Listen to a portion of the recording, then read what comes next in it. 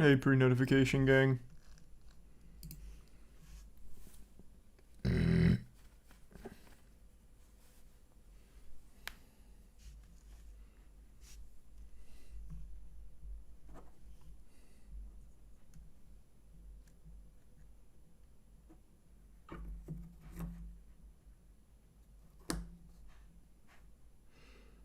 Coming along great, Rip.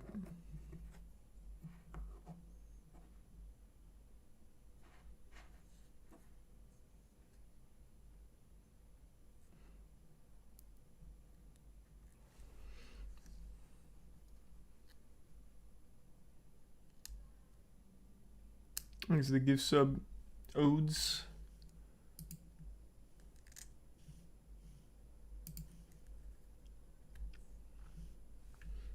And the bits shmoney.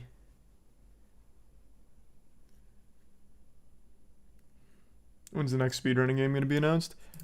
As soon as the world record video for AMOC is done. So I would imagine another week and a half or so. Maybe a little less.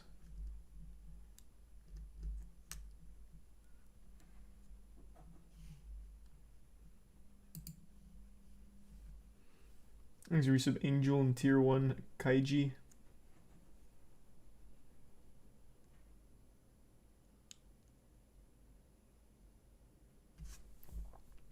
You see the news about 343? Yes, I did.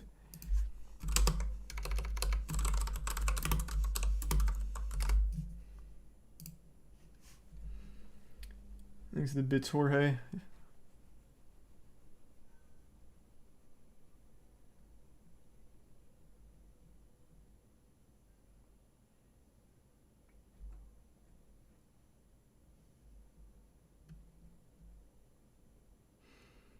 Have you heard the voice actor for Velma saying people don't like it because Velma is a person of color? No, I haven't seen that, but that's not surprising for her to say that. Thanks to Tier 1 Nick. And the Tier 1 Sunny.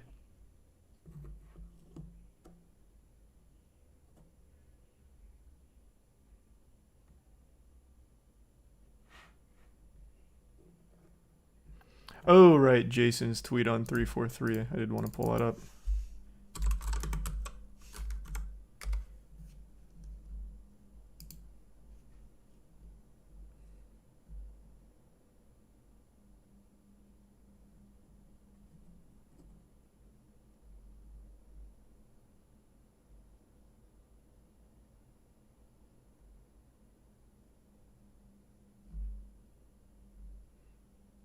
Oh, yeah.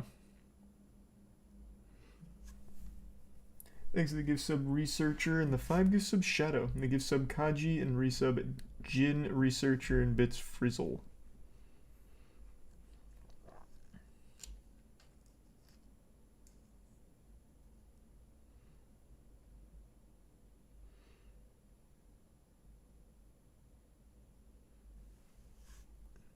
Oh, I just pulled all of my shit back into a very lazy ponytail.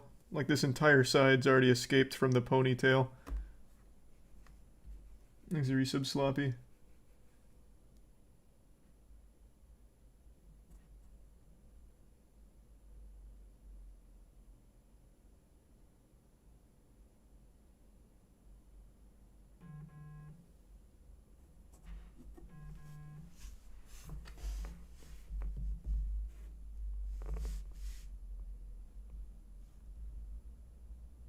One second, quick text message.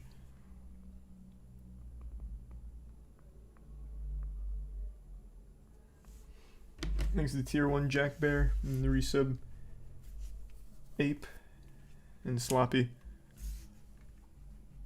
And Tier 1 Captain Fox.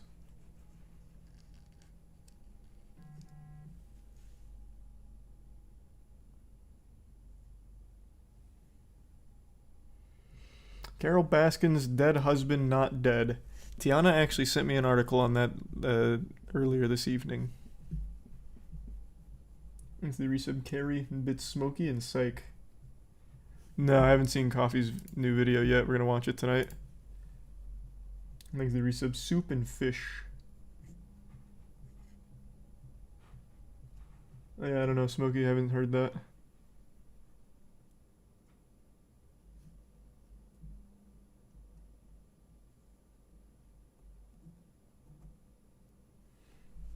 Thanks to the Prime Hobo.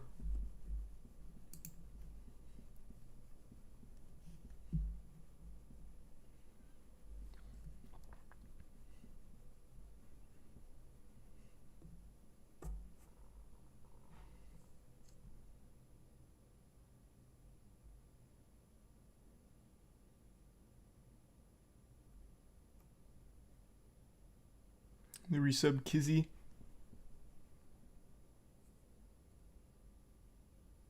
They haven't proven anything about Baskin's husband.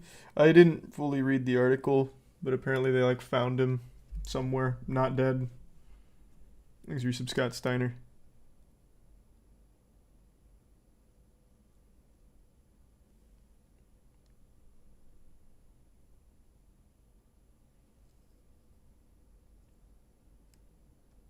Thanks to the Bits King. And the resub Butter and Prime Boyo. Quite a bit has happened today. Some wacky stuff. Thanks to 5 gift subs, Hale.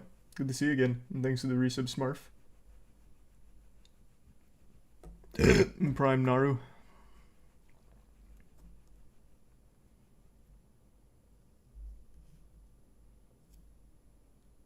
And the 5 gift subs Smokey.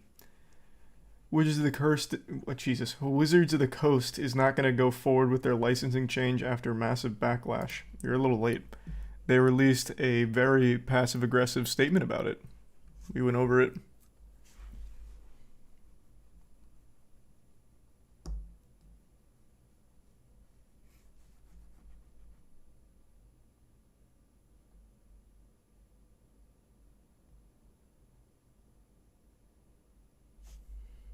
They released a new statement today?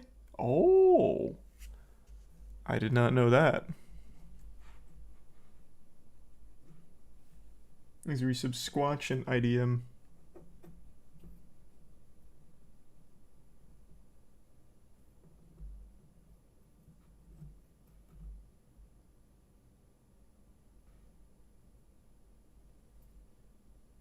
And the resub Films. And Tier 1 Pukaluki and resub Quan.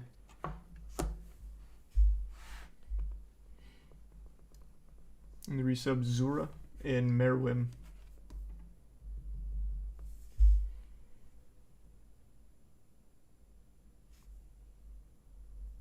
And the resub Zombie and Bits Canalea. Just a ponytail. And the resub Brandon and Onion.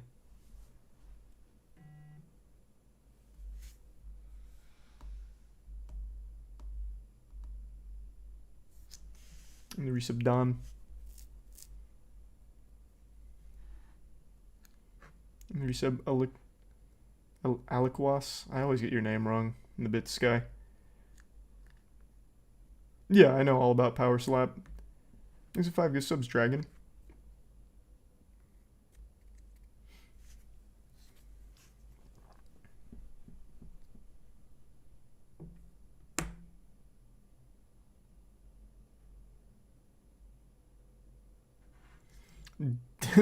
D&D Beyond denied the new changes as misinformation, despite it coming from Wizards of the Coast.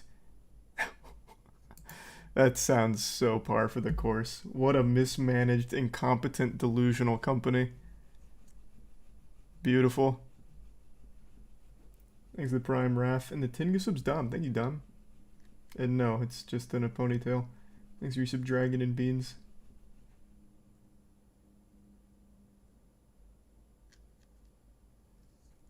Did you send a message to them, Eagle? Because they usually respond within like minutes. Yeah, that seems like it's taking far longer than it should. Thanks for resub Cheese, Neil, and the Bits Kopi. And Smokey.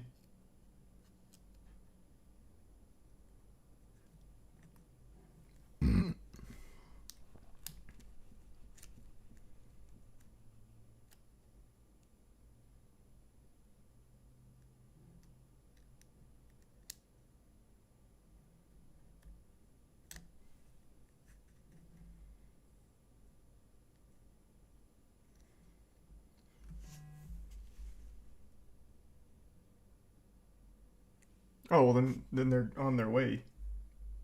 I thought it was like a hold up, like not even getting to that point. Then yeah, it should be there soon then. At that point, it's just on the courier, which is not the fastest. Not recently, unfortunately.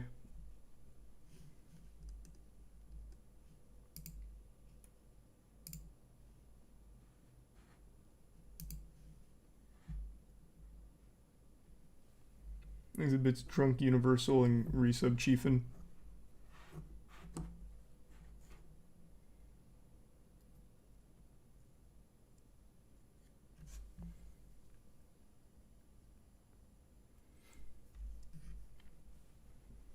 The Bits Nuclear. Elon selling furniture from the Twitter office, including a $16,000 bird statue. Cool little garage sale.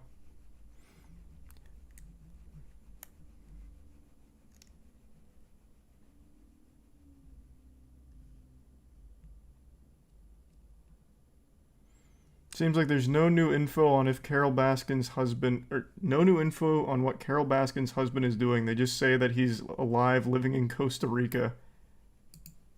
Awesome. Him and Elvis are hanging out, I guess. Yeah, I don't know too much about it. Tiana sent me that article earlier. But one thing that is true is Microsoft laying off 10,000 people today. A fat layoff. This is a big one. So, I haven't read all of Jason's tweets about it, but this seems to have hit 343 pretty hard. 343 cannot catch a break, nor can they develop a good game. It has just been L after L. This one's not on them, though, and my heart actually does break for the people that were just laid off. But yeah, apparently it's also exactly a year after they announced that plan to purchase Activision Blizzard for $69 billion. So that's interesting.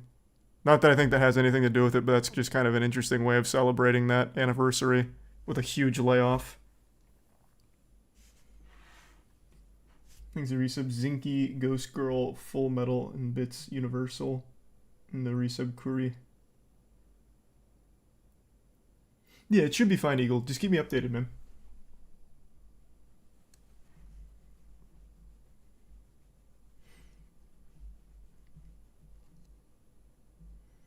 So there were job cuts at Bethesda and 343.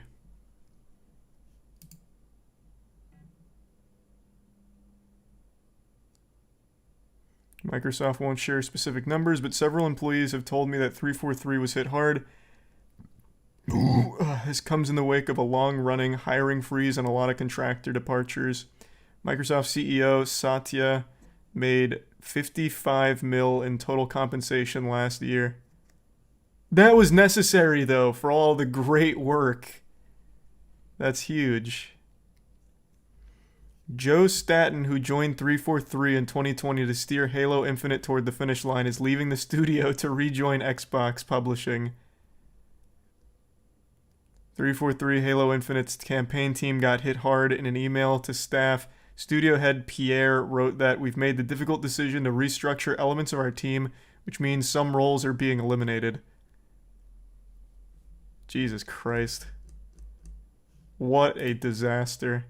What an absolute disaster. Are you in the chat right now, Danking? Because literally yesterday, not even a full 24 hours ago, you were like, Halo Infinite's about to have the best year of its goddamn life. Not that you could have known this was going to happen, but when it comes to 343, you have to expect the worst to come from it. It is very tragic.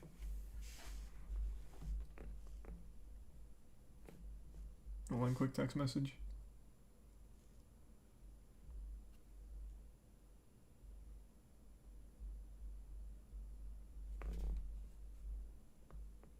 Okay.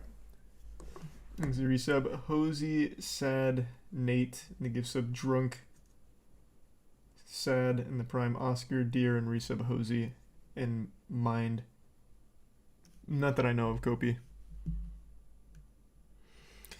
Strong public words from a Halo developer, mirroring what I've heard from many other Halo developers. Okay, what'd they say? The layoffs at 343 shouldn't have happened, and Halo Infinite should be in a better state. The reason for both of those things is incompetent leadership up top during Halo Infinite's development, causing massive stress on those working hard to make Halo the best it can be. The people I worked every day with were passionate about Halo and wanted to make something great for the fans. They helped push for a better Halo and got laid off for it. Devs still there are working hard on that dream. Look at Forge. Be kind to them during this awful time. Yeah, I think everyone's always known it's the people at the top that are absolutely making it the fucking worst it can be. Mismanagement at the highest possible level. And the constant cycling of their, veteran positions. I think they've lost more creative directors in the last 3 years than most studios have ever had in a 20-year history. It's filthy how frequently people leave 343.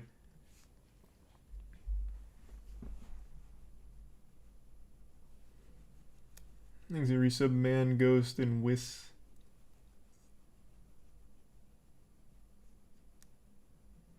It's the board's fault. It probably is the board's fault. I don't disagree. But yep, it looks like Halo Infinite's once again back in the shitter. They just got hit hard, apparently.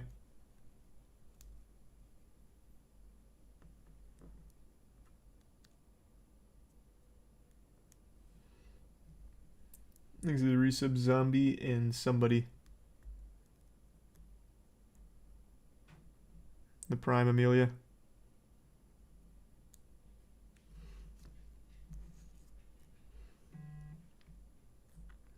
Alright, let's check out the CoffeeZilla response. The gift that just keeps on giving. So this is the follow-up to everything. Logan Paul made his big statement talking about that $1.3 million. Well, you know what? I'm sure CoffeeZilla will cover all of it here. Well, it's finally over. Logan Paul apologized. CoffeeZilla, you're slimy. And we all forgave him. him. A lopsided journalist with an agenda, more like an internet criminal. Oops, wrong video. That was the first response. He actually apologized in another response. It's like a little gnat. It's like a little annoying gnat. The defamation lawsuit. That is happening because this is wrong. This was a good apology, Hold on, though. wait a second. That's not it either. Turns out it's actually on his secondary channel. That's why I couldn't find it. It's entitled, Thank You, CoffeeZilla. It's the third response from Logan Paul. I love this intro. CoffeeZilla's coming out here with the fangs out. He's got his claws drawn. Yeah, I mean, third time's the charm, though, for Logan. He really nailed it on this one. He's a saint again. Back in our good graces. I bought 5 bottles of Prime just to celebrate. He's a new man. Change in Logan's attitude so far. So let's see what he has to say to us. CoffeeZilla is not a criminal. Oh, that's a relief. I thought Logan was going to hire me. But in all seriousness, this video does have some major admissions in it I want to go through. For banger. One, Logan Actual apologizes banger. to me. I called him. I apologized. My initial response to his series was that of fire and ego. Not only that, Logan also pledges a $1.3 million refund plan for people who bought his NFTs. I am personally committing 1,000 ETH to this, which is about $1.3 million. In addition to that, he also promises to finish CryptoZoo, which was left abandoned. And then He should just hire that YouTuber that did it in 4 hours. Call it a day, just... I paid this YouTuber an exposure to finish my crypto scam for me so I can continue to make more money off of this. Why not? 3, obviously finish and deliver the game as outlined in the white paper. Now, I'll be honest, this is a big change in tone, and honestly, a lot of this is good news. It's great that victims are going to get something back. Logan seems to acknowledge his continuous lapse in judgment. He's not suing me, which is also Cheshire, cool. And frankly, this new response is just way better than his last two. I think we can all acknowledge that, while also acknowledging that it's not really a perfect response either. There are still major problems here. Like, for example, many of the victims just have been ignored in this response. A lot of accusations have gone unanswered, and worse, Logan still seems to be playing the victim a lot. So in this video, I'm gonna do my best to give Logan credit where credit is absolutely due, while also sharing moments where I think this apology fell flat. And let me start with a positive. For example, I think if you were an outsider who is not affected by this scam and you wanted a reason to love Logan Paul again, I think this nails it. I mean, That was one of the main things I said when he posted that. If you weren't affected by the scam, you don't know anyone that was affected by the scam, him posting this makes it very easy for you to be a fan again, kind of guilt-free. Like, oh, okay, so some people got scammed, but look at how well he handled himself in this third apology video. So we can just move on past this. I'm not offended anymore, so I don't care if you guys are. I've forgiven him for you guys, so we're good. Thanks to the resub, Tommy, Wrangle, Alex, Extra, and 2 gift subs, Eagle. He's giving back some of the money. He's apologizing. So if you're a card-carrying member of the Low Gang, you can rest easy here. Logan says he's sorry. He says he's making things right. And I think that's the point of this video, is to speak to his core audience, to tell them he didn't scam anyone. And for what it's worth, I think Logan succeeds here. The problem is, I don't think I or the CryptoZoo holders were who Logan was really addressing here. And this is where the response falls more flat, because he doesn't adequately address the real victims of CryptoZoo, which I think they're rightfully angry about. And I wanted to spend some time talking about that because, again, they've been the heartbeat of this whole story, and they feel very differently about this response than Logan's core audience does. Yeah, they don't feel that like sounds about right. And I want to talk about why. Starting with the $1.3 million repayment plan. Because obviously this is the strongest part of Logan's entire response, actually opening up his wallet. And I don't want to minimize that in this video. I just do want to put it in context, because $1.3 million is a lot of money.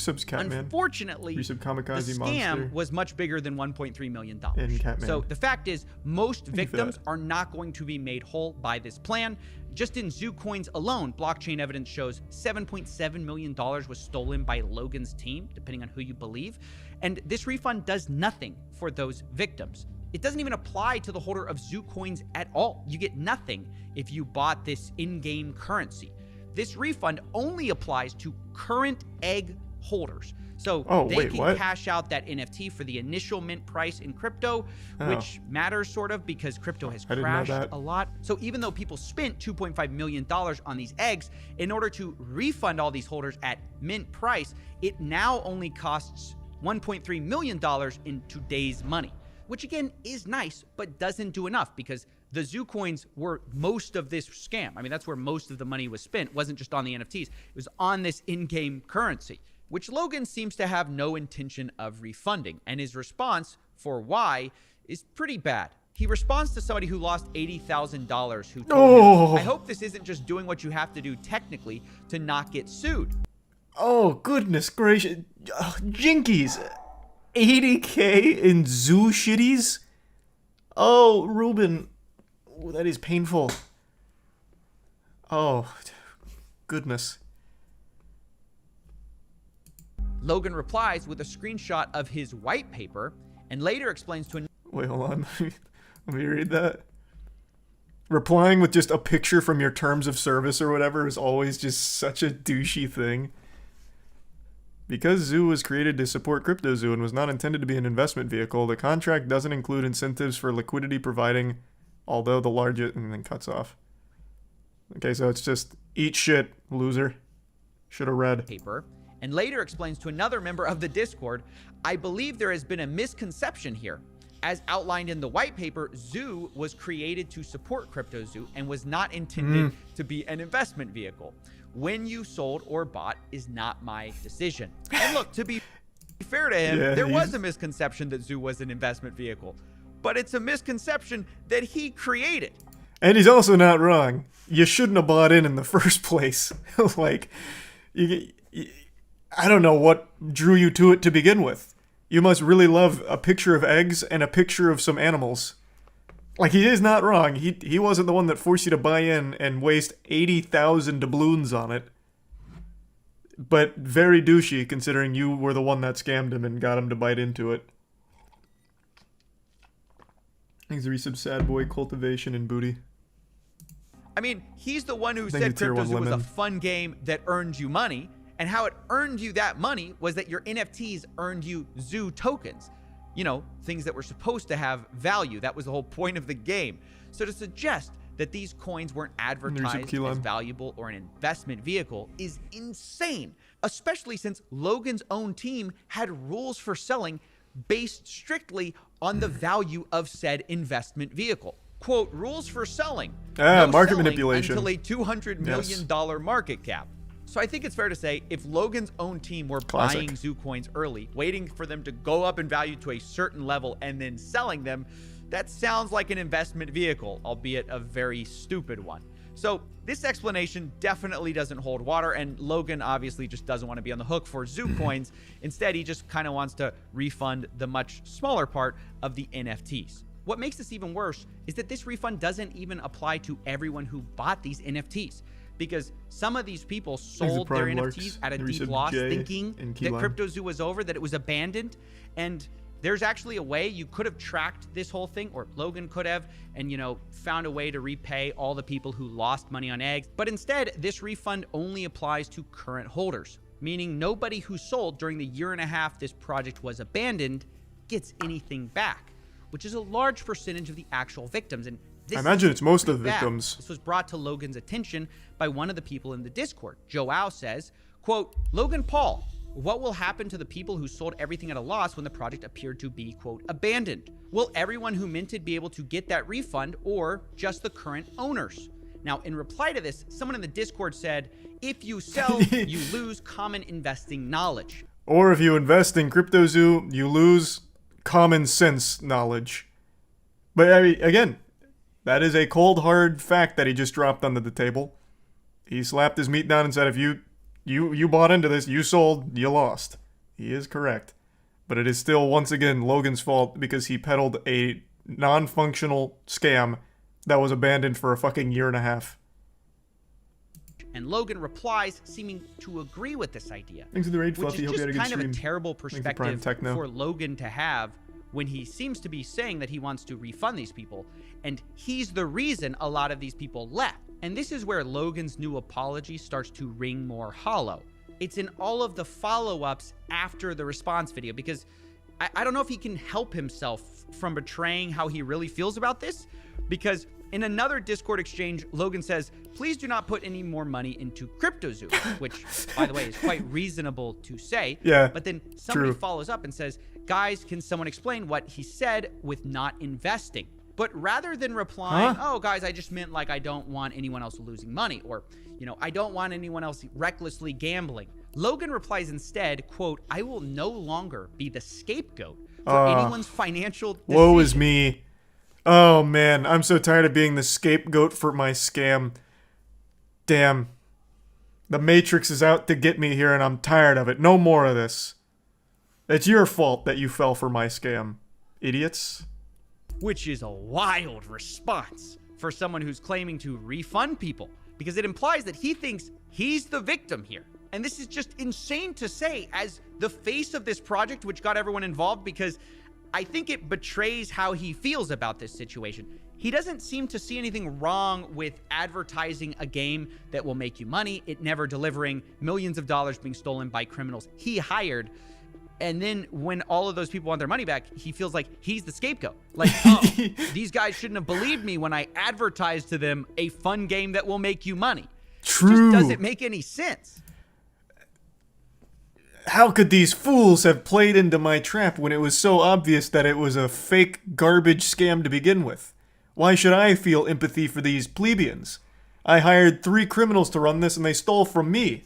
I'm the victim, not these pores that put money into my shit. So why should I be bothered to help them? Fuck you guys. I mean, Logan had a simple job to do. All he had to do was just come out, apologize, get as much money back for the victims as possible. But he himself can't help but play the victim here.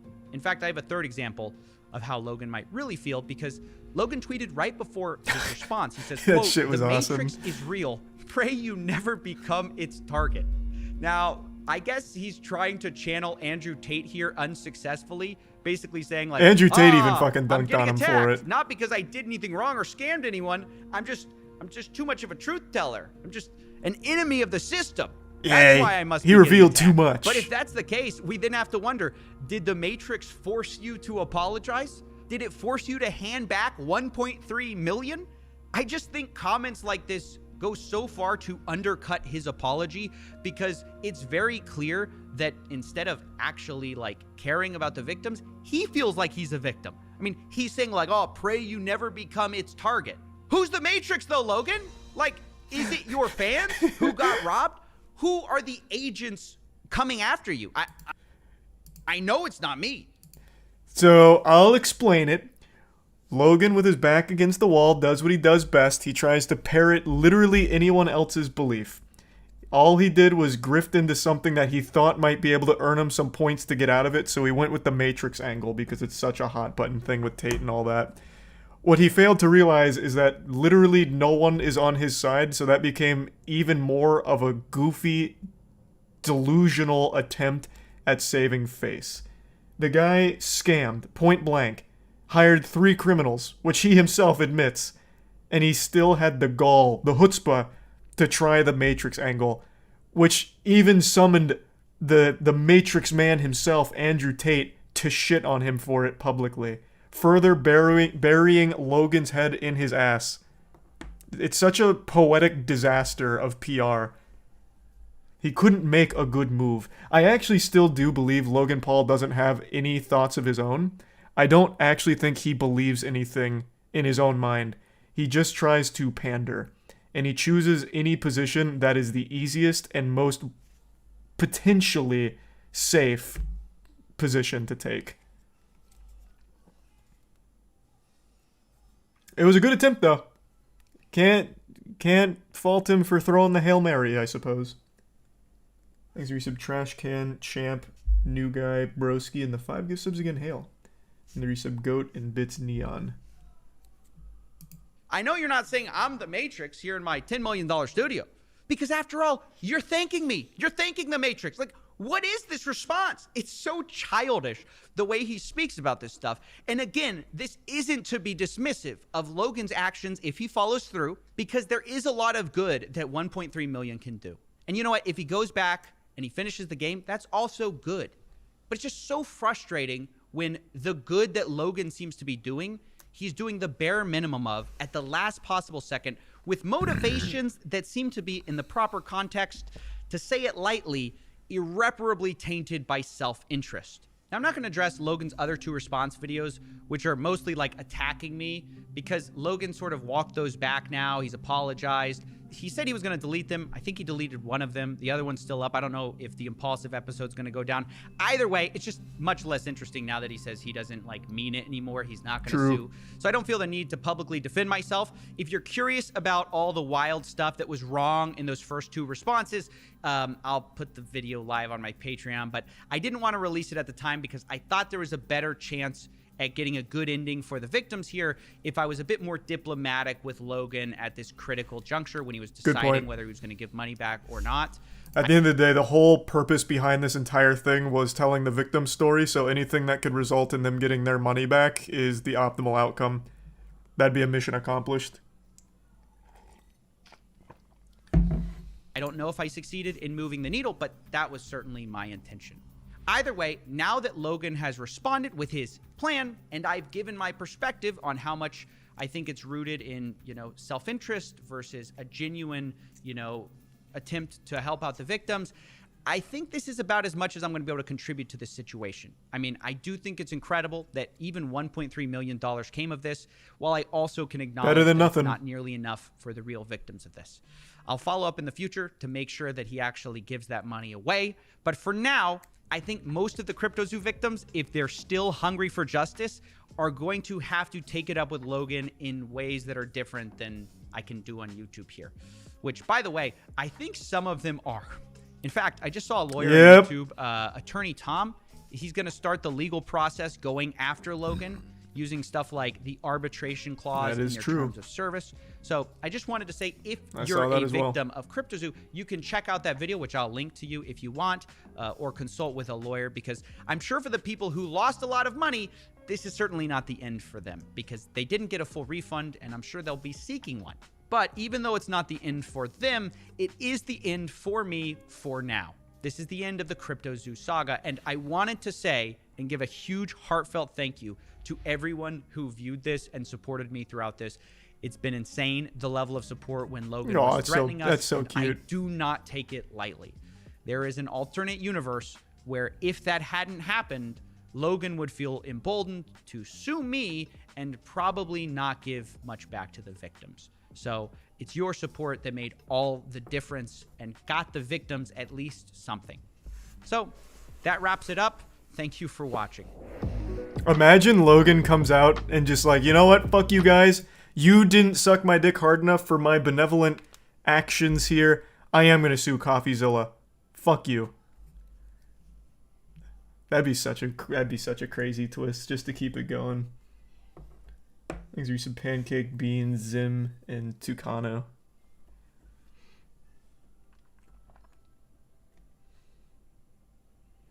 And then the content machine rolls in. Yeah, that would be a crazy case.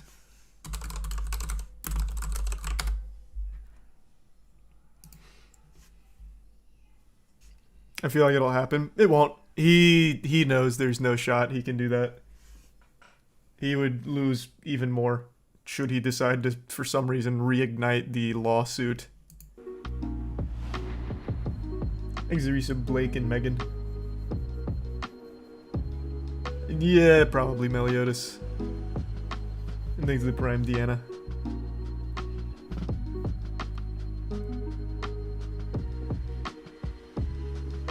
Just a bullying tactic he never intended to sue. Well, the tactic isn't the threat of a lawsuit. The bullying tactic is when people like that have a lot of money, they can take it to the next step and cost you money to defend yourself. That's the bullying. It's financial bullying through the lawsuit. So him just saying, I'm going to sue you, well, it doesn't really do anything. Now you just look like a weak bitch. You didn't. The tactic that's been used by other YouTubers like BritBoy is, I'm suing you, and then you take it to the next level where you actually do start putting in the paperwork. So then it adds not only a financial burden with getting a lawyer to represent you, which costs money, it then takes a mental toll because of the stress of having to defend yourself legally against someone like that. So that's where the actual bullying is. Or BitBoy Crypto. Sorry, not BritBoy. my bad. That's where that comes in. Oh, Carl. Carl is another great example. Billy Mitchell going after Carl. That's another example of that same tactic that's being used. Yeah, Billy Mitchell is notorious for using that.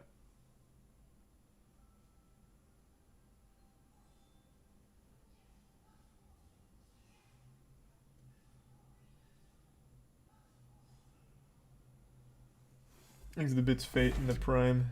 Preto. Hold on. Quick text message.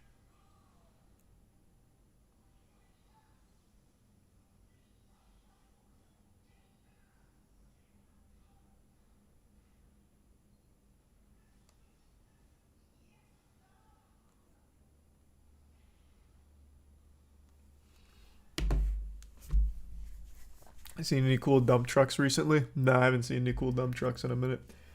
Buffalo Wild Wings for sure, Fate. And no, nothing new, Megan. And thanks to the Bits Milan.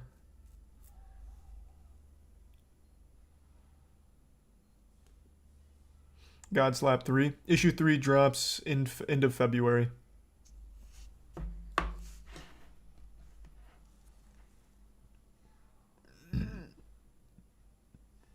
Holy shit, everyone just got fucking fired at 343. Yeah, we already went over it. Pretty disastrous.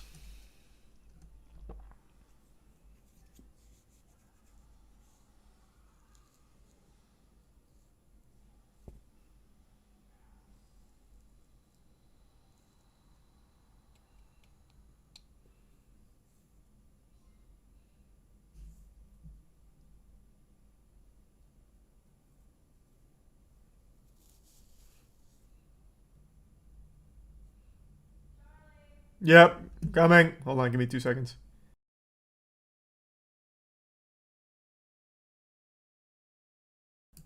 And the Bits main. I'll be right back.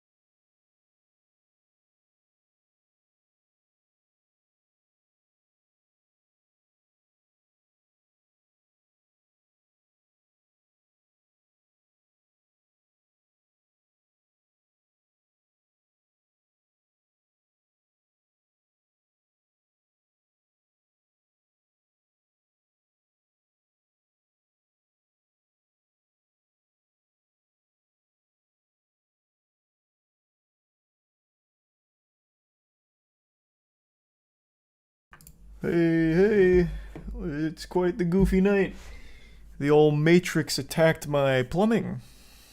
Goddamn fucking woke liberals ruining my toilets. I guess a giant air pocket came through and blew the fuck out of it, so that's gotta get fixed.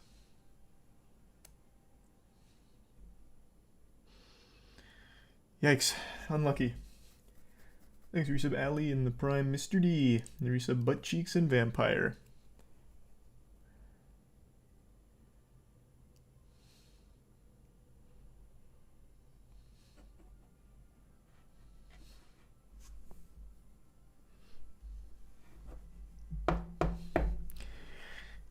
Well, it's okay.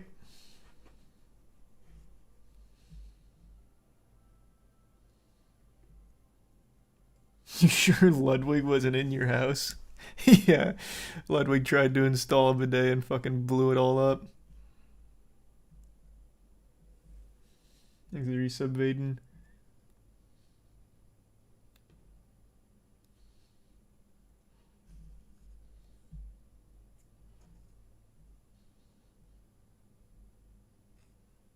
Thanks for the resub, Jiggly.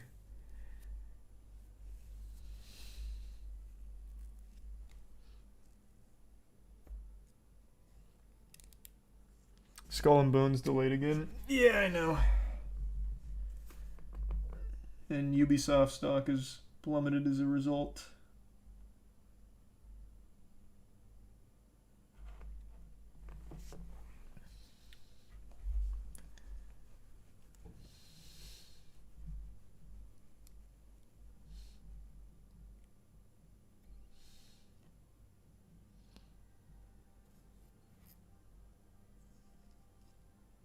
You hear the crazy Overwatch League news? Nah, man, lay it on me. Thanks for the gift sub, Formidable.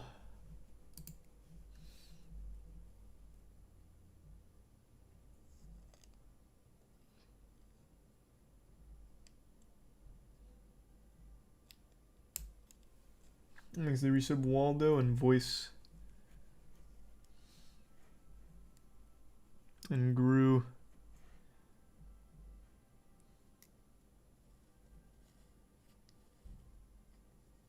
The Bits Binky. Mr. Beast is in Overwatch. Cool, cool, cool, cool.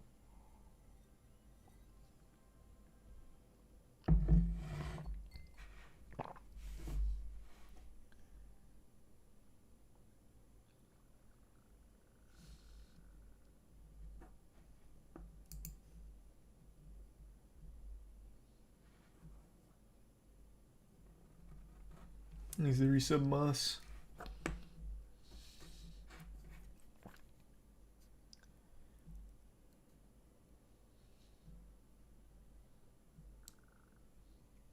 Blizzard is shutting down in China. Oh. Thanks the resub None. Yeah, I don't know too much about this guy. Chat kept telling me about him. His name's like Paul Breach. So I was going to learn from Oompa here on exactly what this guy's deal is and why he's being talked about. But everyone's calling him creepy. This one's calling him a villain. Hey! Have you ever been scrolling through TikTok and then stumbled upon this guy? Wow.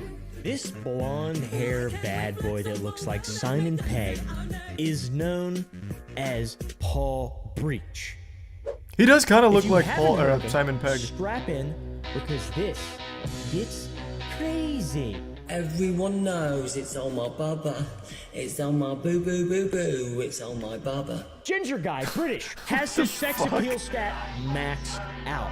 He posts thirst trap videos to TikTok that are more like drought trap videos. Why would he do this? Paul. Hey, age is just a number, am I right, Paul? He may be like mid to late 30s on the outside, but on the inside, he's a 16-year-old boy. A stud. Because they leave me drier than a Popeye's biscuit. He is so cringy that it is unbelievable. In fact, when I scroll through TikTok, I often find myself at the precipice Oh, Paul's of the maw busting it. of maximum cringe. Some demonic creature is sucking me in, making me watch them do something insane. This guy is on another level. If you haven't seen Paul Breach, then count yourself amongst the lucky few that remain, because this guy I feel like has I've missed infected out. everyone's timeline, everyone's For You page, everyone has seen him basically, and he has become steeped I in haven't. controversy. Like a big ginger tea bag. He's been deep fried in drama, and he could even be a wolf in sheep's clothing, or a wolf in vaguely Simon Pegg-esque clothing. So who is Paul Breach? He's your traditional Brit, alright? People say that he has teeth like an anglerfish. I don't say that, that's just some comments that I read on TikTok. And he has a head shaped like a tortilla. I don't say that, that's just comments that I read on TikTok. Are those things true though? Yeah. I would say that he looks like Walmart Simon Pegg though. That's accurate. You have to agree. I mean, look at this. It's crazy. He's They just do like look any pretty other guy similar, who I'm not peaked in gonna high lie. school He is and right. explicitly only shops at Forever 21. He's a how do you do fellow kids type character. How do you do, fellow kids? He's always dressed in the same clothes, typical teenager type fits, hoodie, tight pants, very tight pants. My God. Is this like a psyop or something? Why would he do this? Is this like when the CIA invented modern art? Hold on, I want to go to his TikTok real quick. God, I hate going to TikTok. Jesus Christ. What is it? Snapshot Eye? Oh, the guy from TikTok, and now we've signed up with Cameo. Oh, it looks like his main account got banned. Here's his newest one. Oh, the guy from TikTok, and now we've signed up with Cameo. We can do personalised messages for you, for your loved ones, for your friends, for your families, for special occasions. Might go crazy, might do stuff.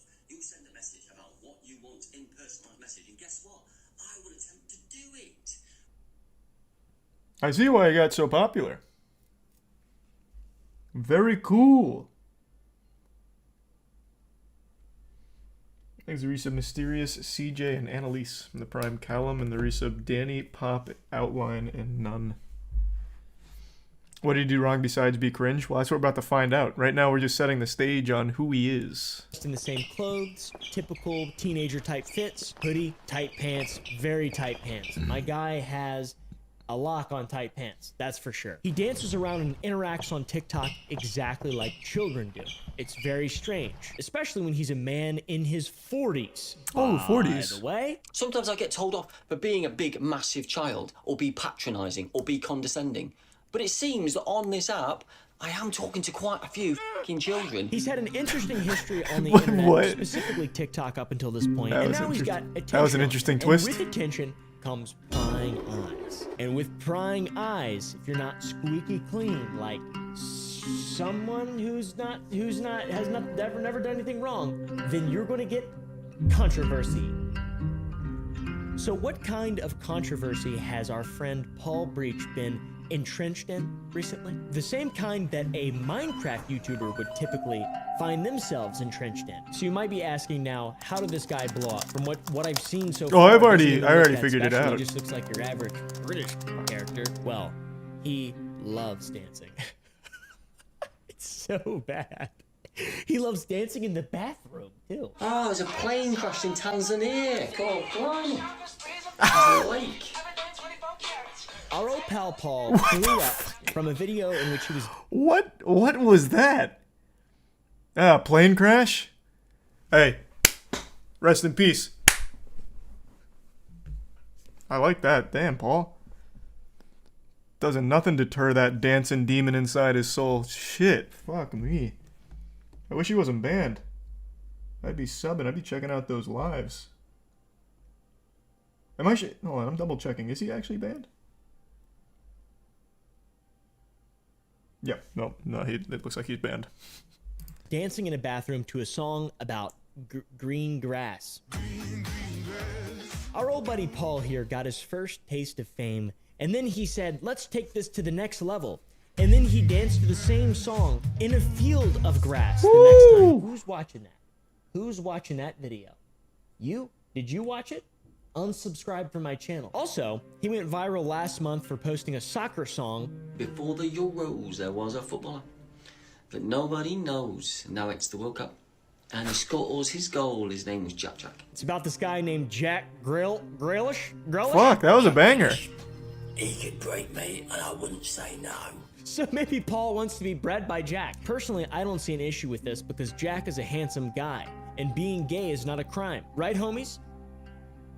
Exactly. This is the video that really blew his account up, though. 300,000 followers in 30 days. That is no small number. That's a lot. That's like stardom, basically. That's stardom. That is incredible. Needless to say, though, all of these adoring fans that Paul has gathered didn't seem to like him all that much, and they started trolling the shit out of him. Trolling him so damn much that he turned off comments to all of his videos and also his lives. He's just talking to no one. I think the words she He's used just were, talking to no one, and "Yes, people are I still am." giving him money for some Not, reason. Yes, we. I didn't do nothing. I've been nowhere. But he just has comments. He doesn't want it. He doesn't want it. And why not, though? I feel like he would want to leave comments on for a video like this. What the fuck? Jesus Christ, Paul. Man was feeling himself In the into a live different stream as well, dimension. he just keeps offering to call people on FaceTime. Who? Oh, you mean your top supporters? Pedo Paul, Taylor Xavier, and Lewis? Which one are you? Hey, wait. Say all you want about Pedo Paul, okay? You know, that's probably a bad guy, but let's not throw my boy Taylor under the bus. That guy's done nothing but good. He volunteers at the local animal shelters, alright? He just happens to really like Paul thrusting his meat at the camera. Is that a crime? Something wrong with that? Xavier and Lewis? Which one are you gonna FaceTime? Pedo Paul? No one can send messages. No one can chat, bro. What are you talking about? Yeah. This is an important piece of the story, though. The whole offering to FaceTime people. This guy loves interacting with fans and people in his audience on a personal without level, I first guess. verifying their age. This is essential in putting together the full piece of the picture as to why Paul. Oh, I don't want to read that.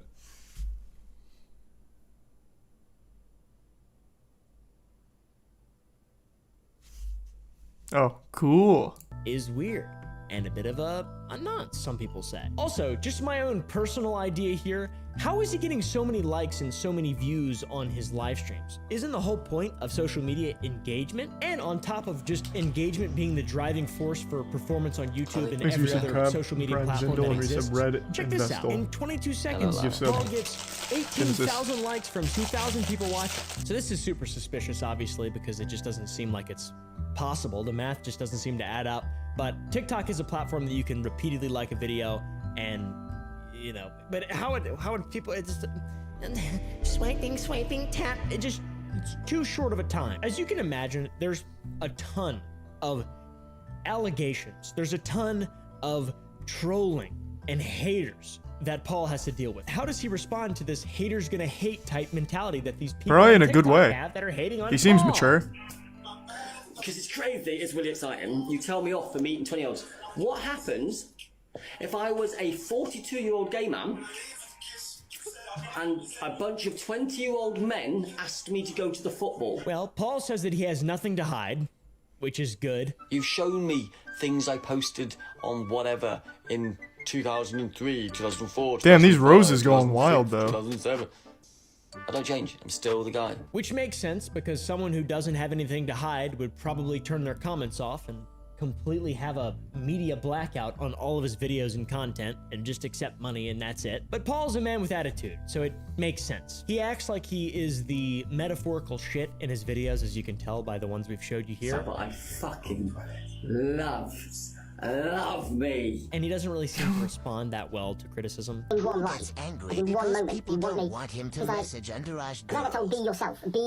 I am being myself. And he's like, no, I'm not happy with that version. One live, if I turn the comments on, oh, he's being mean. Oh, I like you, you're funny. Oh, no, it's that. Oh, it's this. Let alone the fucking weird lie shit. He does have the attitude of a child, it seems like, which is ironic. Probably. So besides the cringe, though, what else did he do? People that are so young. So when So he did talked these to his suspicions kids. about Paul arise? You know, all the things people been calling him. We've noticed he turned his comments off. He seems like he has a bit of a secret. I don't know. It all started with an online investigator, probably just a random guy on TikTok, finding that Paul had liked multiple images on Instagram of girls between the ages of 16 and 17 in their swimsuit with similar clothes as that. So not a good look for a 40-year-old man. Paul's official response to this was that he only liked those images because she was a cancer survivor. An online investigator found photos on Instagram that Paul had liked. Some of these photos were young girls, 16 and 17, in their prom dresses and bikinis. It was shown to Sophie after they had split up, and she privately called him out on it. Paul said that he had only liked these photos as the young girl was a cancer survivor. Upon investigation, it was proved that the girl had no idea who he was, making the whole scenario even weirder. And this is also when he did a rebrand of his entire channel to Beauty Beyond the Eye. Oh, wait. So he's trying to move on, basically, from that, it seems like. But things and the So he public changed eye it. really Maybe started to he's blow not up banned. and turn sour for Paul when a user known as My Name's Boo 1.0, or Boo for short, she compared her ex to Paul, who had groomed her as a child. Many moons ago, when I was 16, I was dating a 27-year-old man. Which made Paul very, very angry, and he called her out on his live. Paul has mentioned his age, his ex-girlfriend or wife's age, and they've got a son together. And we've done the math, and she would have been 16 or 17 when she fell pregnant. And that was the exact age gap between me and my ex-partner. I was 16. That's not good, Paul. 27, and I was groomed. This then, obviously, as it does on the internet, That's no good, carried Paul. on, and Boo made another post showing that a minor had contacted them and claimed that Paul was DMing this minor when they were 15. He said he was upset to hear about her health and sorry to see her struggling and suffering, which is the same thing basically he said when he liked the minor's post who had cancer, which is a very interesting thing to do, Paul. Very helpful for 15-year-olds and 16-year-old girls. Nice job, man. And then this video was posted on Reddit. I saw it there, unfortunately. It's really eye-opening. Paul's a weird guy, it turns out. Paul's a man who sees nothing wrong with what he has done, and he does in fact love 16-year-old girls. So Paul's an older guy, as we know. He's 42 years old. He's got a lot of life experience. Not all of it's that good, to be honest. People don't really seem to like him at all. He hasn't had a great response to all this at all. Not even a little bit. He just turned everything off and went full scorched earth, but then simultaneously just admits to being a creep at the same time. But if Paul has problematic behavior now, I use the word problematic very loosely. Yeah, it'd be like criminal behavior. Problematic wouldn't really quite encompass Maybe that. someone may have found a pattern of his behavior in the past as well. As I said, prying eyes find big fat stinking lies. I didn't say that. I just said it that time though. And everyone on the internet basically thinks that they're a private investigator in 2023 as well. So a few people that Goddamn looked right. into Paul's past found some interesting things, if they're true, of course. A Twitter account from 2014 had been found under He's the a name tier of 1 Paul. It's rando possible in the that it's an Prime Dan. impersonator. There's two other impersonators. These are very Here's some obviously saga. fake. It's an old PFP of him with his son, it looks like, who's maybe 4 or 5 years old. Doesn't matter. But by the estimation, you could say he had a kid around that time, 2010, let's say, 4 years before the account was created. Kid's about that age, who knows? Maybe he's 29, 30 years old. Now, these pseudo-sleuths did some further investigating, and in some TikTok videos claimed to have found his Facebook account. And by finding this, they claim to have deduced that he impregnated a 17-year-old girl when he was 27 years old. And now that was in the United Kingdom. That's no The good, age Paul. of consent is 16 there, and it's 18 in the United States. So that seems weird here, but maybe that's normal in the United Kingdom. We did. Do we have anyone overseas that can confirm? Is that not weird in the UK?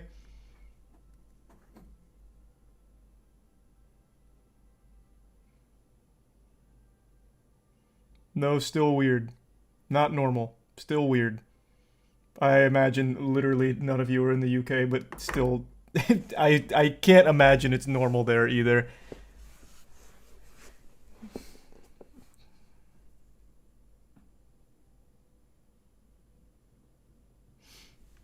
"16, age of consent in my country, but still abnormal and weird as fuck.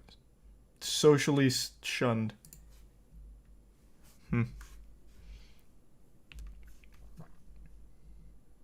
The Bible says otherwise. Well,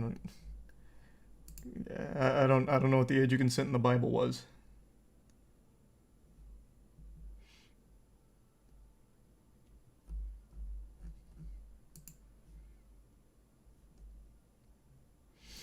Yeah, I just have to imagine, regardless of what the age of consent actually is, this kind of behavior is probably still not accepted, rightfully so. And assuming all of their investigation is accurate, to impregnate a 17-year-old while you're 27, it seems like a big no-no. No matter what the age of consent says. Did absolutely destroy you guys in 1776, and I think we left things like that in the past. So, you know, while not technically illegal, it is definitely fucking weird because that it's still a minor. And I think he probably knows that it's really, really, really bizarre because he's been questioned recently and he doesn't really confirm or deny it. Did you get a 17-year-old pregnant? Did I get who pregnant? A 17-year-old pregnant. I thought I got a 15, 16, 20, 19, 18, 14, 10. Right. Do you have Good a defense. baby mum? No, I'm not talking about anybody in my family at all. And it's kind of hilarious. This guy truly peaked in Bulletproof. high school. Nice. Good work, Paul. Third primary ball school or whatever it's called. Whatever the UK calls it. I don't even know, dude. Who cares? Now, as a result of all this crazy stuff that we've learned about Paul, many people have tried to get him removed from the internet. I'm not trying to do that because I like to watch things unfold. As an example, the EDP situation. Very entertaining. I want to see things go, and I hope that there's no victims, all right? Hopefully no one gets swindled. Hopefully no one gets hurt, etc. People really want this guy to get the fuck off the internet. There's petitions. There's an Etsy page for selling Christmas cards that just bust his balls. How weird is that? That doesn't even make any sense. But who do we really feel bad for here? Paul? Do we feel bad for Paul? I don't know. He's done a lot of really weird stuff, guys. Oh, now that I know he changed his name, let me see if he's there.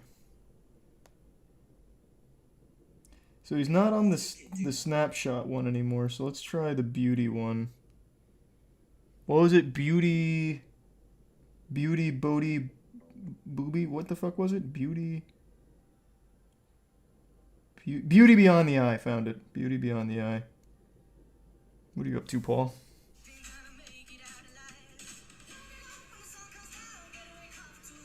Well, I'm glad he's not banned. We get to watch this.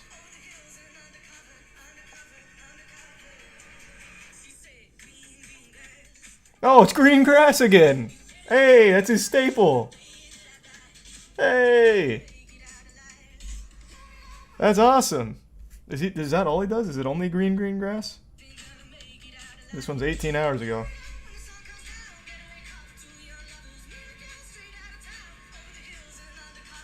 All he does is green grass. Oh, there's a different song. Boo! No grass, no interest.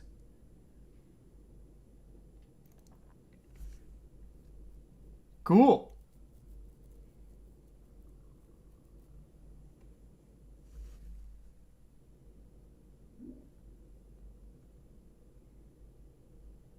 Oh, a quick text message.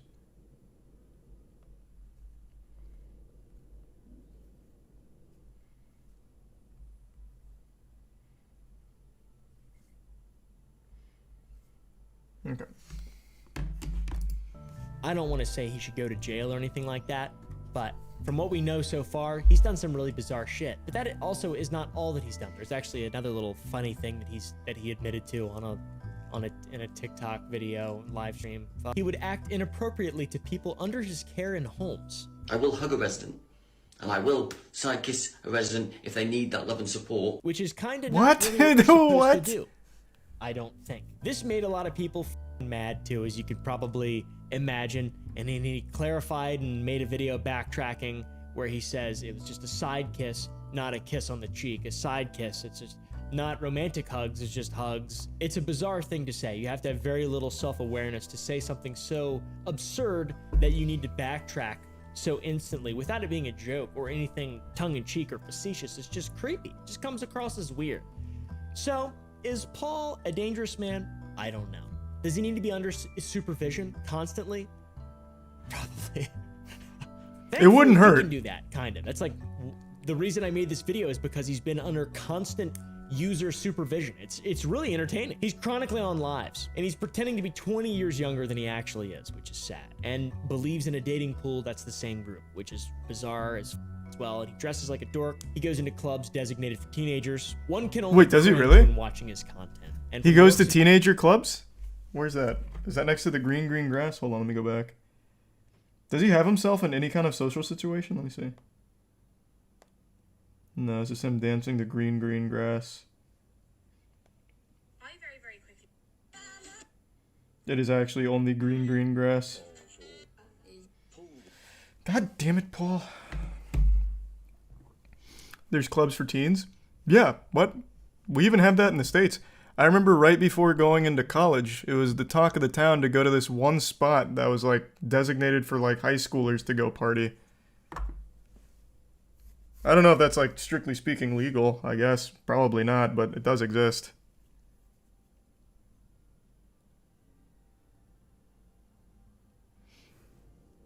What do they drink? Apple juice? No, alcohol. Exit tier 1 Doink. New sub HL2 Ryan, Twig, Simu, and tier 1 Dirk.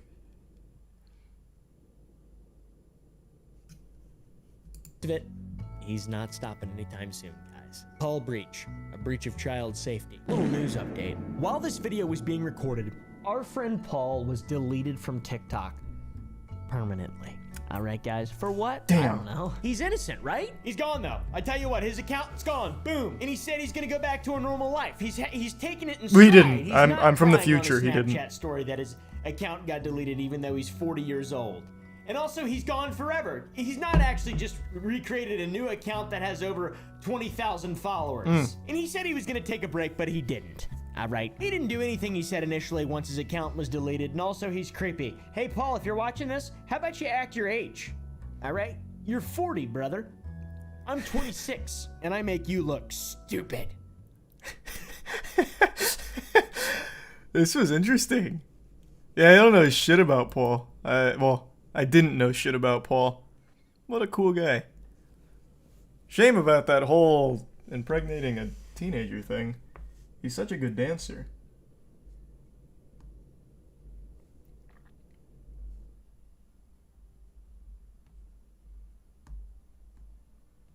Yeah, I think that's his only account.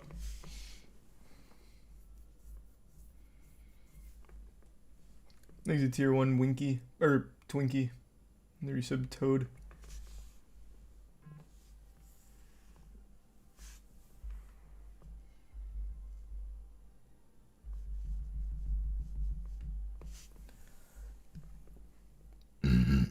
His dancing career would have taken off if not for that. This could have been the next Chris Brown.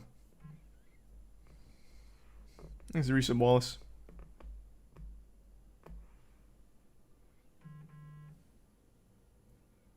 And the resub Spank and Bits Swain.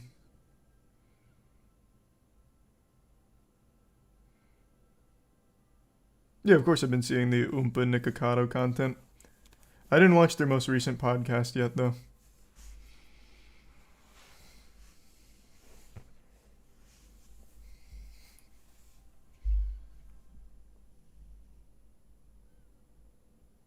She was 16, not 12. Yeah, who said she was 12? That's still a teenager. Huh?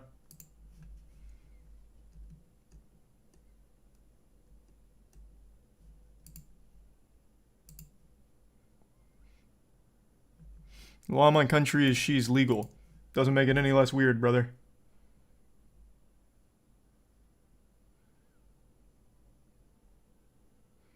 What's the issue? Yikes, you need help.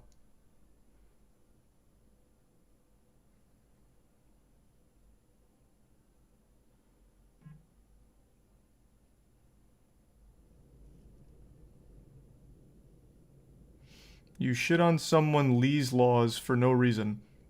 You're so angry you're making up words. Yep, 42-year-old man impregnating a 17-year-old, I'll say yucky. No good.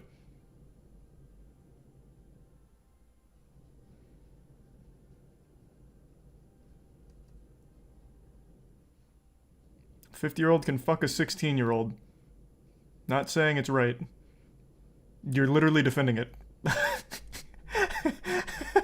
What do you mean?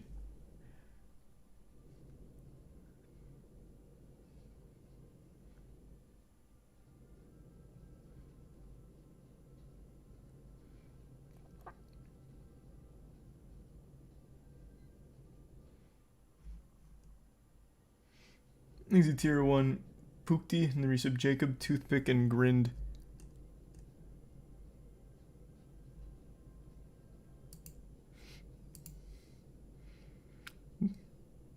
The law says it's okay, and he did nothing wrong. Okay? That doesn't make it not weird. If you're not defending it, why can't you agree it's weird and creepy and not good? Even if it's not breaking a law, impregnating a 17-year-old in the UK. If you're not saying it's right, what's so upset about? I'm just shitting on him for it.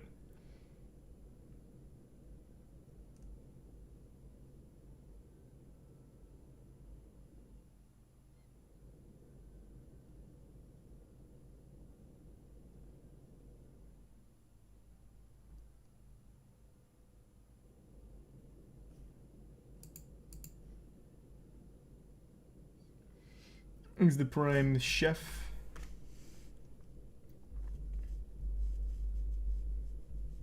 Quick text message.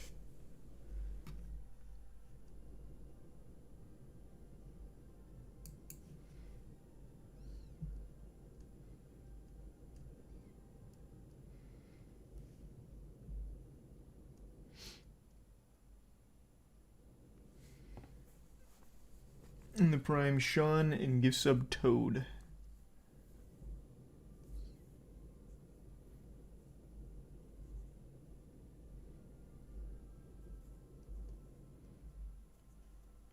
In the prime Dong.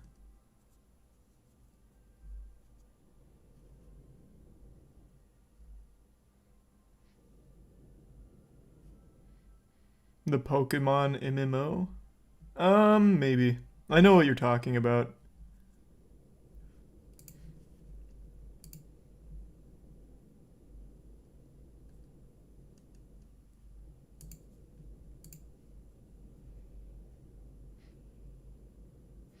I don't see the point in calling him out like he's going to jail. When did I say he's going to jail? I'm literally just insulting him. You know what else is legal? Cuckoldry. You know what I make fun of? Cucks. You going to get upset about that? I think impregnating a 17-year-old as a 42-year-old man is no good, even if it's legal in the UK. Put that in your pipe and smoke it, Barry. Fucking weirdo. I don't know why you're having a 45-message-long meltdown about why it's okay that he fucked and impregnated a 17-year-old.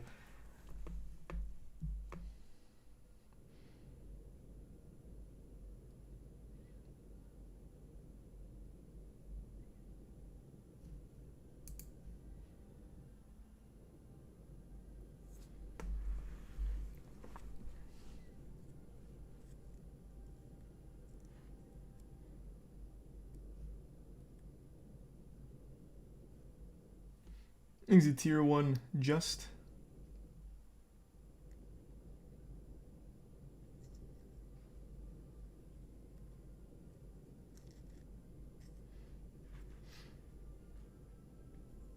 No one critiquing you, video is judgmental without any claims.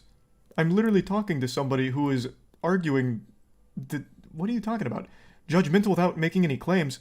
He was showcasing his weird history of how he talks to or how he has apparently had a child with a 17-year-old.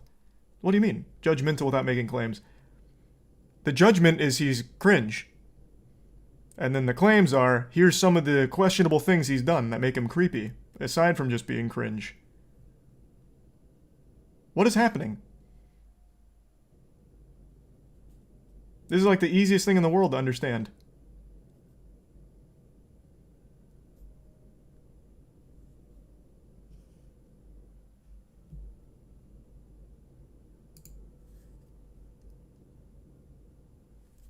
Thanks to resub Big Doink and Boohoo and Baboon, Killer, and 2 gift subs Tyler. Bit smoking.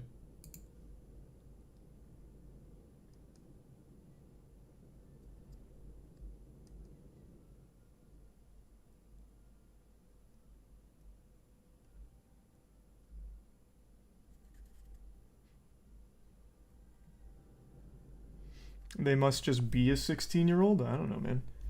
I don't know shit about them. Thanks to tier 1 butter. I do think there is a legitimate rise in people that defend that kind of shit, though. I chalk it up to Twitter brain rot, convincing them that everything needs to be an argument, so you always have to take the road less traveled and defend it to death. So they'll take something like pedophilia and argue why it's like actually okay in certain instances, just for the sake of keeping an argument and feeling special on their thoughts. They don't want to be viewed as sheep, so they'll start defending pedophilia.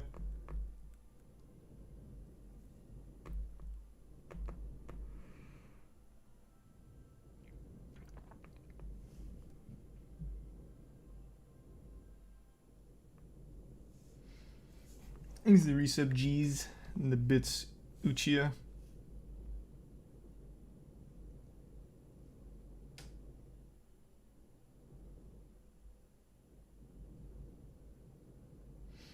They're changing the name to Minor Attracted People. No, that was a joke. I saw that article though. That wouldn't happen. At least I don't think that would happen.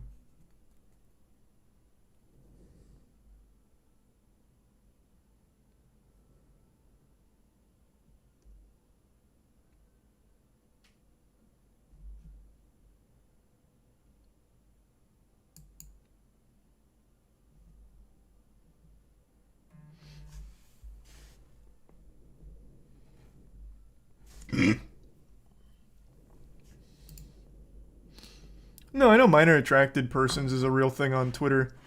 I'm just saying it's never going to be like the actual term used in the real world. That's just a terminally online thing from the open pedophiles on Twitter.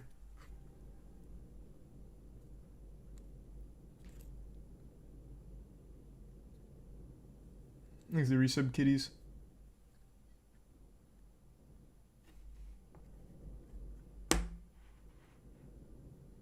And the resub low-key. Season 2's rolling around soon, low-key.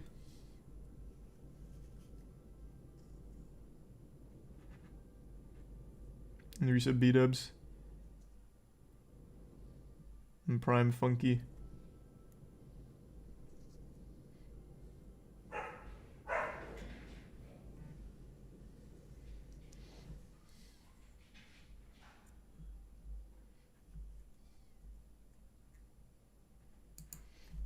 Did you watch the newest Velma episode? Not yet. I know it came out. I haven't seen it yet, though.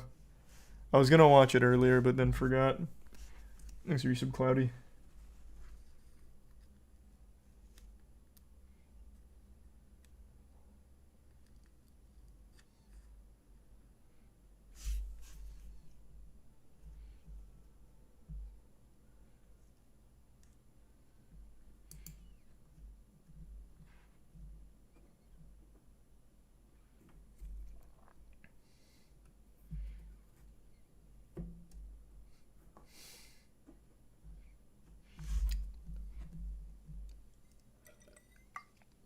Of course I know Street Beefs.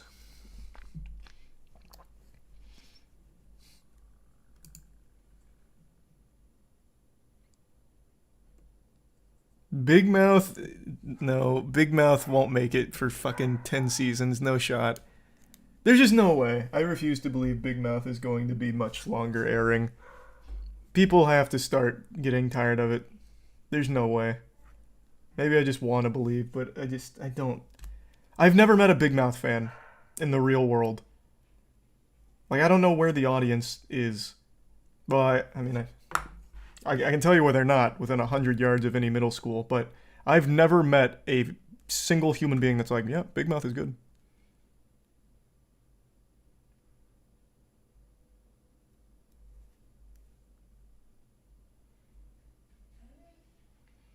You were just arguing with a few of them.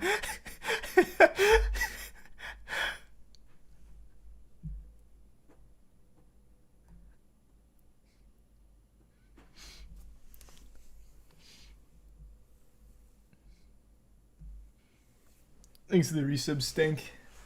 That show fucking sucks.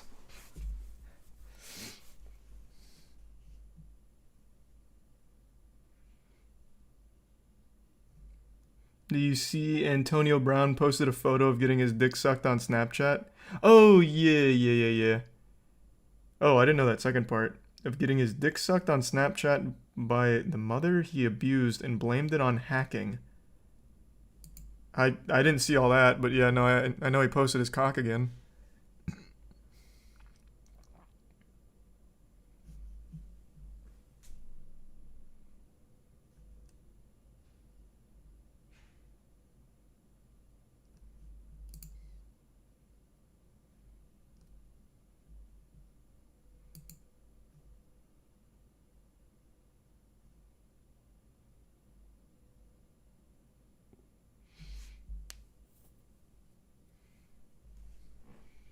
Antonio Brown.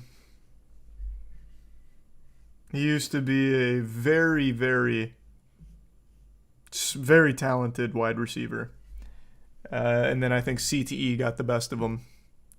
I'm not even memeing. I'm actually pretty sure CTE ruined that guy's entire life. He was the guy who... He played for the Buccaneers in his last season. Mid-game, he ripped his shirt off, ran across the field waving goodbye to everyone, and he has never played another game since. And then after that, he had like a standoff with the police.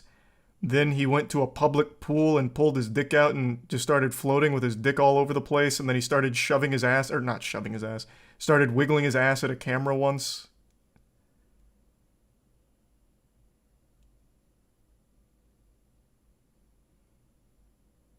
In that public pool.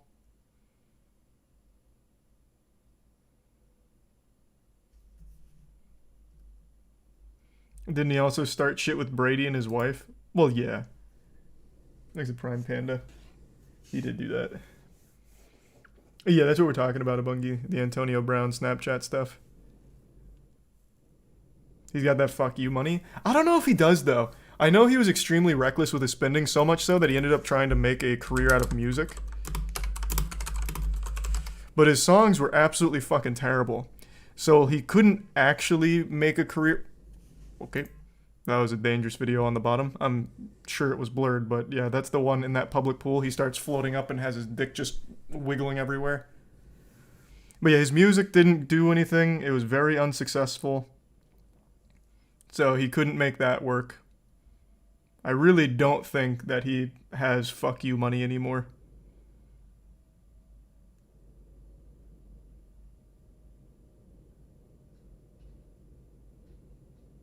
Oh, it's terrible. Yeah, no, his music is actually fucking terrible.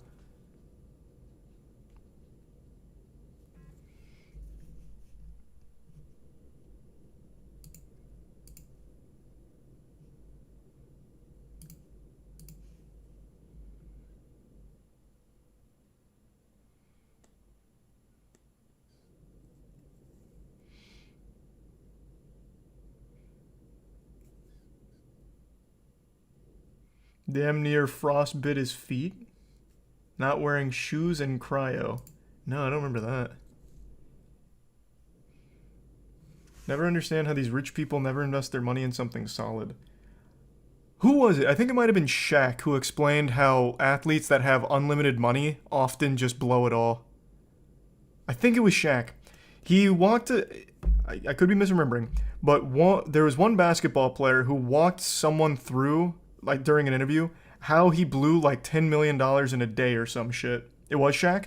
Yeah, he was like, so after I made this giant signing bonus with this team, I immediately bought I think it was his mom. I bought my mom a house, and then I bought her a really nice car. Then I bought myself a really nice car. Then I went out again and I saw another car I really liked, so I bought that car. But yeah, it was so much money, like all at once.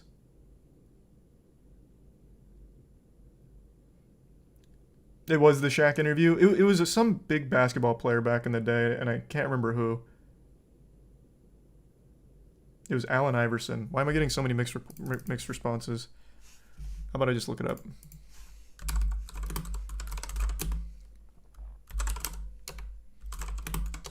And see if it was AI.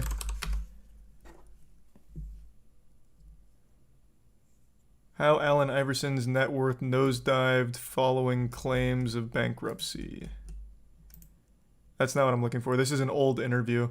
I'm pretty sure it was Shaq, because at the end of the interview, he's like, I realized this isn't sustainable, so then I hired someone to help me make better financial decisions. I'm almost positive it was Shaq.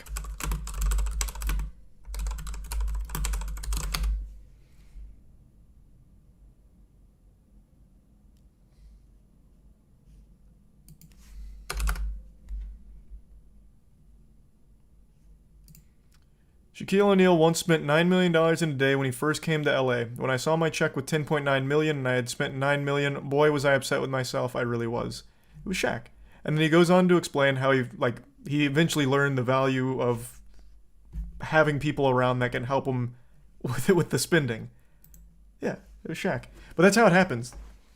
You'd be surprised how easy it is for ultra rich, like anyone, to just blow all of the money quickly. Because the things he listed, it was only like 10 total purchases or something.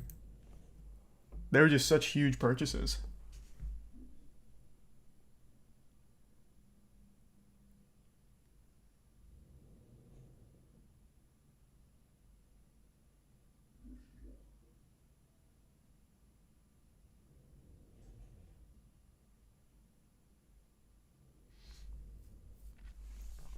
Probably do the same, man.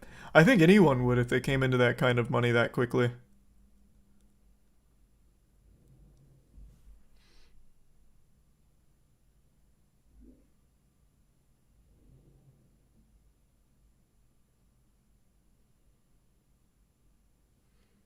Thanks, Arisa, Bob, and Moose. Didn't he also blow millions at Walmart? Oh, that I don't know. Here, I'll look it up.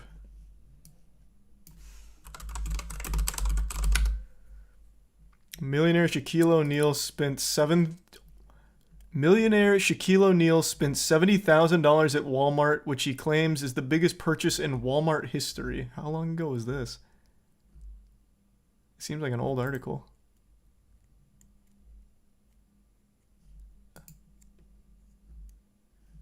"2018 clip of Shaq recounting the story of an ill-fated Walmart shopping spree went viral after The Late Show reposted the segment." To spend $70K at Walmart, you had to buy the whole fucking shop. Happened in 2008.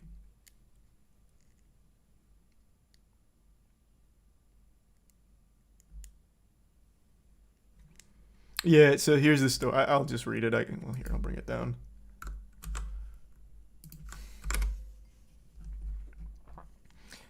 So this was right after he got traded from the Heat to the Suns. "I'm the type of guy I have no patience, so when I get to Phoenix, I have an apartment for me, but nothing's in it." Shaq went to Walmart at 3 a.m. dropping 70 grand on 5 TVs, printers, laptops, appliances, linens, and underwear. Jesus.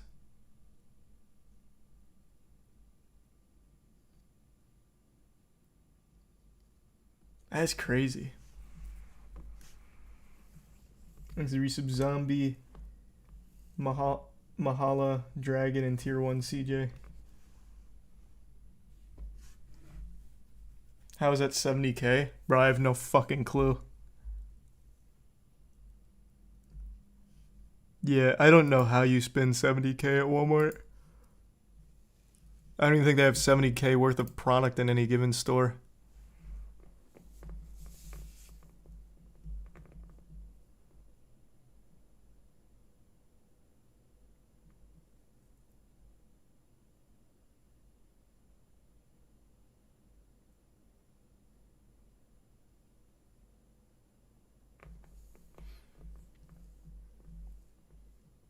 No, absolutely not, Sansu. I wouldn't trust myself with that.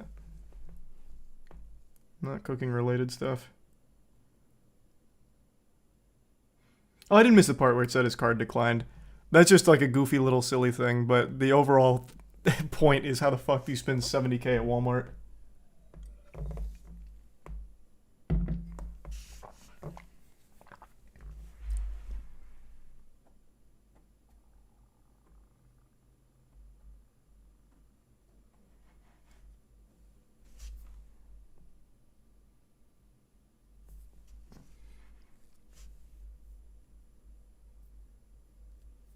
He's a tier 1 Gordon.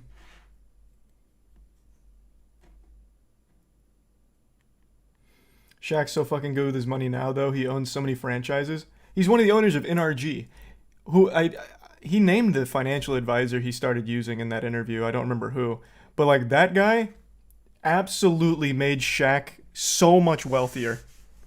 The decisions that he's had Shaq do with his money are nuts. It seems like he's in every industry at the right time. And he has so many deals now. And he's a fucking DJ. Diesel. Thanks resub Walter and the gift sub Sean and Prime Solid.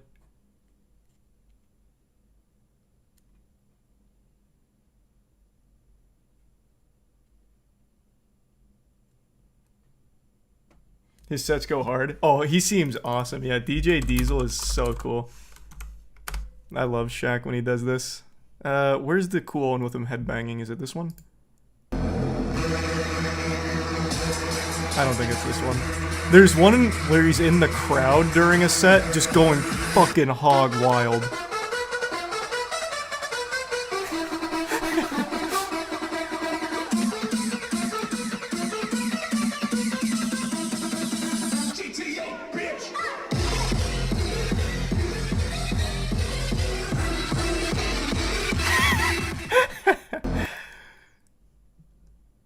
He's so fucking cool.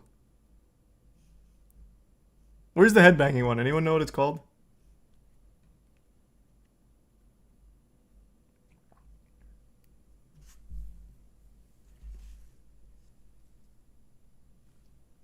Thanks for the bits of Bungie. Have I seen the DJ Diesel raves? Yeah, I'm very familiar with DJ Diesel. It's the one on the right. This one? Shaq's POV from Beyond Wonderland. Oh wait, no, it's this one. He's wearing the tank top. The tank top.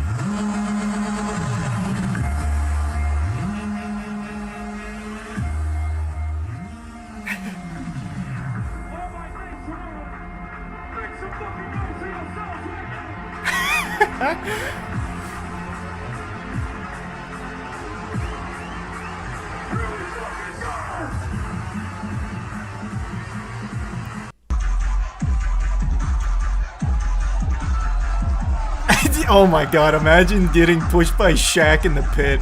No one would ever fucking believe you. They don't have him going wild though. There's one where he's on the gate going fucking crazy with it. But yeah, no, I fucking love Shaq, man. He seems like such a genuinely wholesome, fun-seeking kind of guy. So cringe. What the fuck do you mean? Yeah, having fun is so cringe.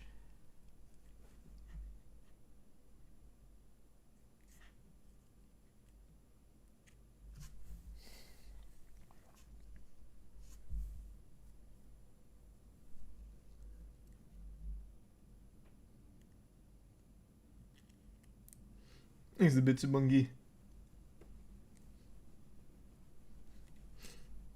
What's that, a Bungie?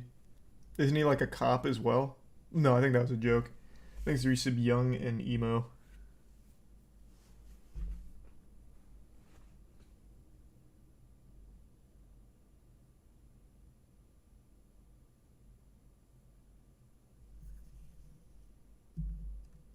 He apparently buys random people's shit when he goes to stores.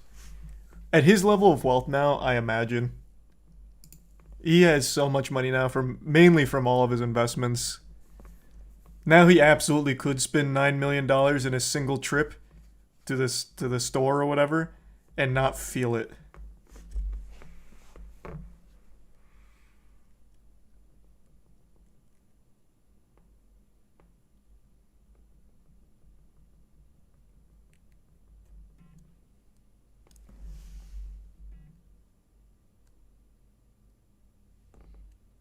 Is the Prime Ack and resub Spud.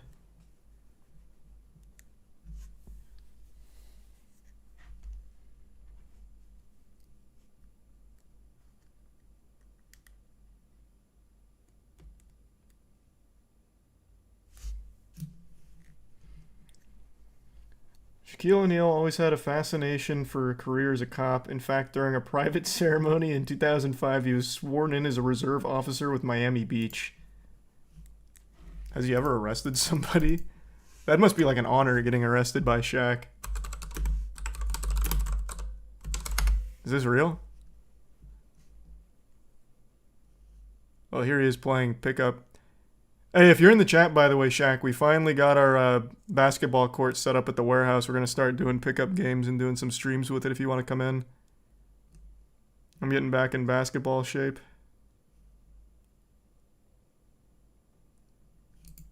Oops. Shaquille O'Neal is already being heralded as one of the top centers in the universe. Hi, I'm Dr. Shaquille O'Neal, and of course, I love basketball. And with 4 NBA championships under my belt, you could say I've had a dream career. But I've always had the desire to do more, to give back, and to serve my community in a meaningful way. That's... I guess he actually is a sworn-in reserve officer. Interesting. Let's see him post up on these kids and just fucking slam and jam on them. Dash cam video of the street ball surprise with the hashtag #HoopsNotCrime has been viewed and a few $100 and some. No, they don't even have like a highlight montage of him just fucking going in.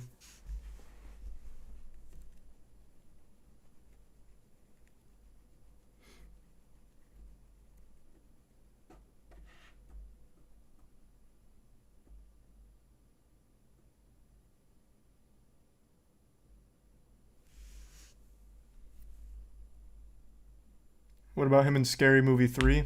You swine, it was Scary Movie 4.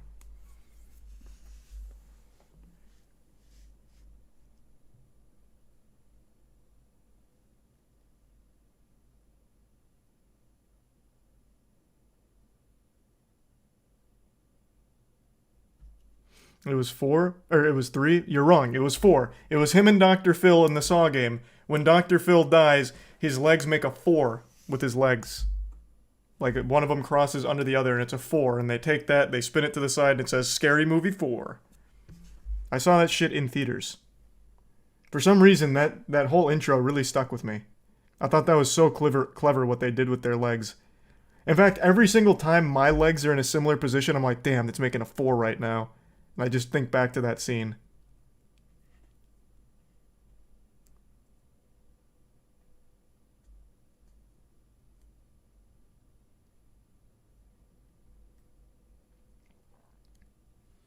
He's a Prime streamer, man. Share the video? Yeah, sure. In case you haven't seen it.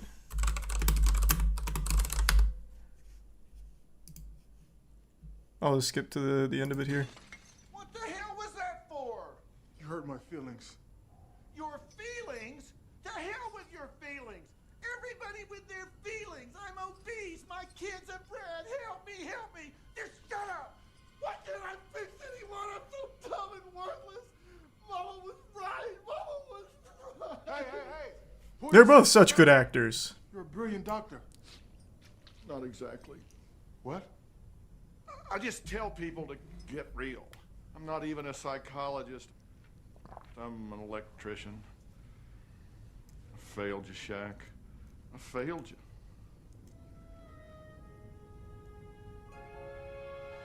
Shaq's one of the finest actors we have.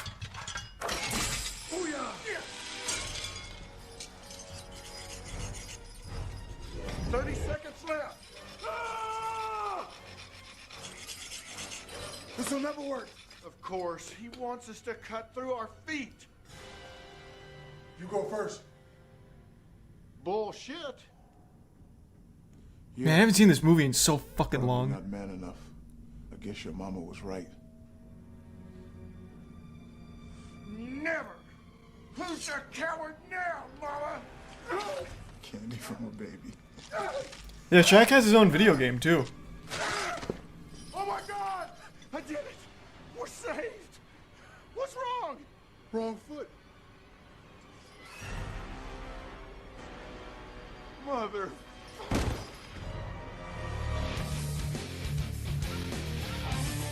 Yeah, I don't know why, but that 4 with his legs has always stuck with me. I was like, damn, that's clever.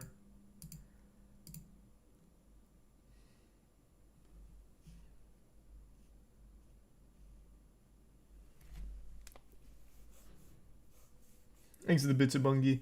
The Scary Movie series used to actually be fun. I used to really enjoy it growing up. I haven't watched it since not being 13, so I don't know if I'd still like it. Maybe it sucks dick now. But back then, I really enjoyed the movies.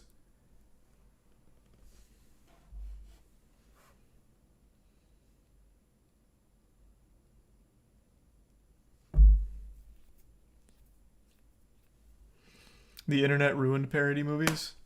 Well, parody movies ruined parody movies. Even before the internet took off, man, they had a lot of stinkers too.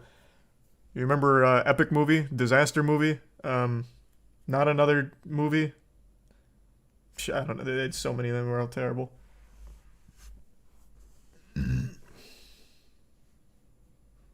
Oh, Date Movie. Yep. Vampires Suck. Yep.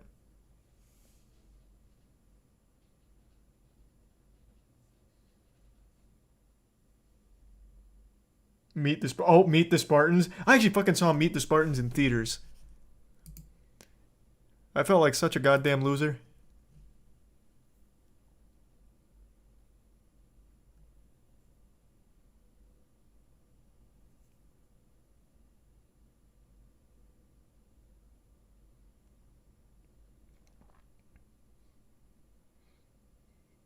Scary Movie 3 is the best one.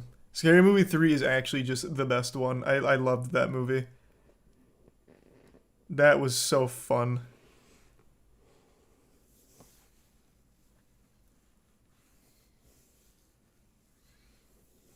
Over 2? Yeah, I liked 3 more than 2.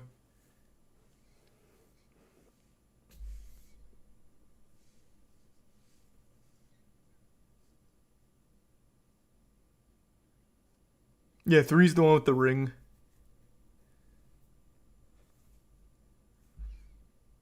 You know, the more I think about it, the more I realize there's a... Actually, it's not a lot. It's actually only 2 things. From Scary Movie 3, there's also one thing that always stuck with me, and I still say to this very day. It's when, God rest his soul, Leslie Nielsen, he plays the president, and the aliens came down to Earth, and they're in the field, and they're about to get shot. It's after he reloads his shovel. They're talking to the aliens, and they're like, "We're just like you, except we pee from our fingers." So he pees from his finger, and Leslie Nielsen's like, "So we're not so different after all." And then he pees from his finger. I don't know what it is about that fucking scene, but that has stuck with me ever since I saw it. And I still say that very often whenever there's like a glaring difference between me and somebody else. I'll say that like to myself. Like, being tall sucks, I have to duck through the doors or whatever. It's like, so we're not so different after all. I just like say that in my fucking head. It always comes to mind whenever there's some big difference. It really stuck with me.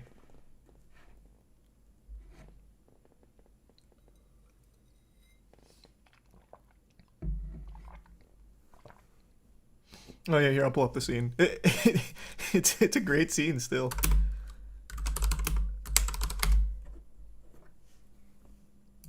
What's up, George? CJ, I told you the hood always got. Here we go. I can't break free. I think they must have some kind of weakness.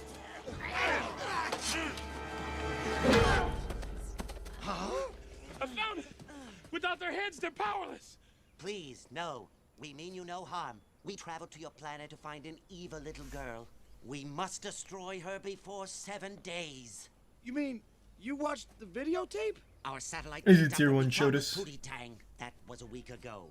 And now our entire race will die unless the girl is destroyed. Oh, see? They are peaceful. Well, if they're so peaceful, man, why were they choking us a few minutes ago? Oh, that's how we say hello.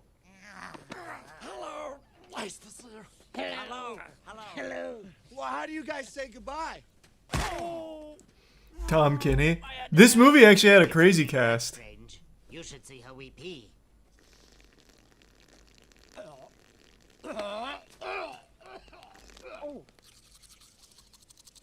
So we're not so different after all. That fucking scene, for some reason, just like in Scary Movie 4 with the legs, that has stuck with me for 15 fucking years now. I don't know why. Just that one goddamn scene.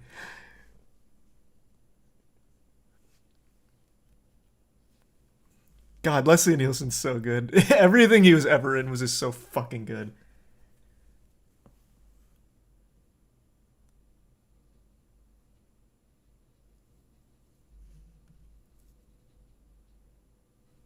Exit tier 1 fixated.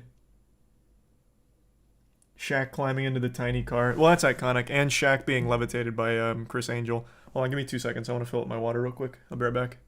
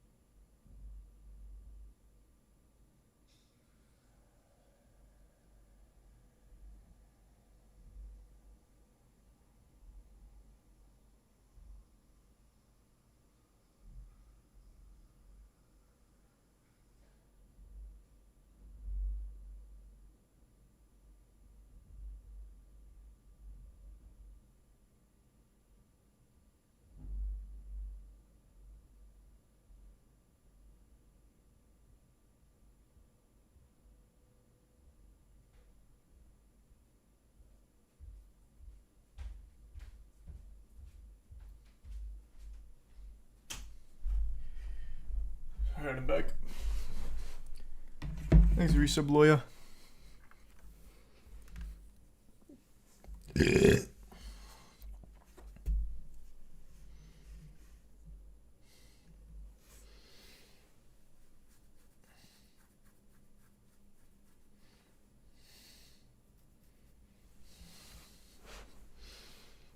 You ever watch Spy Hard with Leslie Nielsen? Yeah.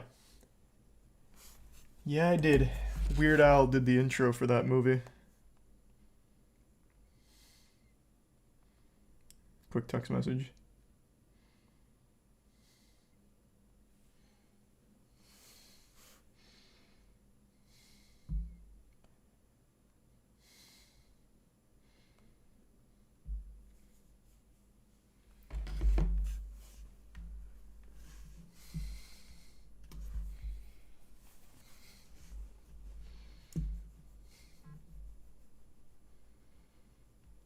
Did you idolize Chris Angel as a kid? Of course I did.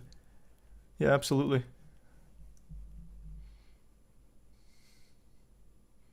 Thanks to give Sabakwa.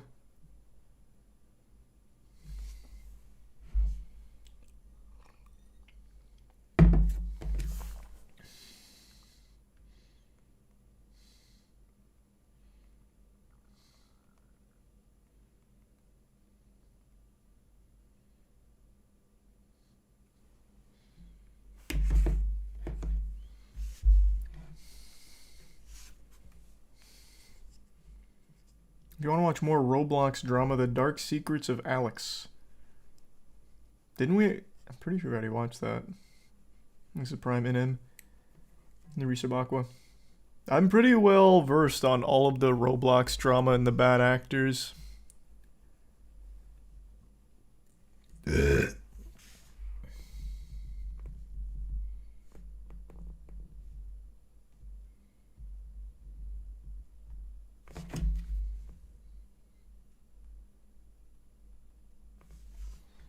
Thanks to resub Novlex. Do you think after the news Halo is done for? Yeah. I don't know what positions necessarily got let go, but 343 was already really, really struggling, so losing even more employees is certainly not going to help. Thanks to resub Savage. I do like Spirit Box, I think they're good.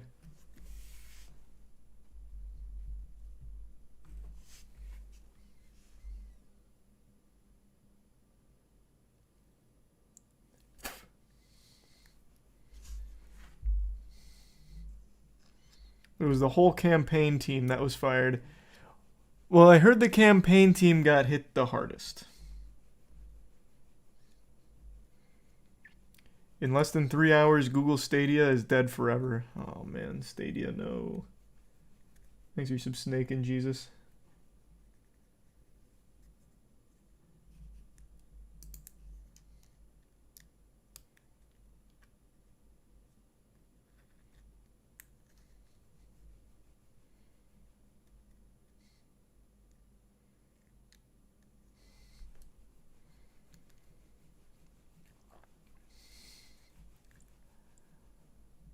Maybe 343 will hire people to fix their broken game now.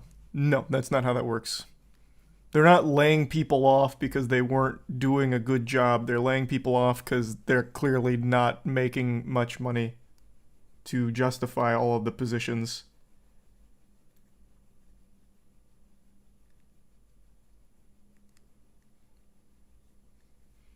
Thanks, resub, Marv.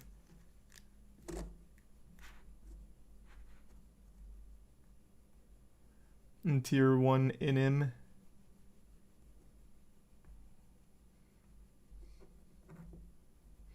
All the tech companies are doing layoffs. They are. That is true. It's not just Microsoft. Not by any means. Exit tier 1 Grummy.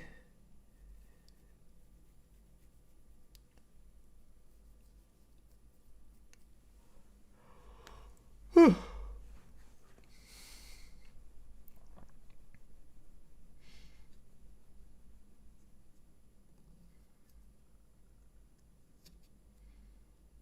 Amazon laid off 28K. Was it 28K? I didn't think it was that many.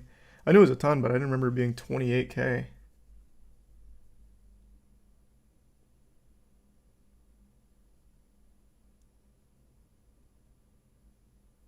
Thanks to resub Asher, Soltizy, and the Prime Senior.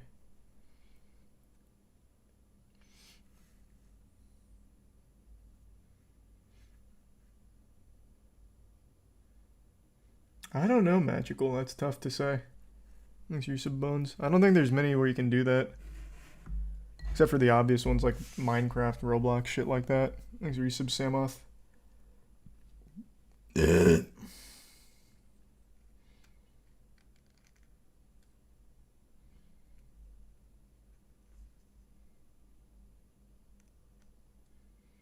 Imagine if Bill cut his salary instead. Bro, I don't think Bill is still the CEO or the operating Microsoft. I think he's now just a passive position. Let me see. Nope, the CEO is Satya. What is Bill's role? Yeah, he is in a purely passive role now. He doesn't do anything with the company from like an actual managing perspective.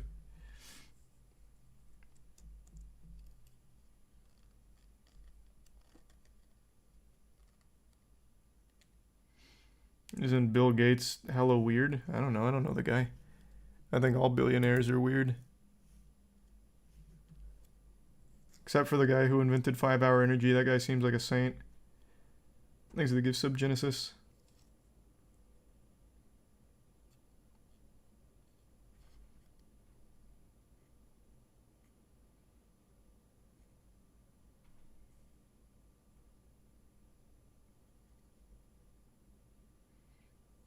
And the resub. TMW. You mean Bang Energy? The Bang Energy guy is great. I for some reason literally never remember his name. I think it's Jack Owak. Jack Owak. Hello and this guy's fucking awesome. hello and welcome, friends. I'm the CEO of Bang Energy, and I hope this message finds you well and thriving. With all the recent news and everybody from Bloomberg to BevNet being obsessed with Bang Energy, This guy fucks.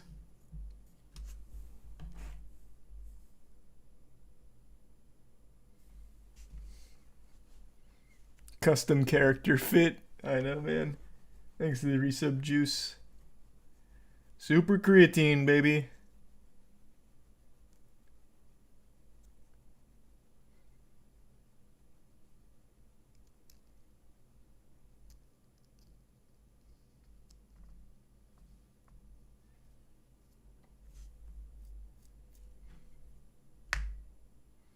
And thanks to the resub Ace.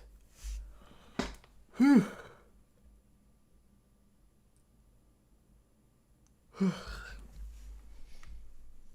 Crazy that it's been 2 months. I know, man. Time flies with that super creatine.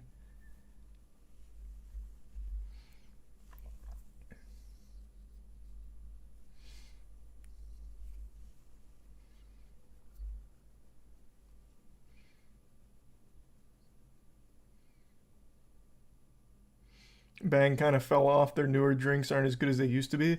I never liked Bang, and it's not surprising they fell off. Their entire marketing strategy was, let's have as many women shaking their ass with Bang in their cheeks as possible, and nothing else.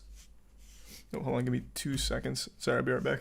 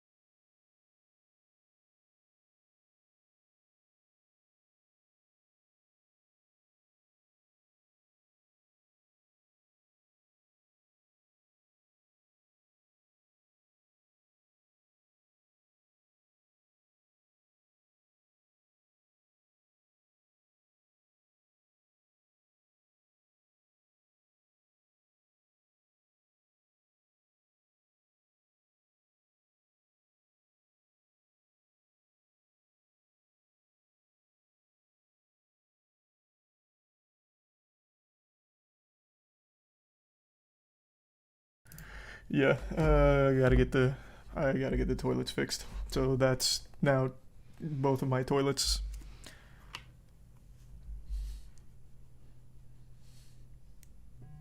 I don't understand how that happened.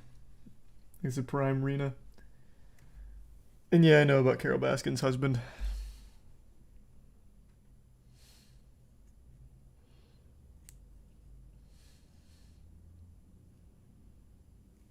And the resub blue. What did you eat? I don't know. I have no fucking clue. I don't think it was like poo-poo backup, but I guess we'll see. We will see. Exhibits Chotis and the Prime Rafiki.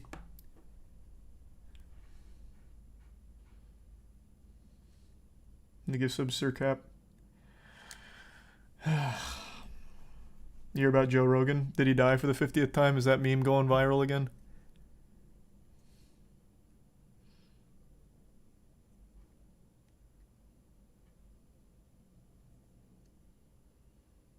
Thanks, Resub Bizzle.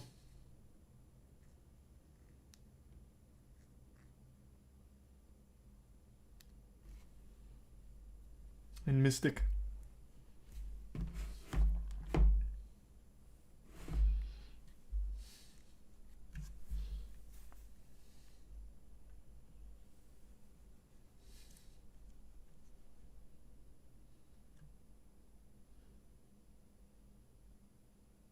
I was not gone for 40 minutes. It was like 15. Things a bit flaccid. And the resub Cadler and Kimmy.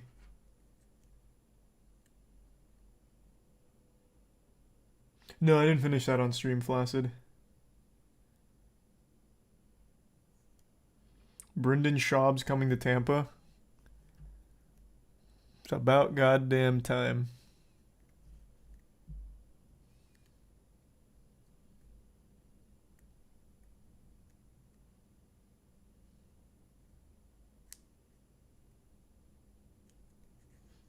I've already seen Jack on Say Yes to the Dress. You did just remind me, though, I wanted to check in on MILF Manor. See if they posted anything new. Oh, they did. We get to meet their sons. Call me daddy. Wow. How hype. So you're going to be 24, your son's 23. No, he's 20. No, I'm going to be 21. Oh, you're the baby. You're going to be 22, right? I'm going to be 22. This is so weird.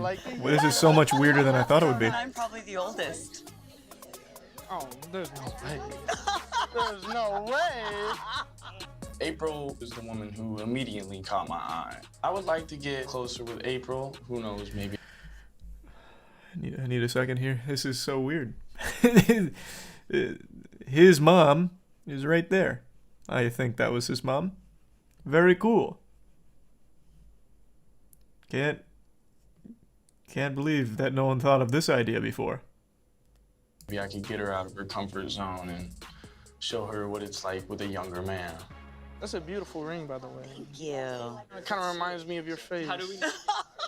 Oh, okay. Yikes. Failed the Riz check. Jaded and Jesus Christ, what the fuck was that? I've always been very physical and have a high sex drive. So if you're gonna have a younger guy, there's gonna be a lot more sex, I would think. I'm gonna tell you just off that one line, sex is like the last thing you'll be having here. That ring is beautiful and reminds me of your face. Come on now. You gotta do better than that. Joey, which one's your mom? Yeah. Really want me to point her out? It's pretty obvious. Joey is just a young buck, and he's just probably gonna do something to my mom, then try and hit on another girl, and then another girl, so he's not going anywhere near my mother. Joey's gonna get a left hook. I'm not kidding. I'm not worried about Joey. Gabriel and I are both here because we wanted to take this adventure. It literally fell in our lap from the heavens. So wait, was this not a twist then? I thought this was supposed to be a surprise to all of them. But she's saying that they came together so they knew it. Oh. So they're not surprised at all, I guess.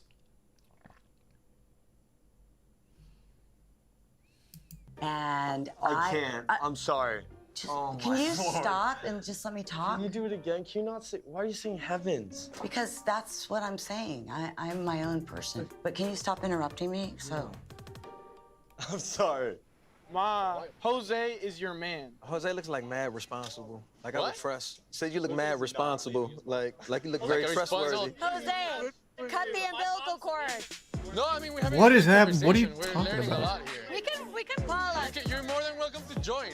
There's this super hot guy named Jose. What is happening? And he seems like a safe bet because he's very family oriented. You can see he's like tied to his mom's hip. So I feel like he would definitely just have my back and be by my side and, you know, be in my corner.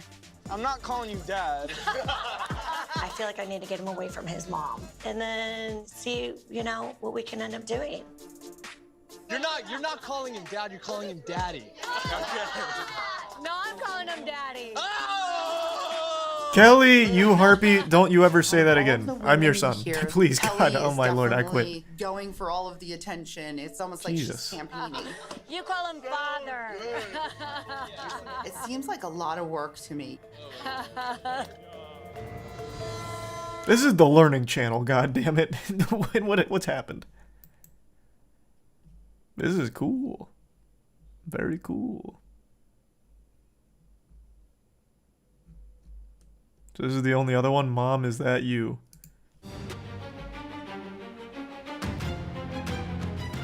Woo!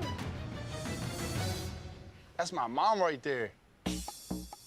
Mamá, ¿qué haces aquí?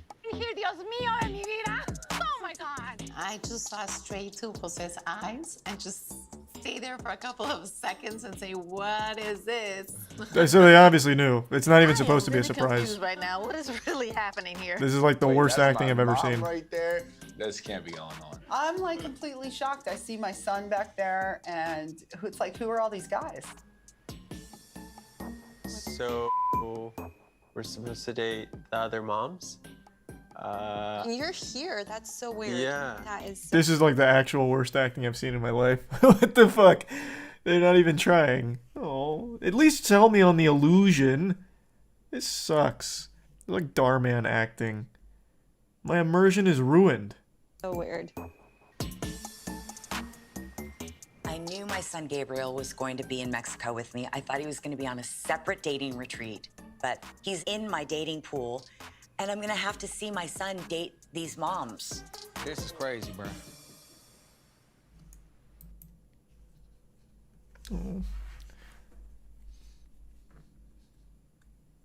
Wouldn't be surprised if they're fake sons for the show. Probably are.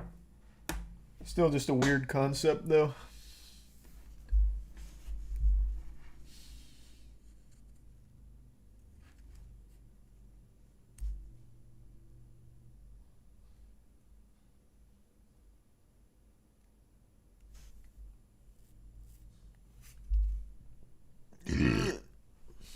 They look related? Not really.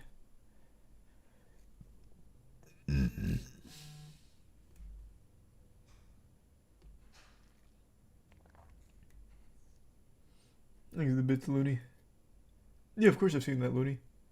Thanks the bits, King. And the Prime Otaku and Resub Objectify. The bits, Universal and Ed.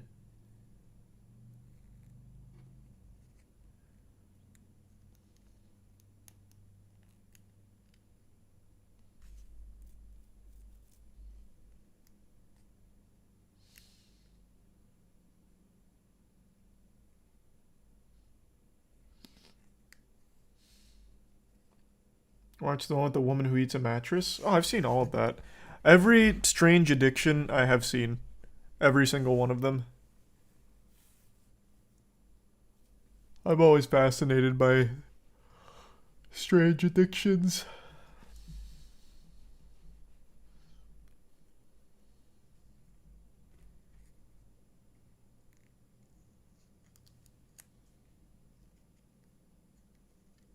Well, I won't tonight, Akira, but I can check it out, sure.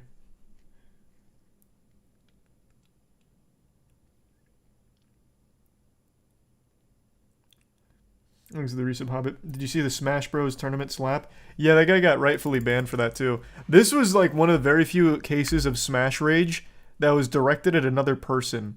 Usually it's them just raging as like good sportsmanship almost, where like they're raging at, I don't know, some bullshit that happened or like they didn't play well. This guy immediately just slapped his opponent. How can I find that? Maybe Smash Rage slap. Oh, Hungrybox already covered it. Where's the raw clip? Is this it? Yeah, it is.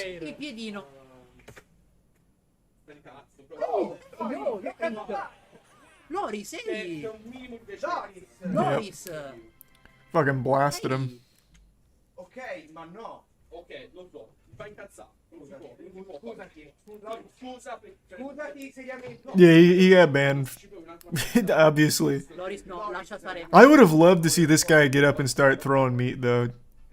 Might as well. I couldn't actually, like, I don't think this guy's bigger than him. It would have been an even fight.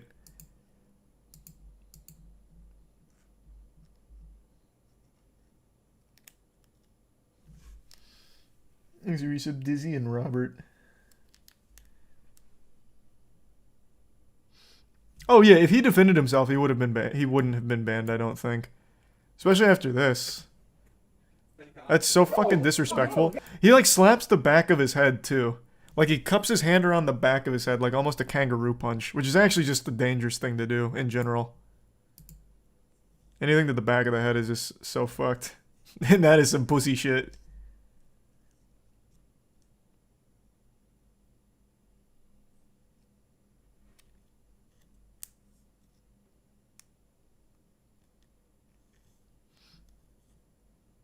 Thanks to Prime Fat. Didn't even make a sound. Well, it's because of the noise gate.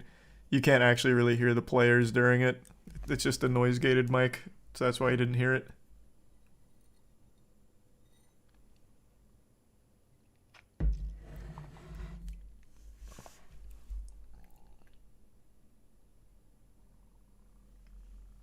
Thanks to Tier 1 Leisurely and the Prime Peppy. Isn't that assault? Well, yeah, it's like textbook assault. I don't think the guy said anything, though. I haven't seen anything from Oro here after all this. Has he talked about it?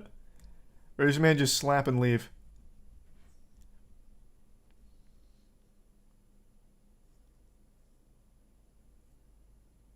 Thanks, gift sub Woovis and the 5 gift subs Leisurely. Thank you for that. The resub Andres. Andreas.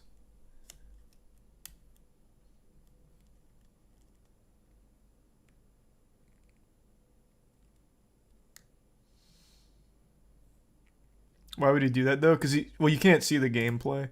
He just got 3-0'd. And knocked out of this tournament. But it's just a local. Like, this isn't like Summit or anything. It's just a normal local. And he got knocked out and lost his temper.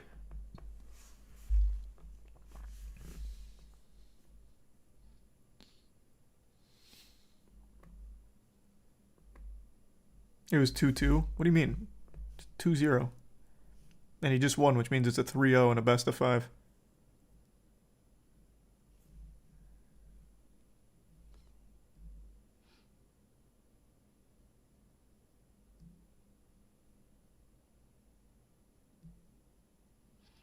How would your players react to getting slapped? Oh my god. If Cola got slapped in a tournament, the other guy wouldn't survive.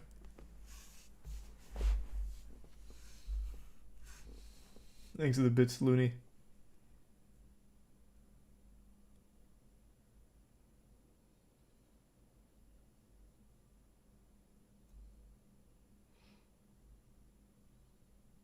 White also would absolutely snap someone in half. Goblin, I think, would also put up a really strong fight. I just don't know if he'd, like, want to. I feel like Cola 100% would immediately go right at him. Aaron, I also think, probably would. But Cola and Light, oh, for sure. That'd be on the spot.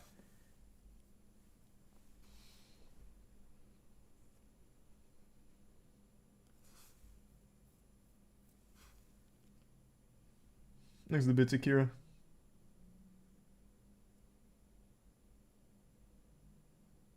Oh, that's crazy, Akira. That sucks. wrestling robots? Are you talking about Robot Wars?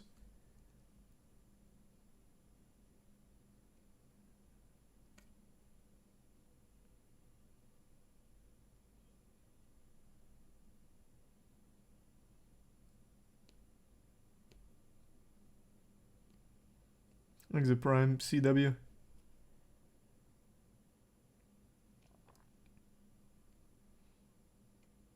Did I watch the Sky Oblivion live stream today? No, I didn't. I didn't know that was going on today. Hey, glad you like it, Sigmundo, and happy birthday.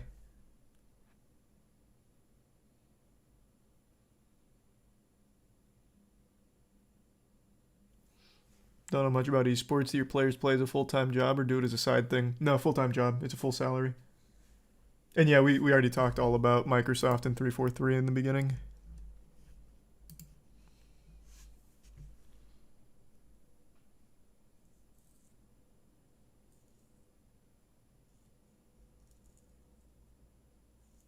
Speaking of esports, I don't remember when, but chat was trying to tell me when the Smite World Championship was rolling around. I didn't watch it when it happened, but I saw, I think it was 2 days ago. I don't know how, but I saw that they had a really cool Season 10 cinematic. Where is it? Here, Surtur. And then I checked out their World Championship. Their production goes so fucking hard. Is there like big orgs in the Smite pro scene? Because the grand finals was between the Camelot Kings and the Tartarus Titans, right? Is there not many like orgs in the scene?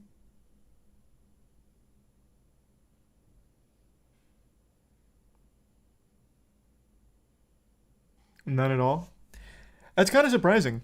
Because I was looking at the numbers and everything. It seems pretty popular still. I used to play it in beta. Once it came out in full release, I didn't stick with it for long. But I've always had a soft spot, and I've always checked in occasionally.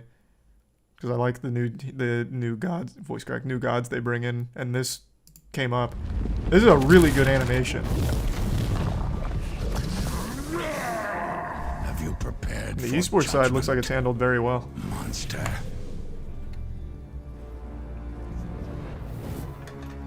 Unworthy.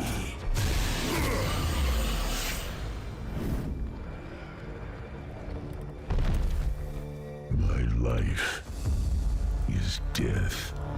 Players' pay were so different that they changed it. Okay. Each millennia. Eons pass, and yet I cannot. They used to have SSG, SK Gaming, Cloud9, and others. How much more am I doomed to suffer? But yeah, it's a very, very good cinematic.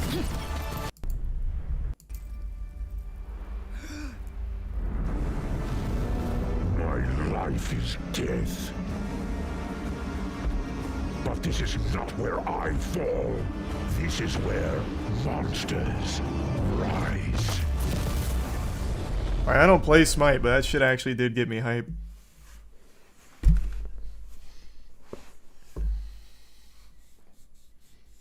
You fell for it? No, the game seems to be like in a much better state than I remembered it being in. At least when I watched the World Championship. But maybe it's just like in a really good esports state, and maybe it's not good casually. I don't really know.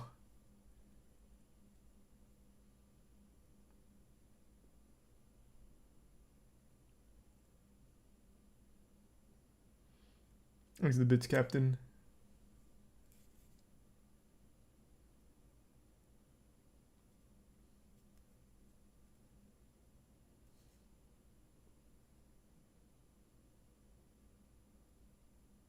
Yeah, we already talked all about the League cinematic, or lack thereof, rather.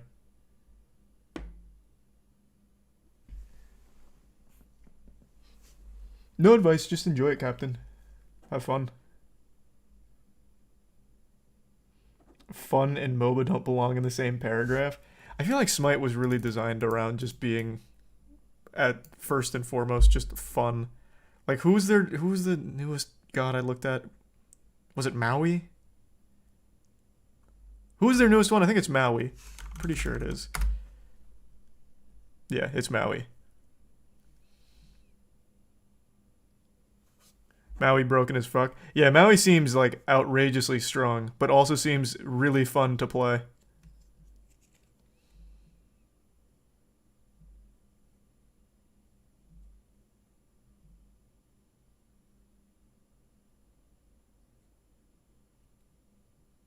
Show some of his gameplay. Here we'll do clapping with one-shot Maui, I guess.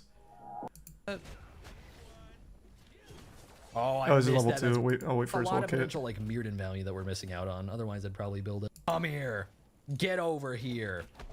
But he has like pulls, he can swing around and shit. He just seems like actually Hey, we fun got to some pretty play. good damage though. Look at that. Got some items online. Definitely made a difference. He's not ready for the. Did you just heal? Wait. You really just healed? that Replaying much? Smite. I might check it out. Red, did he? I just didn't notice. Give it I'm trying another to bait whirl. right here. Oh, I'm trying to bait. Oh, I wanted it. It was even clean. He's just out of range. Oh my god. I was so ambitious. I'm sorry. Show me some of the boys. Oh, I'm one-shotting. trying to bait. I was. Well, maybe unless he does this. What am I doing? I'm sorry, boys. I know people are tilting. I actually don't know why I'm doing this. I miss Paragon. These are so. Yo, Paige Shill, you miss Paragon? That game was terrible. No, That was, damn. I actually think, one of the worst MOBAs ever. I thought. Oh, that reaches. Nice. Baby speed. Come. Oh, I literally backed out when he was ulting. Paragon was great after they fixed it. Oh, I guess I can't speak to how it was after the fixing.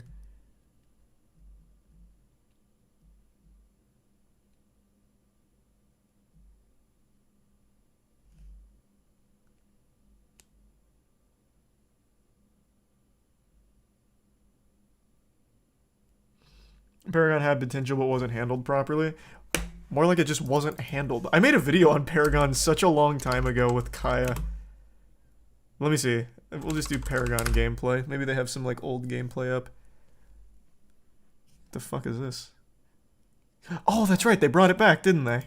Welcome, mates. I am Bloodthirsty Lord by Yinkomi Lordy, and today we're back on Paragon the Overprime, highlighting some ranked gameplay, the competitive aspect of Paragon the Overprime, and using a selected hero. Where's the old gameplay? 5 years ago, I still think wasn't old enough. When did I play it? 6 years ago.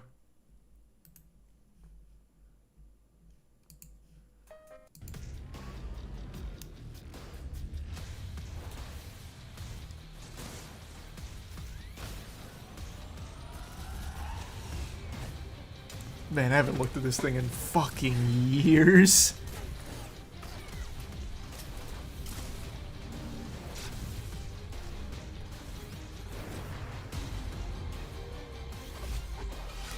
What was wrong with it? It just legitimately didn't work. Playing Paragon was like playing the buggiest mess of garbage that was just so jumbled and unresponsive. But again, this was all, I guess, after they fixed it. Or, sorry, before they fixed it. Maybe I just got in at the absolute worst possible fucking time. But Kai and I used to play it. We used to actually give it a try. Because Kai and I used to play WoW together, or, Jesus, League together. So we always looked for other MOBAs to try. We played Dota together, we played Paragon together, we played, Heroes of the Storm. Like, we tried all of them.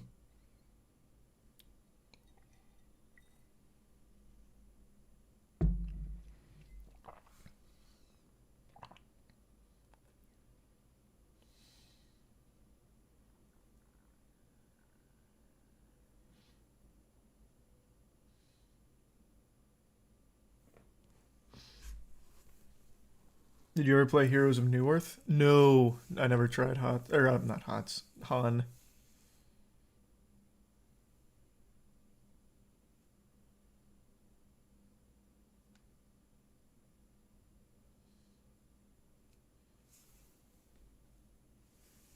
Thanks the resub, Kari. Which one did you guys like the most? League. Not even close. It was League. We used to play League like 9 hours a day most days. Back when I was still in college, summer vacation, I'd come home, Kai and I would just grind ranked. He one-tricked Tarek.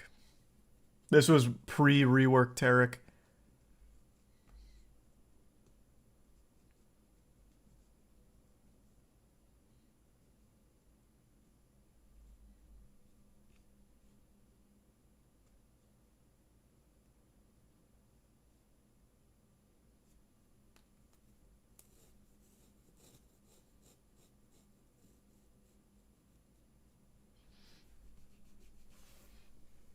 Hey, Edgar.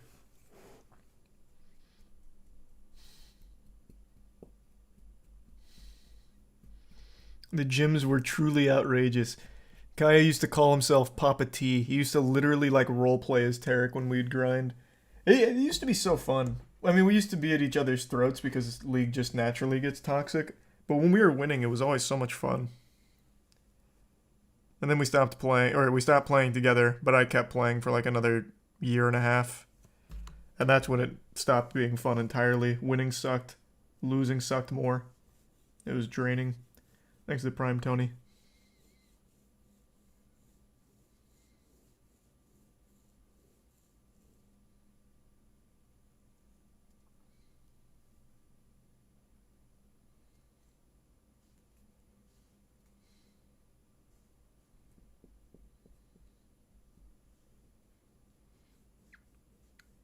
Thanks to the gift sub, Edgar.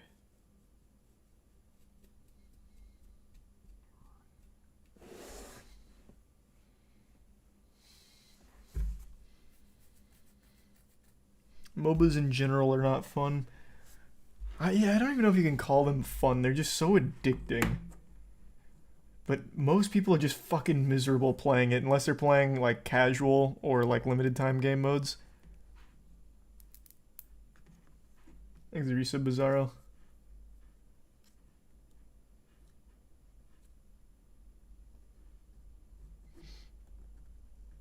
And the resub Cobb.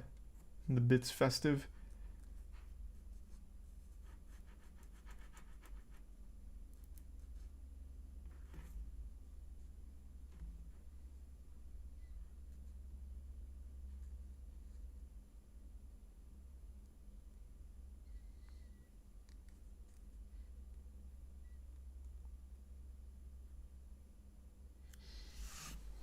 You ever like XCOM? Mm-hmm. I did like XCOM. XCOM's good. That's a very strong franchise.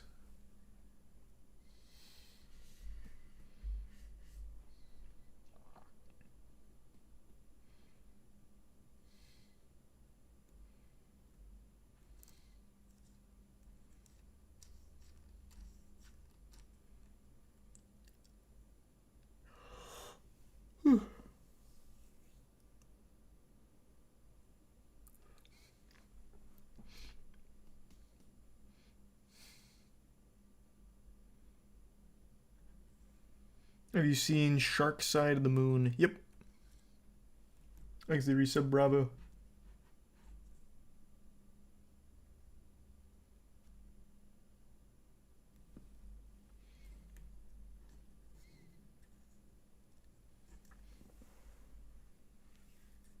Power World release? I think it comes out end of the month. It doesn't have a set release, actually. Maybe it never comes out. Who knows?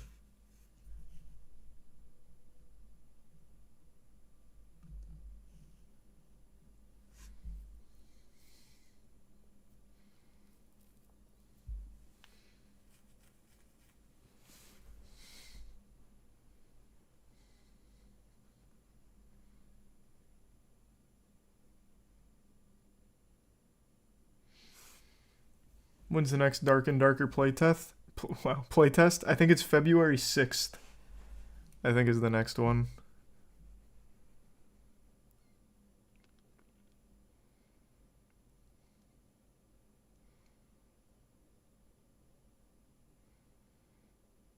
There's a Prime Gavin.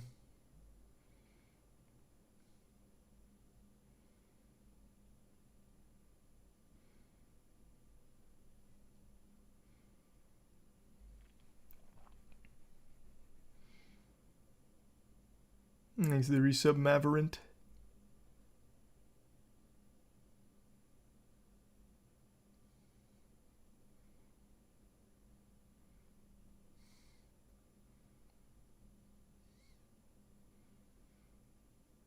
There's a new SpongeBob game coming out called Cosmic Shake.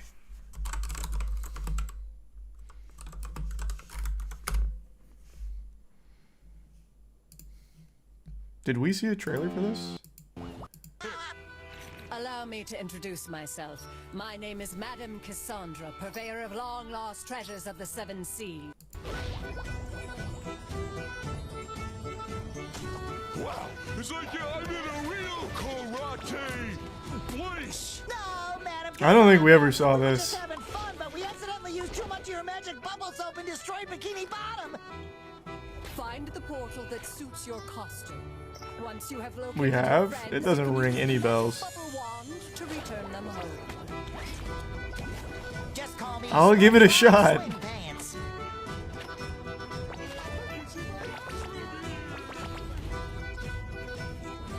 This is very much Battle for Bikini Bottom style. Like everything's the same.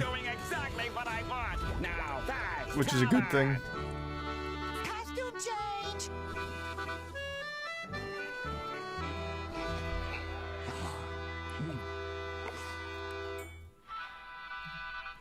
There's no Thanks for the Prime Divorced and the resub KQP. Or QKP.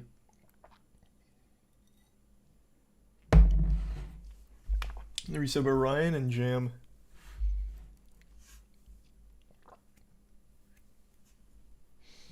And the resub Sanic. No, I don't know who that is, Meat.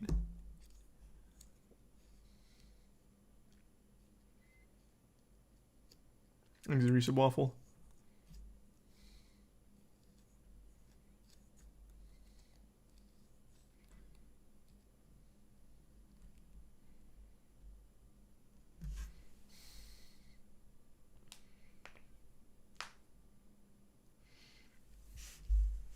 Does Battle for Bikini Bottom have a good speedrun? Oh my god, yes. And there's a great series documenting all of it. Battle for Bikini Bottom speedrun is crazy.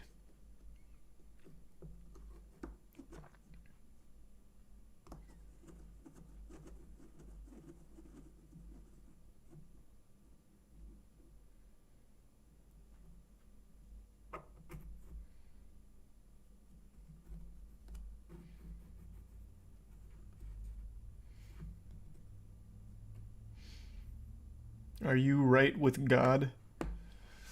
I hope so.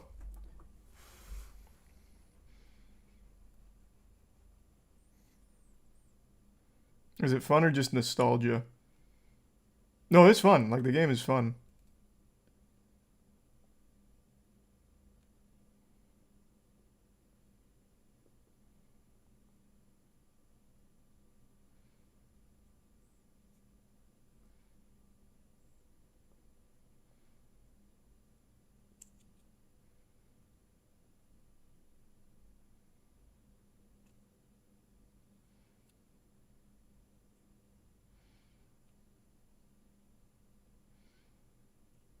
Makes it Prime Imperior.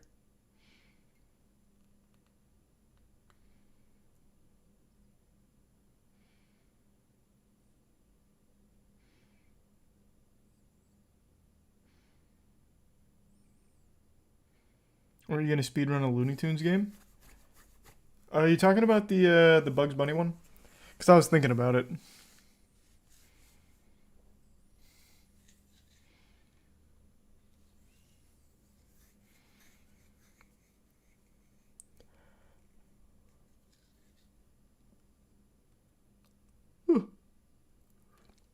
There's a recent bucket. Yeah, I'm gonna try this when it comes out. Comes out on the 31st. I'll give it a whirl.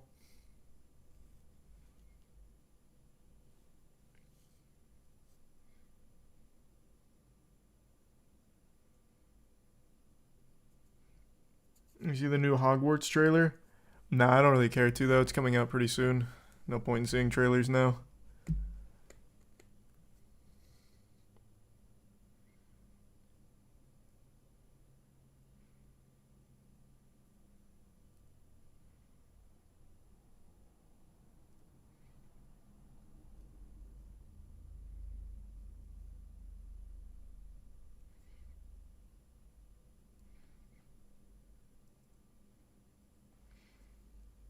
Hogwarts game going to be so good? I highly doubt it. Everything they've shown looks at best mediocre. Thanks to Resub Fisto.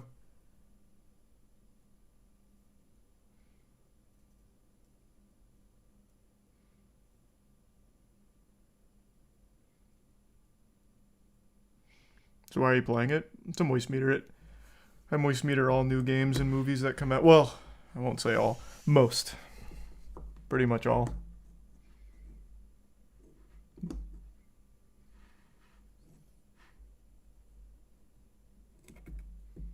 There's a Prime She.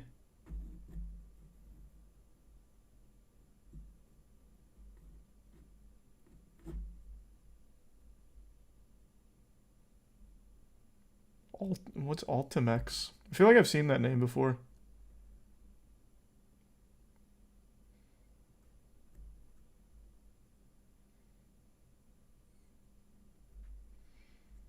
You gonna play Dead Space Remake? Of course I will. Playing Forspoken on the 24th, Dead Space Remake 27th, and then SpongeBob Cosmic Shake on the 31st. We got quite a few games coming out now, finally.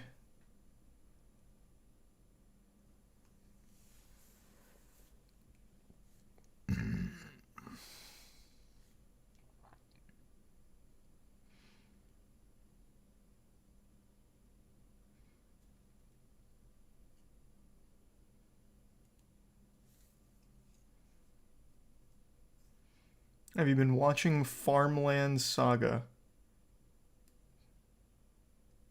Oh, did the new Vinland Saga episode come out today? No, I haven't seen the newest one.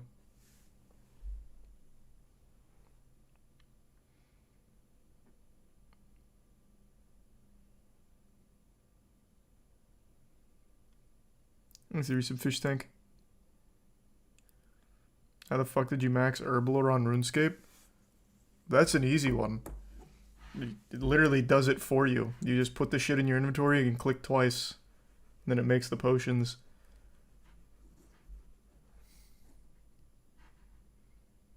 All those buyable ones are so free. Well, assuming, of course, you can buy the shit, but like, in terms of work, it's just you click twice every now and then. Thanks to resub EB and Accent. How did you fund it? Bonds? What do you mean, bonds? Anything buyable. I just used bonds, or sugar daddies from chat gave me the funds for it. The ones that really fucking sucked were the non-buyable ones that blew total full fucking ass. Agility, rune crafting, and mining. Those were truly miserable. I can't even begin to describe how absolutely terrible those skills are. Literally sit in one place and click. Not AFK at all. Sucks. There's no variance. You literally sit in the same spot and you click the same goddamn place every fucking time.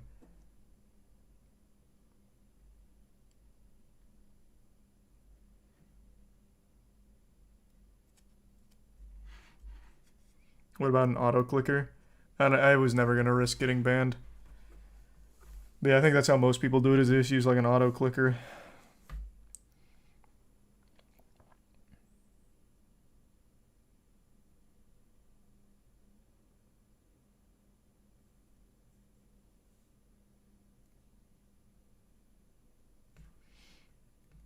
The new agility course is cool though. It's not. What do you mean? What do you mean? It's the same thing. I did Prifdinus from 77 agility to 99. I ran 9,000 something laps. I think it was 9,000 something laps. You're telling me that's fun?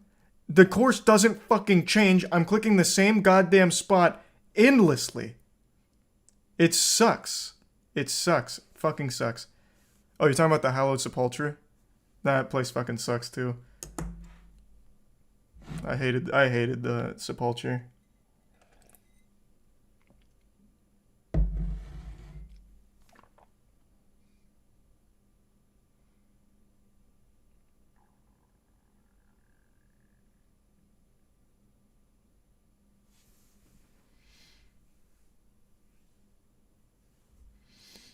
thought Sepultura was a lot of fun, just difficult. Well, 1 through 4 isn't hard. It's just 5 is. But it's not hard in like a fun way. I just didn't enjoy it at all. I really didn't.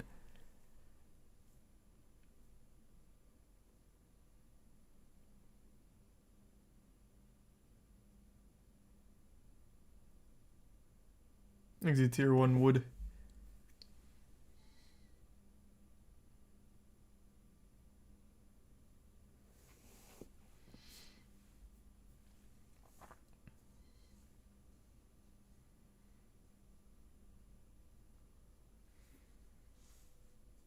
Do I think Forspoken will be good? Nope. What I saw from the demo looks really bad. Oh, there's a new trailer. How in the fuck is this age restricted? What? Forspoken's insane PC system requirements baffled the internet. What? Forspoken is almost upon us, ladies and gentlemen. Square Enix's new IP will launch on January 24th, 2023, at which point we'll be isekai'd into somewhere that's not what I would call Earth, where you'll be seeing freaking dragons, and where, oh yeah, you're going to be talking to a cuff. But you want to know what the most shocking thing is about this world? The freaking system requirements. This, ladies and gentlemen, was tweeted out by the official Forspoken Twitter page on January 17th, 2023, just yesterday, and it's made quite a few headlines and kickstarted a number of discussions about just how ridiculous these system requirements are for PC players, given that Forspoken, when it comes to its graphics fidelity, doesn't reach the level of other open worlds whose system requirements are significantly lower. Expanding the system requirements image... Let's take a peek.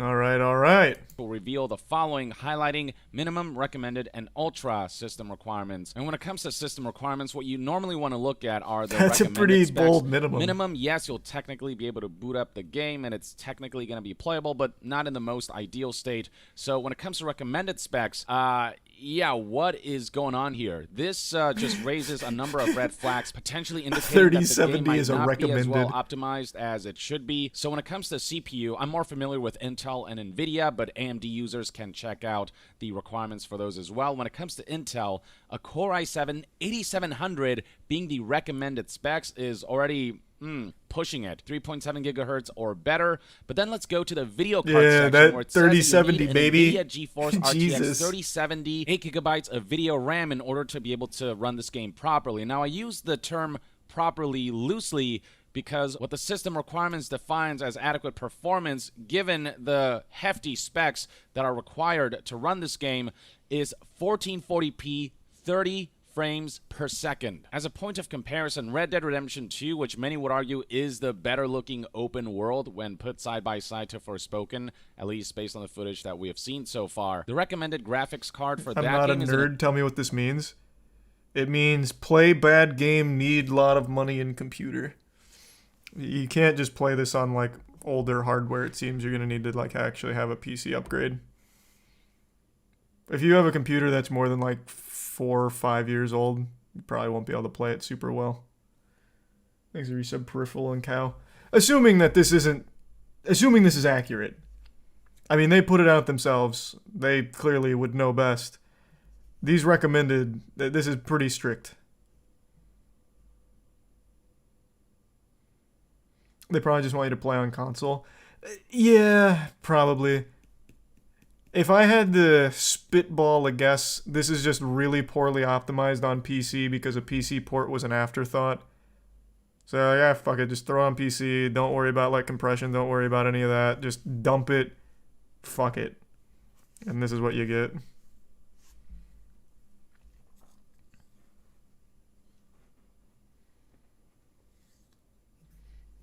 And especially for a game like Forspoken. Ah, new 11-minute exclusive gameplay. And her magic-enhanced parkour abilities turn this inhospitable land into her personal playground. Is this the same voice actress for the Smite God reveals? treasure chests dot the landscapes and contain items used for crafting or trading with vendors back in Sepal. Mana is earned by leveling up, but it can also be found in glowing pools around Athia. Collecting enough mana... Alright.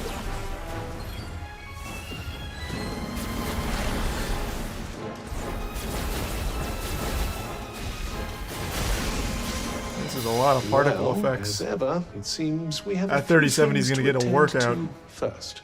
Yeah, it looks that way. Let's break some heads.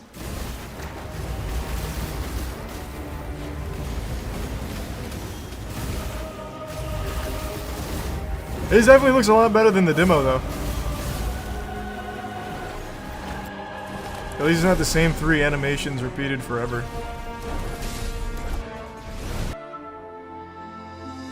There is much to find in Athia, so exploring new locations before completing a quest is always worthwhile. A variety of rewards are waiting to be discovered or unlocked, including experience points, stat increases, bits of Athian lore, and new gear. This thing just screams Prav. Why not try it on?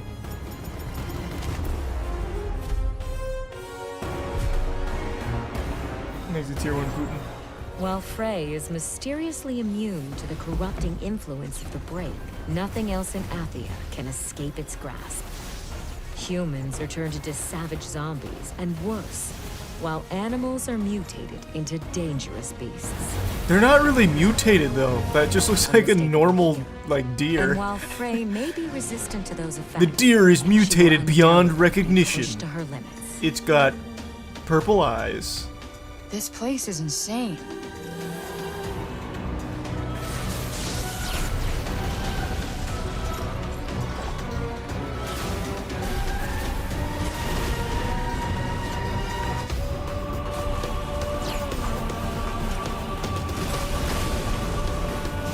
Yeah, this looks so much better than the demo, though, gameplay-wise.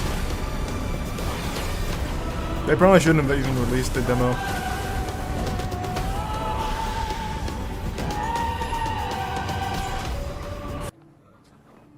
What the fuck? What happened What there? the hell is this? What did you expect? A full suit of armor? You'd have needed a damn sight more ore for that. No, it's cool, I just... Thanks to Prime Rogue. Like you to lump it. That's the last bit of smithing I'll be doing for a while. This isn't the official upload. Frey's journey will take her to the ends of this beautiful, cruel land. Didn't notice. And in her search for a way home, she discovers something worth fighting for. Surfing.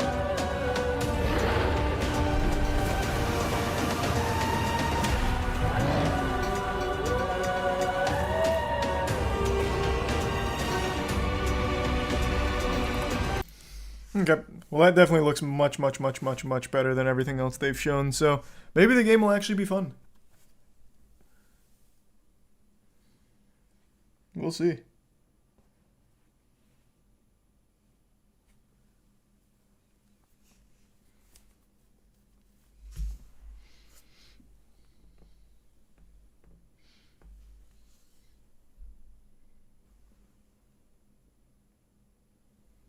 Surely the dialogue will be better. Oh, no doubt, yeah, truly. Freaking dragons, man. Things a bit Wes.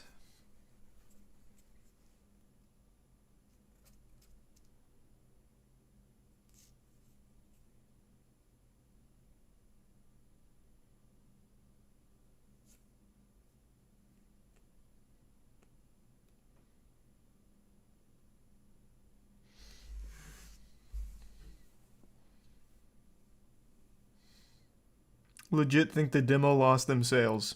No doubt in my mind it lost them sales.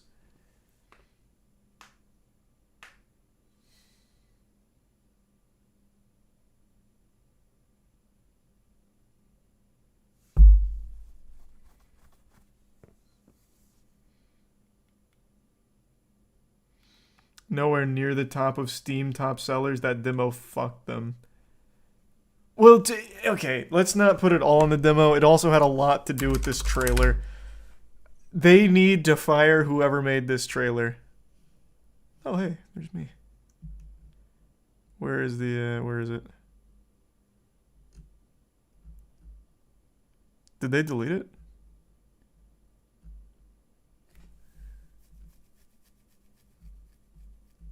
Where'd it go?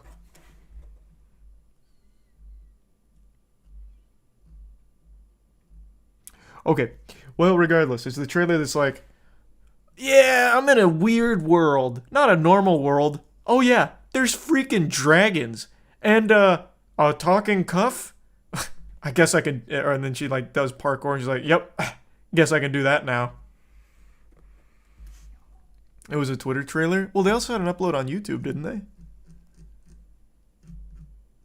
I thought they did. Oh, wait, here it is. So let me get this straight. I'm somewhere that's not what I would call Earth. I'm seeing freaking dragons, and oh yeah, I'm talking to a cuff. Fuck yeah. Yeah, okay, that is something I do now. I do magic, kill jacked up beasts. I'll probably fly next.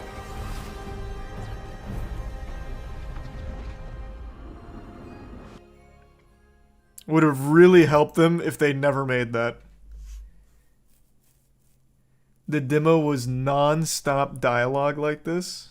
I actually don't remember the demo having that dialogue. I didn't play it, I only watched it. So maybe I just tuned it out. This is so fucking hello fellow kids. Yeah. I can't stand that style of writing. That shit sucks.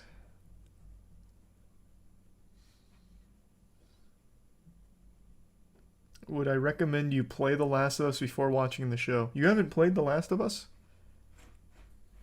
You know what? Try watching the show first and then playing the game. That might be an interesting experience.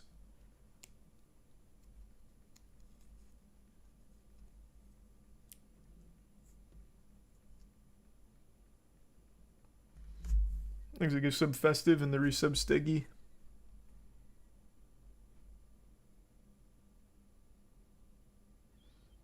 This is going to be a flop and I'll eat my left sock if I'm wrong. It's the safest bet of all time. But this game is already a flop and it's not even fucking out yet. Nobody is talking about it. As Dankin said, we went through the top sellers chart on Steam. Bro, fucking, oh my god, there was a super turbo stinker that was higher than Forspoken. Oh my god, what was it? I even pointed it out too.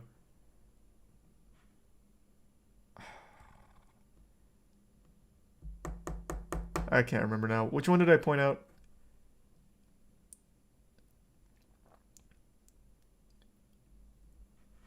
No, Division 2 went on sale. That one's actually pretty high. AMOC was not on the top sellers.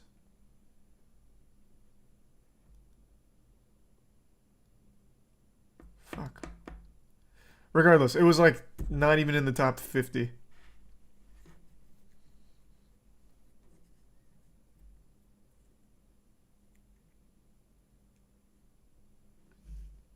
Ko got sponsored to play and he mentioned he's probably not going to buy it after playing. Oof. Eek.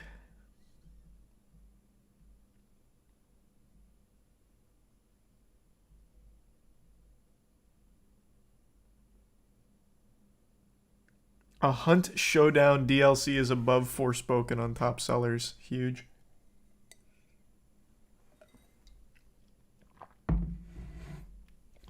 He's the resub Evil Clown.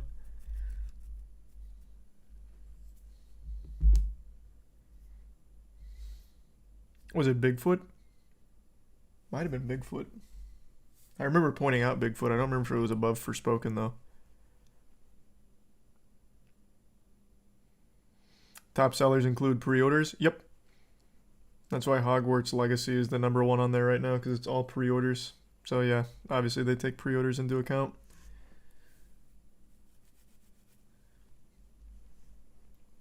I don't know how it's doing on consoles though. Maybe it's blowing up on consoles.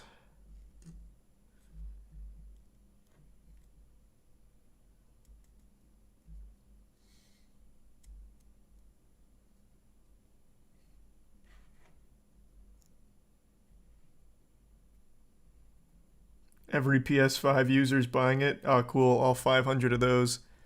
PS5 is still so fucking rare to find. At least last I checked.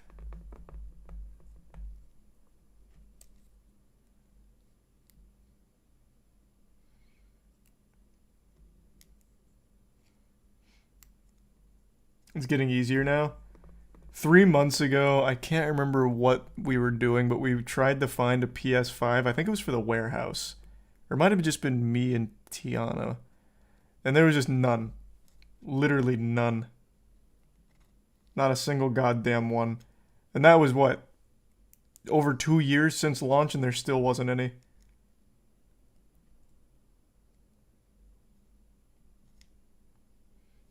Thanks, Sublimin.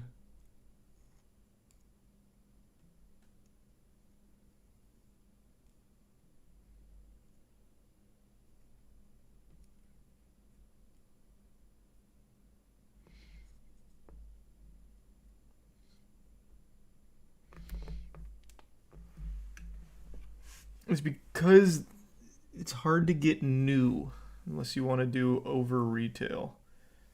Huh.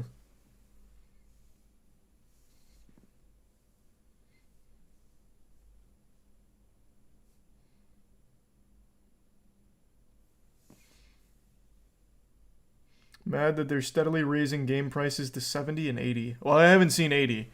But yeah, you bet your sweet Bippy I'm upset about raising to 70. If you're going to raise to 70, make the games better. Fucking $70 for Modern Warfare 2. I'd be fine paying the extra $10 if the games were getting, like, really impressive. But it's still just the same quality games.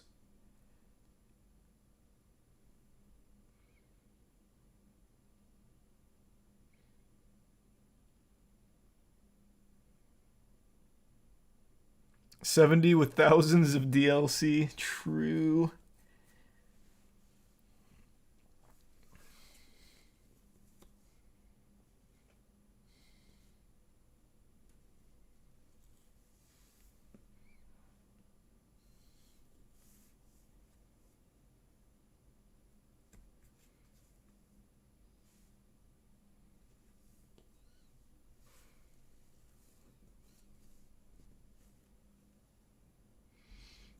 To be fair, it's been 60 forever. Yeah, we actually talked about this on the podcast today. Kind of crazy timing. But yeah, it's been 60 since the Nintendo 64 era. It is kind of surprising that they haven't tried raising it before. But like, it would have made sense if they raised it like in the PS4 era. That's when games had a huge leap. But PS4 to PS5, it's still like the same quality game you're making. Like I haven't noticed anything like crazy. It's like, oh wow, this is definitely worth the higher price now.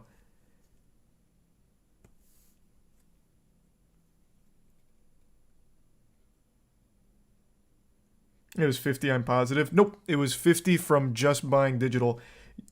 Only 90s kids remember digital used to tout that it's cheaper than buying physical because they didn't need to pay for physical manufacturing, so they charge you $10 less for digital to incentivize. But then they just made it standardized 60.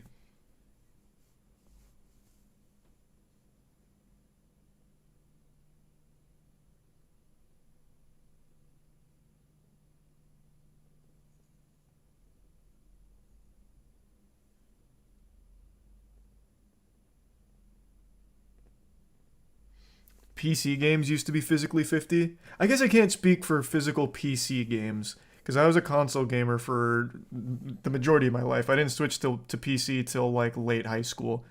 So the era of physical PC discs was already long in the past.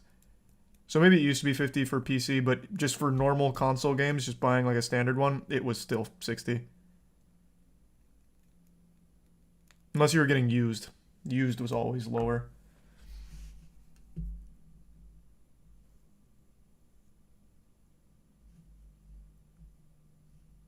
It was 50 for PS1, N64, and Xbox. I'll double check, but I'm pretty sure it was 60 then too. In fact, wait, I have a fucking old Nintendo 64 box right here. Let me see.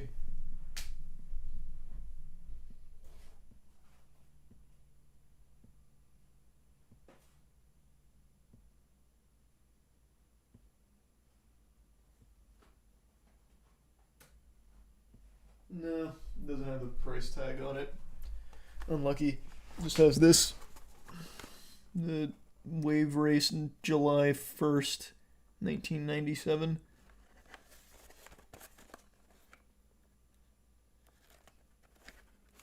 Damn, that would have been so helpful.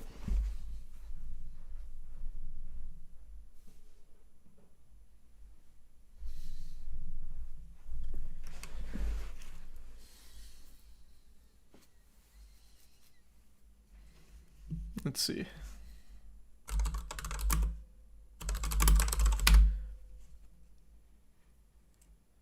NES games ranged from 30 to 45. SNES games were 50, barring exceptions like Chrono Trigger, and N64 was 50 to 60. Was there variance?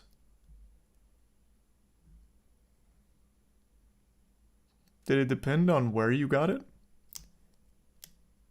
The official MSRP lists at $59.99 for N64. At least according to Retro Live. And in fact, in a couple cases, like Star Fox 64 was listed at $79.95. Turok 2 was $69.99. 007 GoldenEye was $69.99. Super Mario 64 was a $66.99. But yeah, here's some old shit.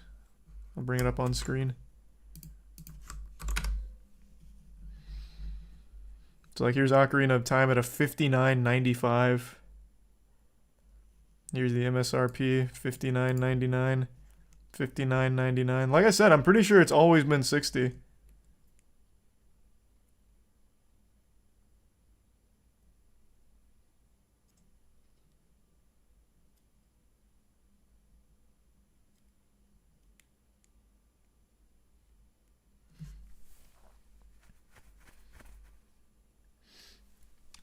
Inflation, though, these are more expensive. Well, yeah, of course, if you factor in inflation. Yeah, no, 100%.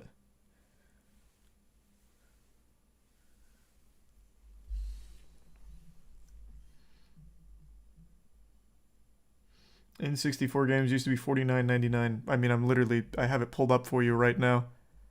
It looks like there was some variance, but I mean, they're listed at 60 pretty much everywhere. And this is the original MSRP of $59.99. I don't know why you're arguing with this. Maybe you found some that were 50.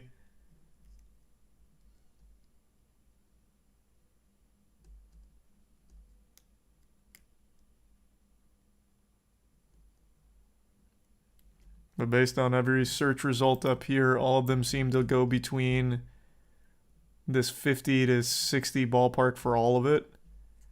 But the only ones that are listed at 50 are just a couple, whereas everything else is just kind of blanketed at 60.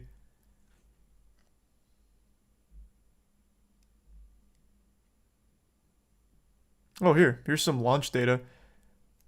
At launch, first-party games were $64.99 up to $69.99, which I guess would explain like Star Fox 64 and all of these crazy prices. Super Mario at $66.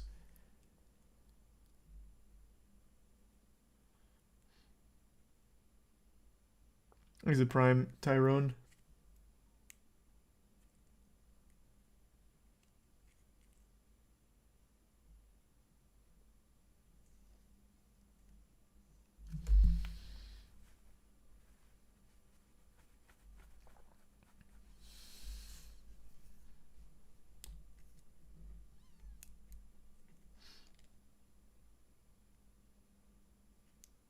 You know the 3DO, it was a game console that failed because the price was $700 in 1993. No, I don't know that one. It's the first I've heard of that. Yeah, the site is wrong. I mean, this is just straight out of a magazine. As is this. Like, I don't know what you want. It's not just the site.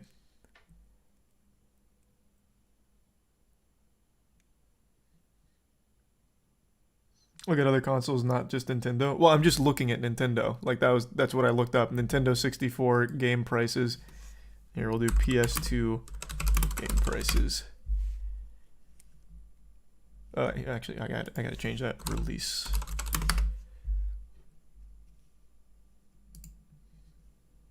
Ooh, thank you for the 25 gift subs, Abeta. Thank you for the generosity. Thank you for the fat drop. God damn, thank you for that. Hope you had a good night.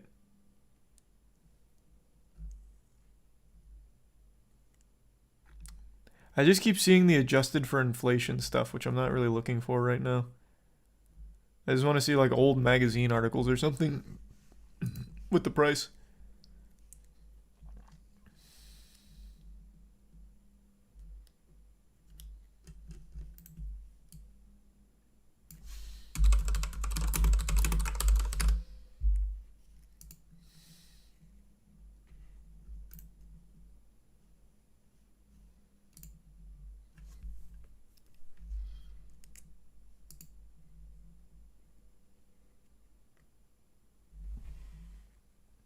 I'm finding quite a few magazine articles, but they don't have the price listed.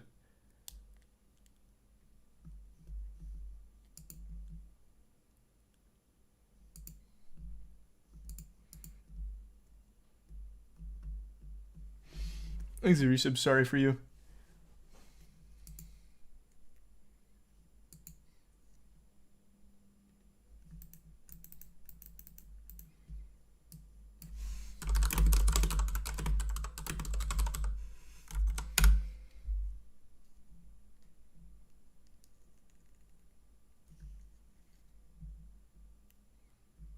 This source is saying an average of 50 for new PS2 releases.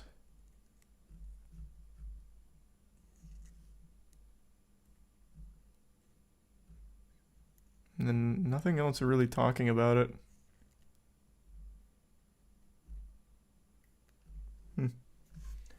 Thanks to tier 1's Pink and Resub, sorry.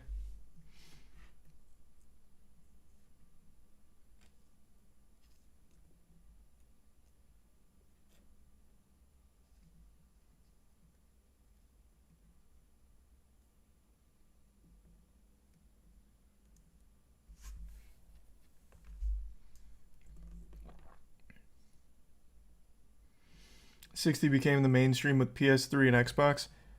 Well, and I guess N64.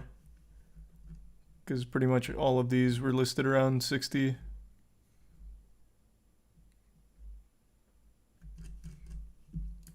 I'm surprised there isn't more information on old prices from like magazines and shit. I wonder if any of my games have like the price tag on them from back in the day. Never even bothered to really pay attention to it.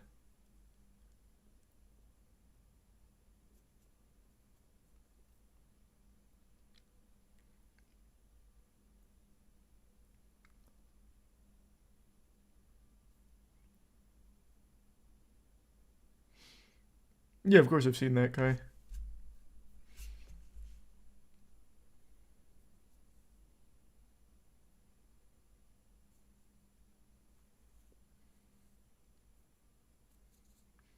How much is the gold cartridge worth now?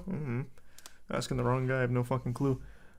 I do want to go take a little tinkle real quick though, so give me just a second. Bear back.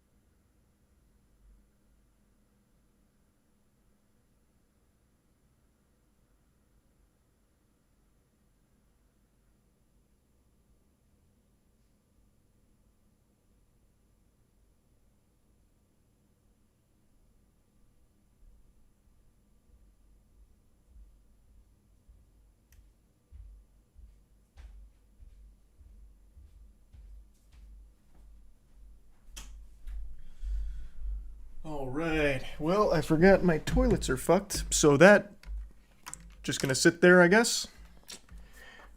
Bit of an oopsie-daisy there.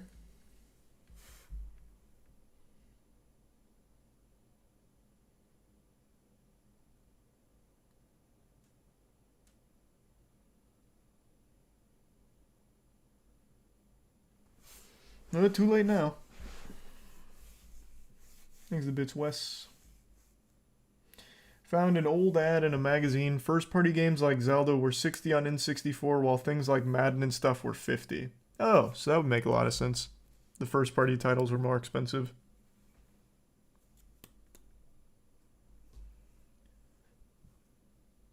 It seems like PS2 games were all 50. Okay.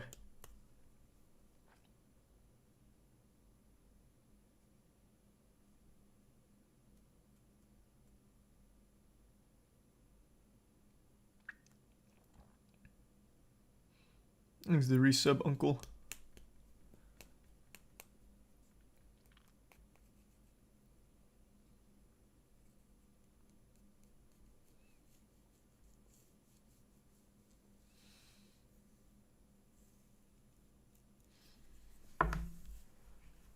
Have you heard of DK Oldies? Yeah.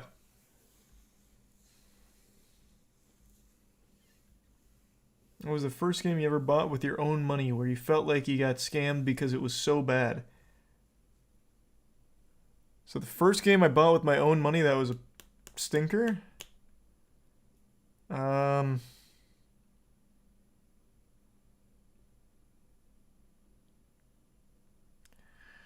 Fuck, I don't know, man. I didn't used to buy games that I thought would be shitty. That didn't start happening until I got older. Because I wasn't going to make my parents buy me a game that I wasn't sure on. Well, that's not true. I used to buy games based on just how cool the front cover, the front and back looked. But I was also a young kid there. I think the first game I bought with my own money that was really shitty is Frontlines Fuel of War. And I bought that specifically to do glitches. The game sucks.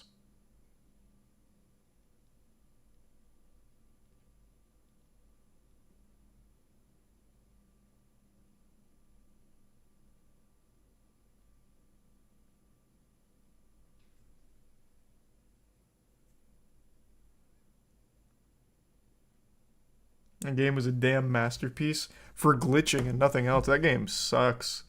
That game fucking sucks.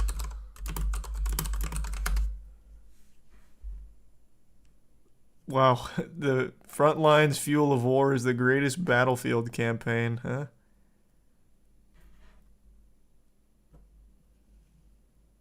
Here's a tier 1 Carver.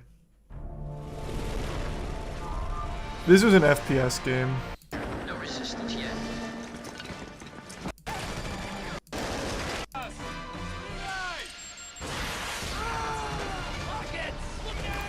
But the thing that I bought it for was specifically for doing glitches. Oh man, they even still have some of the old shit on here. God damn! I would be awesome man. I'd fly around the world fighting crime and making them cry. I'd haul them off to jail in my awesome van. 'Cause I would be awesome man. Oh, if I This isn't even the cool glitches you could do. There's a lot of crazy glitches you could do in this game. Where's some of the cool ones? Oh, is that Chaotic Perfection? It is. I recognize that intro fucking anywhere. Holy shit, what a throwback. Wait, that's crazy. That is crazy.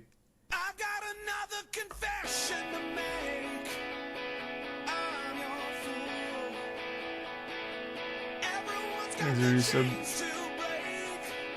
Vinandi in the tier 1 and Anali, tier 1 John, and tier 1 Carver. The Bitsdale. I wonder, does this channel have more Chaotic Perfection? I used to do a lot of glitches with that clan. They were like the premier Gears of War glitching clan.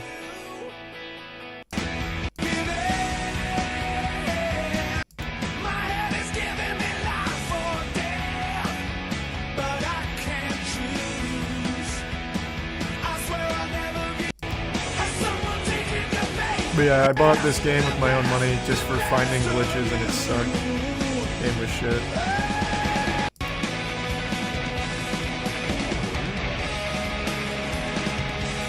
I forgot how cool the glitches were though. That's hype.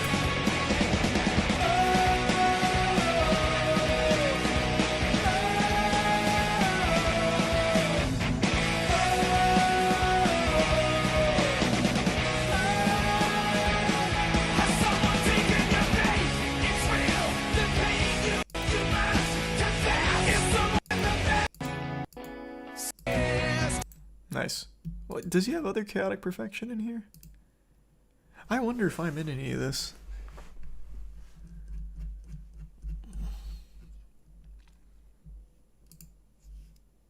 Let the bodies. That's pre-chaotic perfection.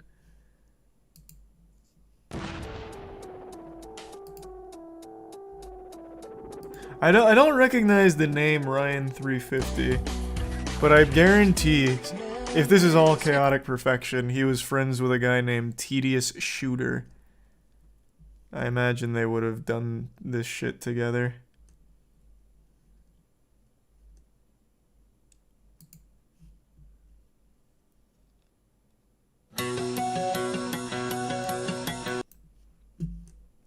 When did he join chaotic perfection? God damn it. Big Foo Fighters fan, I guess.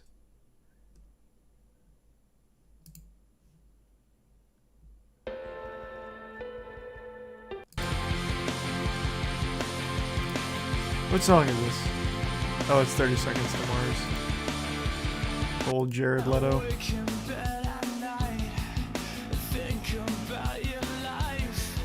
Okay, so we're in the chaotic perfection era.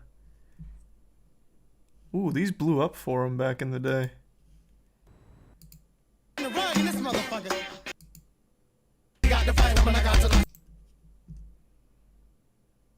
I don't think I'd be in any of these.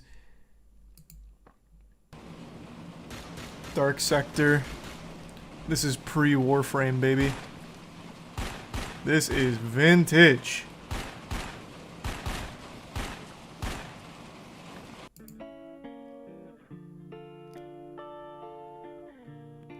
Oh my god. It feels like so much longer than 14 years ago with this era. Dark Sector's another game I bought with my own money for the sake of finding glitches, actually. So that would also fit into your question, Dankin. Frontlines and Dark Sector. Like the tier 1 Big Buttered Toast, the Resub Jesus.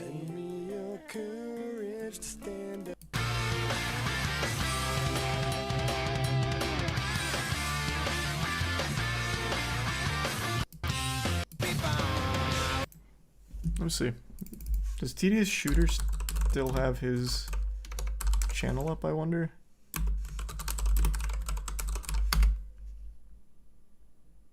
I don't know what I was expecting with that, to be honest with you, with a name like Tedious Shooter. Let me try up here.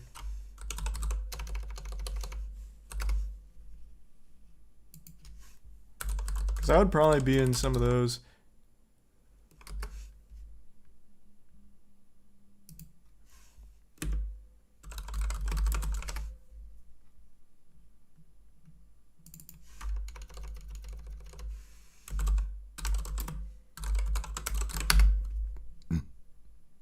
No, looks like that channel's down.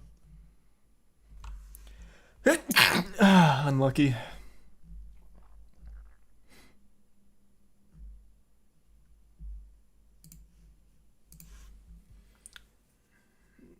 Thanks for the gift sub, Lone Star.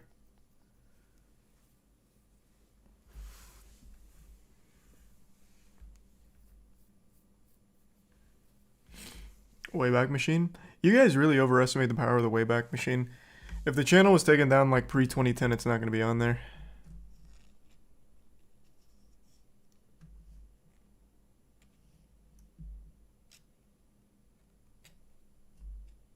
Did you crab walk in Gears 1? Yeah.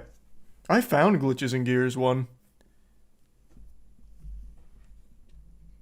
They weren't nearly as useful as like Kung Fu flipping and crab walking, but I did find them. I had my own clan of glitching.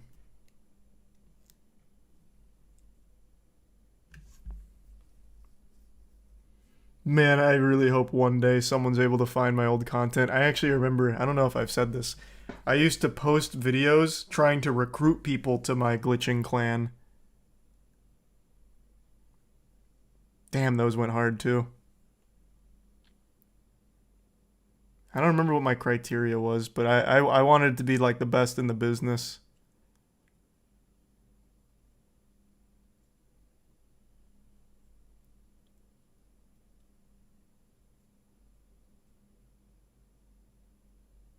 They'll make time machines and people will get those videos back first thing. True. Message to all friends and recent players. No, I mean, like, I posted YouTube videos about it too. And this was back in the days of Pinnacle Studio being like the only editing software with like the Dazzle Platinum capture card. So my editing consisted of like sepia filters and like turning things negative. So I'd be showing off some of the glitches that I found. And the name of my glitching clan was Chaotic Glitchers. So then I had like cool text and it was underlined in red that said Chaotic Glitchers, which clearly was inspired by Chaotic Perfection.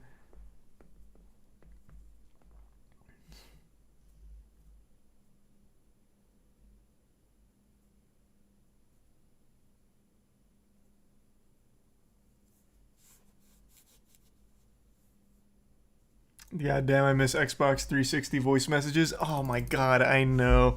Then it just led to unforgettable moments like the classic. What's it called? Yeah, this no wait, wrong one. Yeah, this one. Hey, you're just mad because I'll be able to do something with my fucking guitar in hands that you'll never be able to achieve in your entire life, kid. So yeah, you're gay.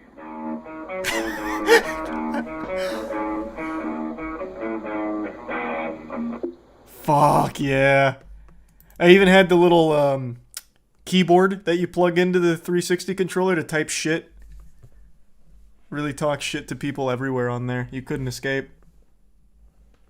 Oh my god, 28 million views on this. This is OG. The Guitar Hero 3 Guinness World Record. Whole family gathered around. Okay, here we have Chris Chaik.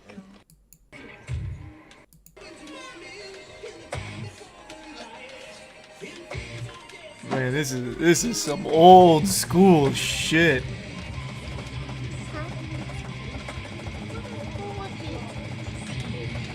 Why is no one getting excited?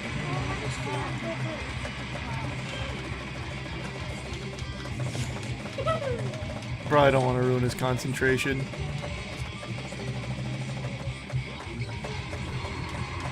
Damn, that's wild. Oh, wait.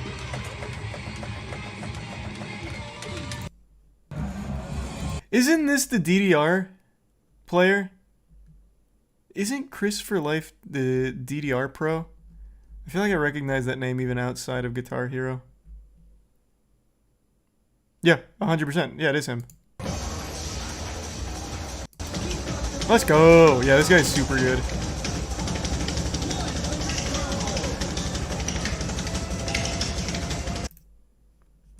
Yeah, that guy's extremely good. Anything rhythm game related, that guy's nuts at. I don't know if he plays Osu though, but yeah, I knew the DDR.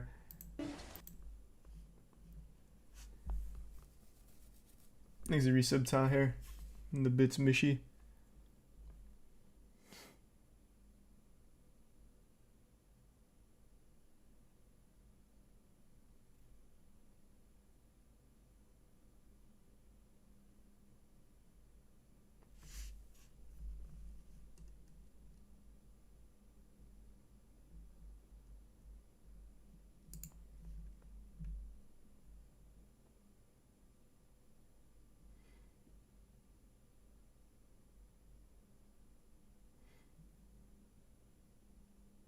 You hear Microsoft laid off 10K employees? Yeah, of course I did.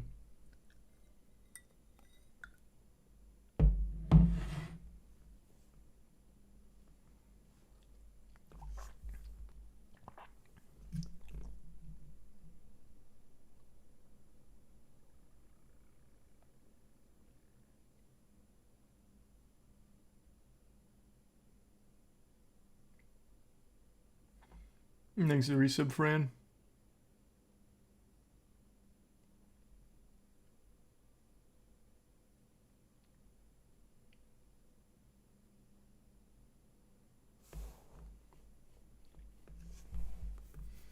Have you seen the gameplay for Lies of P? Of course I have.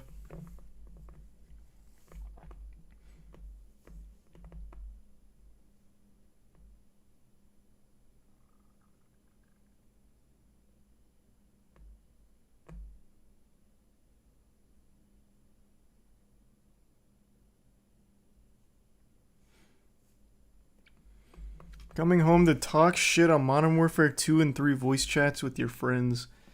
Yeah, that was a crazy era.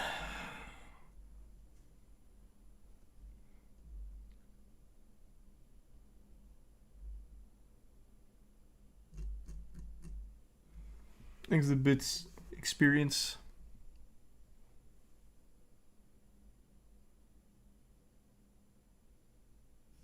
And the resub quantum.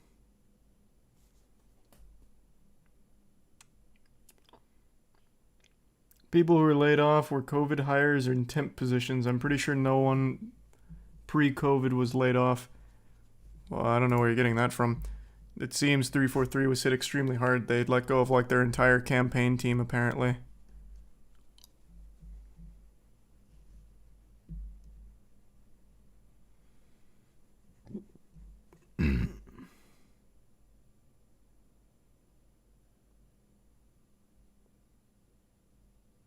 Someone was there for 23 years and got let go. Yeah, sounds about right. They had crazy layoffs today.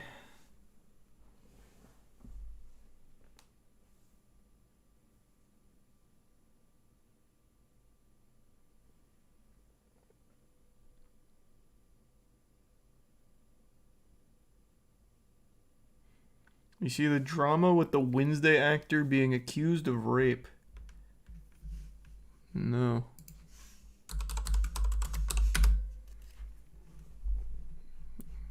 I haven't heard anything about that.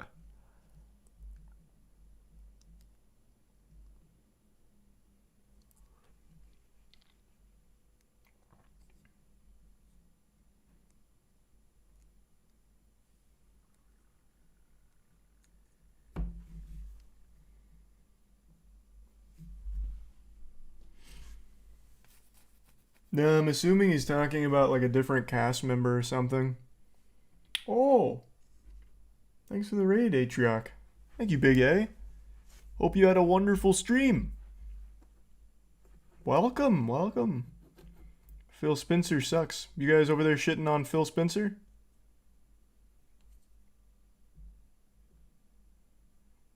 Thanks to Prime Dart.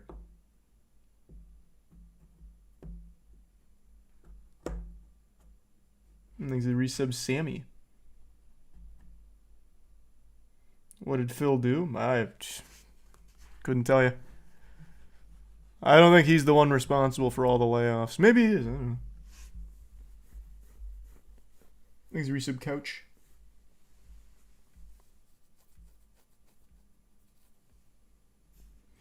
Thanks to the resub Orphan. They didn't do their job good, so why wouldn't he fire them? That was some like red-blooded patriotism I got out of that statement. I mean, you're right. They really did fuck the franchise with Halo Infinite. But it wasn't just people that didn't do their job good. It seems like they laid off a ton of people. Especially from the campaign team, which I do think did a fine job. I thought the Halo Infinite campaign was fine. It's not like the best campaign ever, but it's such an improvement over 5. Like they started going in a decent direction.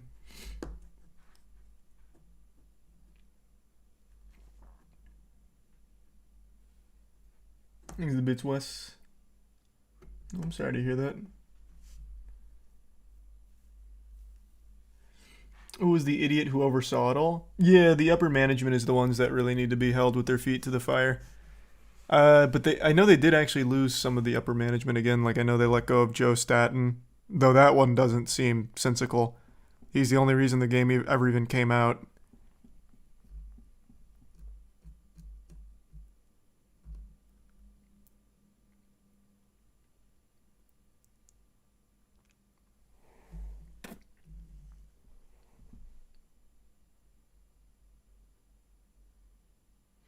He didn't get fired, he moved to publishing. It's kind of the same thing. Well, I guess not really the same thing. He probably left on his own accord after everyone else got fired. He's probably like, yeah, I'm out.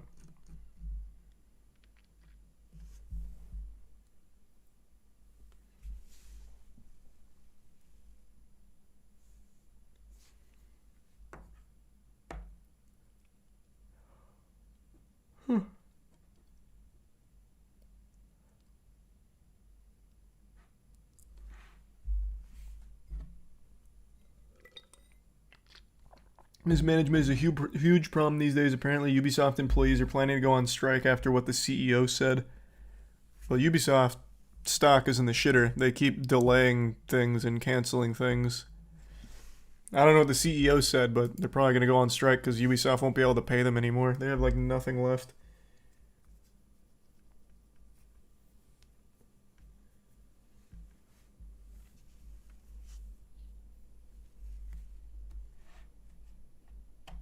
He said the employees are lazy. Oh, I gotta look that up. What?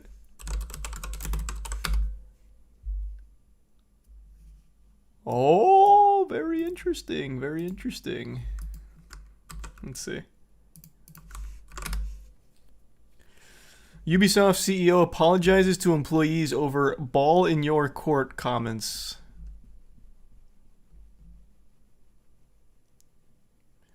After canceling 3 unannounced games and delaying the release date of Skull and Bones for a 6th time, Guillemot told employees, the ball is in your court, to help get the $3 billion company back on track. Is that all he said? Like he just dropped the 80s one-liner at them?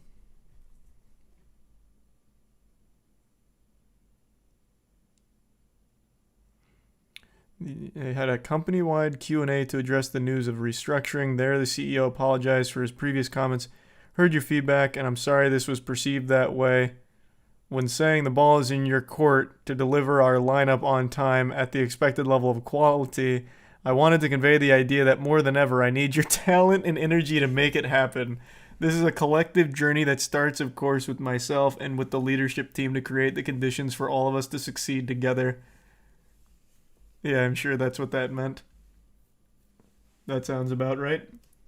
Thanks to Resub Mega Wolf and Tier 1 Scarecrow. That's fucked up.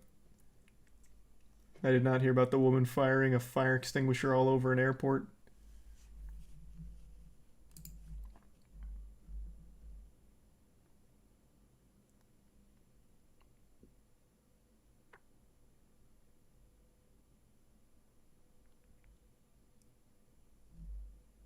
Cool.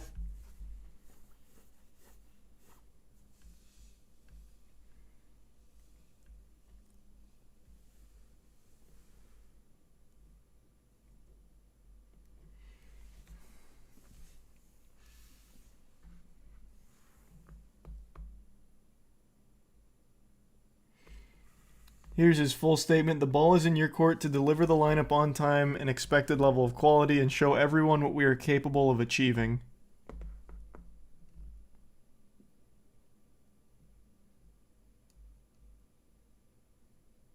Still kind of a weird thing to say, though. Thanks to Tier 1 Jessica. That's not really motivational, like, at all.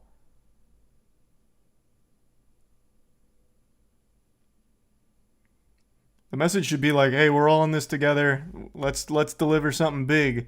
Hoorah, guys. Hoorah. Let's go. We can do this. We can do this. Instead of just, you guys need to deliver on time and with the expected level of quality.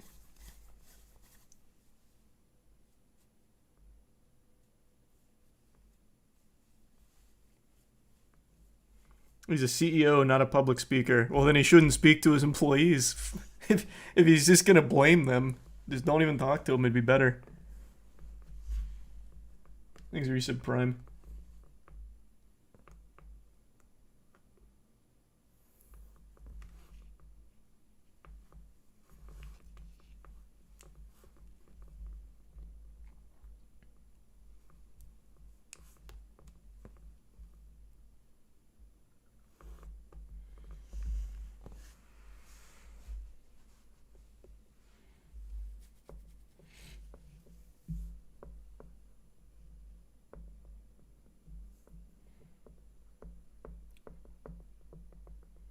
Did you see that Dana White is starting a slapping league?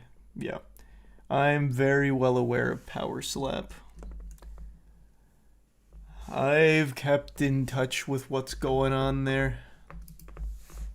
We'll see how it all plays out.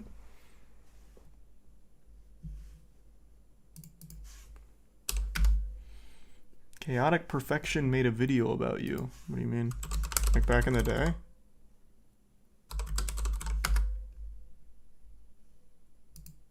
Play Dota and Elden Ring, and then... This isn't the original channel. Where's the Chaotic Perfection channel? What did it used to be called? Is the Prime work in the resub, Peachy? Yeah, it sounds like she'd probably get tackled for firing a fucking fire extinguisher in an airport.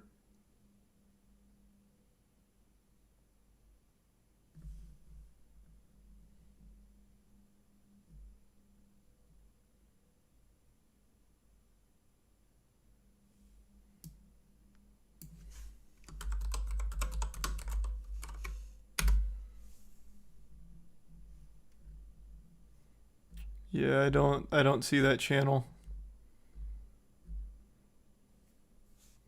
Exaresub's son in hyperbolic.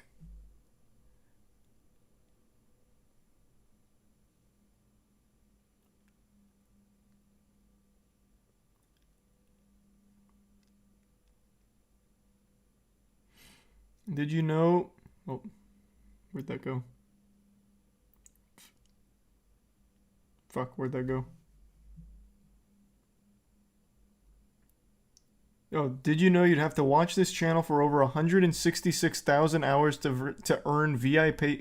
Jesus, to earn VIP from watch points alone. That sounds reasonable to me.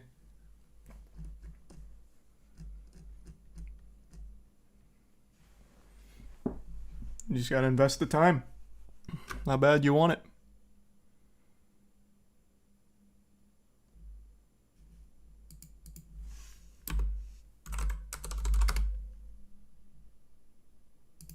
I don't see this channel.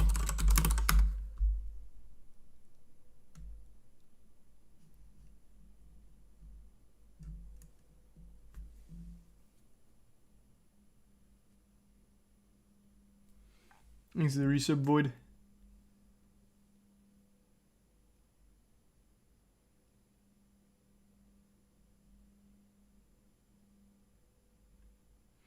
Filter by channel, I did. It still doesn't come up. Oh, here it is. Here it is. There it is. What's going on, ladies and gentlemen? Oh, nice. Yeah, it's a 24-second clip about it.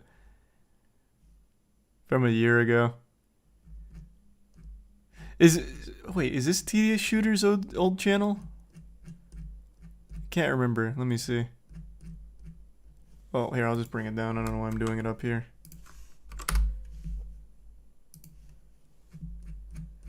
Thanks a gift sub, Farley.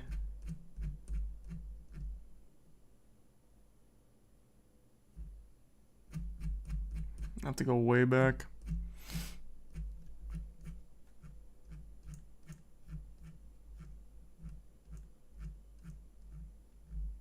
This is not the original channel then. Damn, unlucky.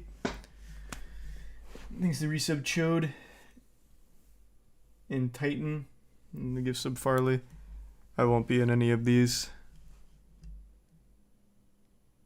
Oh, these do singularity glitches. Hey, what's up guys, it's Nick NCSCP here from Chaotic Perfection, and today I'm going to show you how to get out the map. Fuck. Unlucky.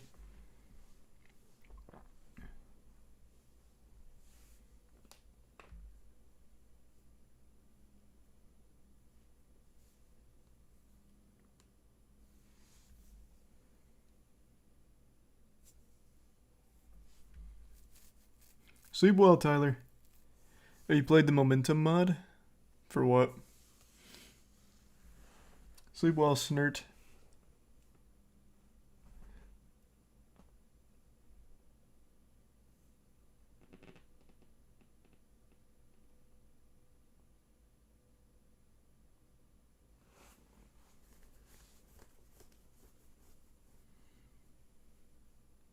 you seen the Waffle House? Yeah, I don't know what that new meme is.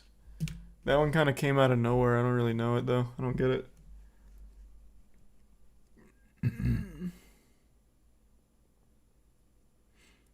I don't get into esports, but you made me a huge Moist Esports fan. Hey, good shit, Jared. Glad to hear it. We got Genesis tomorrow. That'll be Smash, so we've got all the Smash boys going. I probably won't be watch partying it on Friday, but I will on Saturday and Sunday.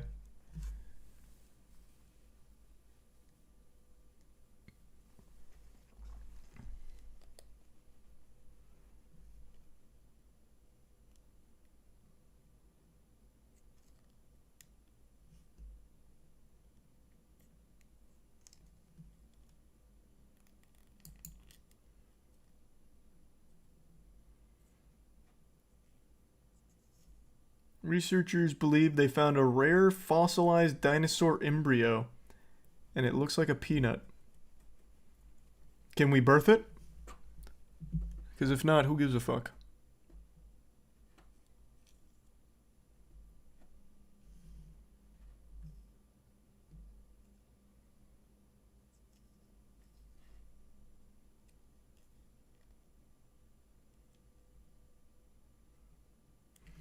I would be hyped to get some new dinosaurs. We're running out of, like, normal non-dinosaur animals on the planet. Fucking everything's going extinct. We gotta get, like, a new wave of animals in. Might as well be dinos.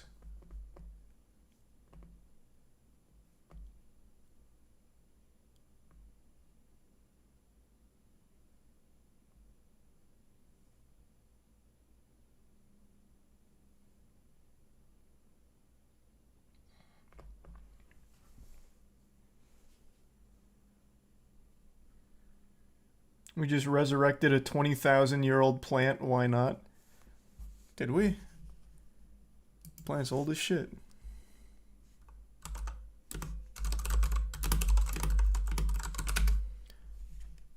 $32,000-year-old plant brought back to life.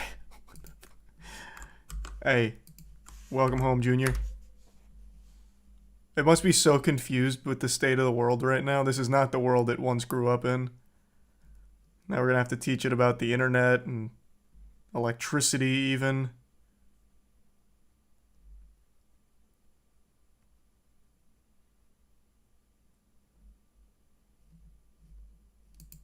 I'm not doing that.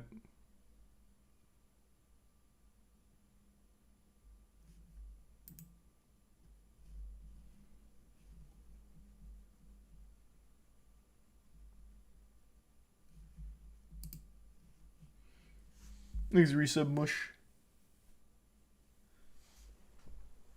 They're working.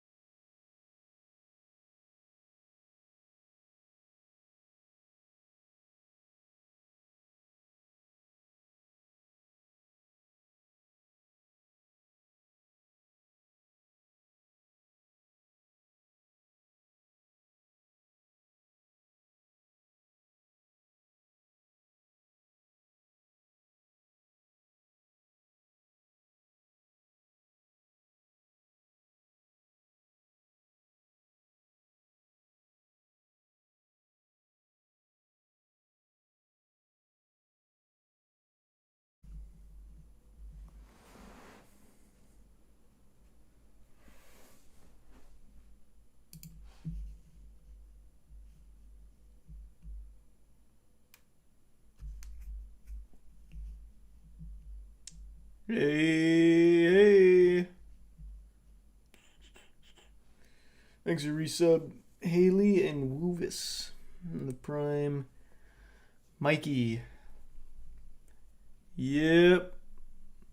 First crash of the night.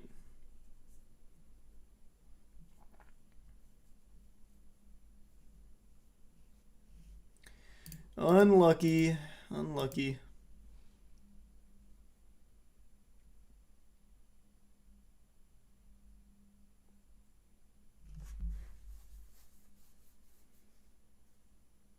Thanks the resub. Aim to please.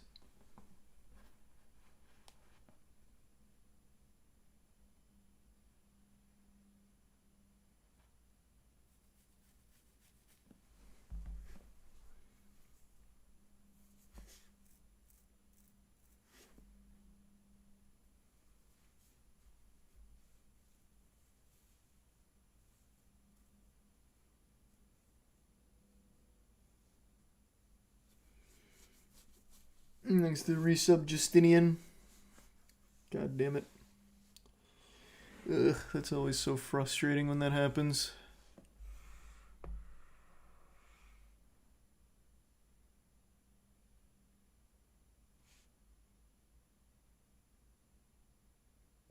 Thanks to Prime Ram.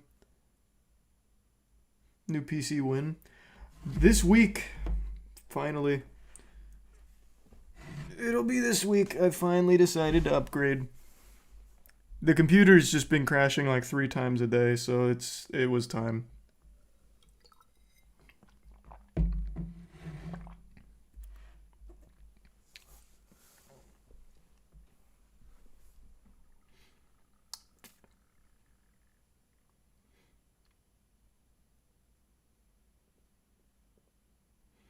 Is it just old? Yeah, it's just old.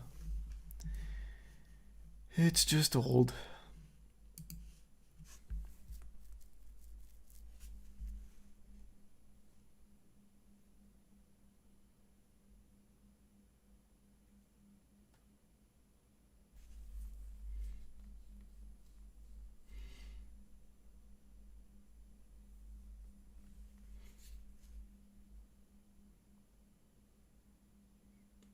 Can your new PC run Forspoken on Ultra? Yeah, well, few things can. I guess we'll see. Thanks to the Prime Cookie. While I crashed and I was waiting for the computer to fire back up, I finally saw what people were talking about with Brian Walsh, I think his name is. He's standing trial for the murder of, was it his wife? Yeah, prosecutors allege the Massachusetts man dismembered his wife, Anna, after using their son's iPad to search for the best ways to get rid of the body. So I didn't know who this was. Chat just kept spamming his name like he was some kind of like fucking celebrity or voice crack celebrity or something. I thought it was like a gamer. But it's a fucking murderer. So right now he's on trial for this. And I don't know anything about the case, but there's this clip right now from the trial of them going over his search history. And this man's guilty as fuck. Unless a burglar broke in and searched these things for him, he is dead to rights. Let me see if I can pull that up real quick. Oh, here it is, here it is.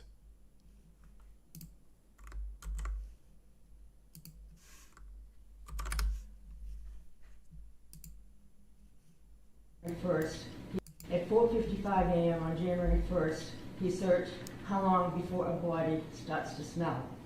At 4:55, It could have been anyone. Anyone looks that how to stop up. a body from decomposing. That's just good At knowledge to 5:20 have, a.m., just in he case. searched how to embalm a body. I mean, 5:47 a.m. oh, there's, 10 it's ways to dispose getting tough to of rationalize. a dead body if you really need to.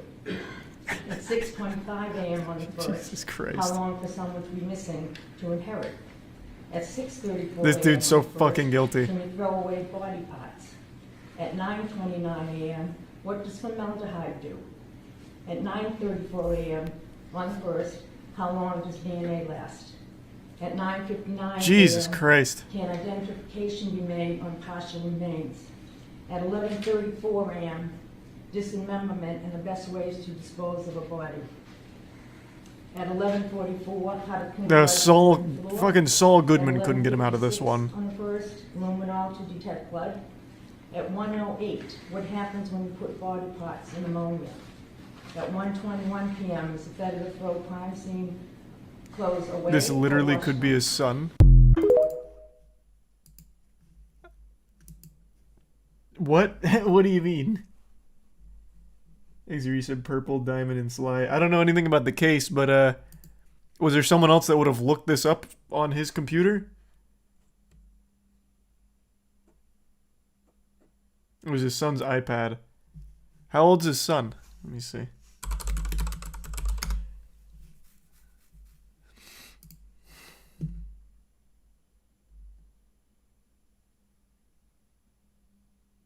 His son is under 6. Alright, let's not rule it out, though. The 6-year-old recently did just shoot a teacher. I don't see any information about his son. But I'm assuming if he's using his son's iPad, that tells me that this was a parent that just sat their kids in front of an iPad and let it raise them. So this is probably a, like, actual toddler.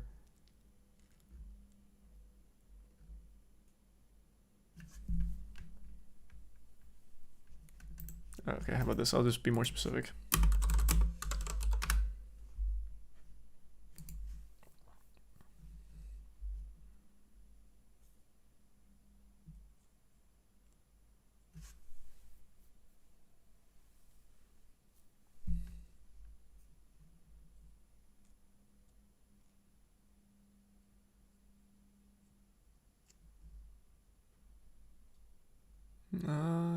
Still not giving me any info on his kids. It doesn't say anything about how old they are. Oh, here we go. The ages of his children are 2, 4, and 6. Yeah, I'm gonna go out on a limb and say it probably wasn't any of them using words such as, what does a body do in ammonia? Or what does formaldehyde do? It's the resub Manny. I think this guy's guilty as fuck.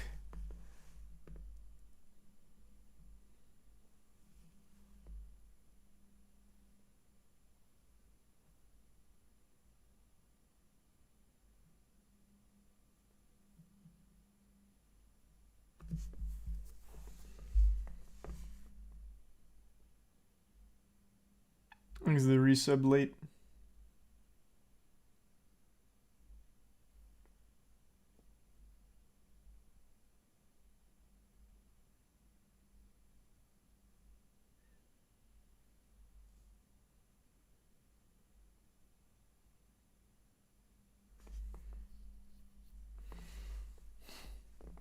Was he expecting to find BuzzFeed articles? What was his plan?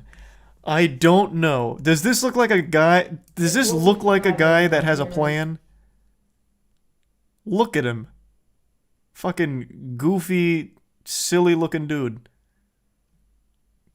He just looks creepy.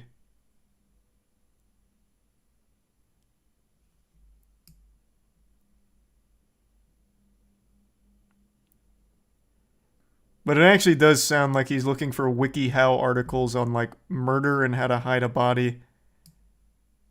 10 ways to dispose of a dead body if you really need to. Number 3 will shock you.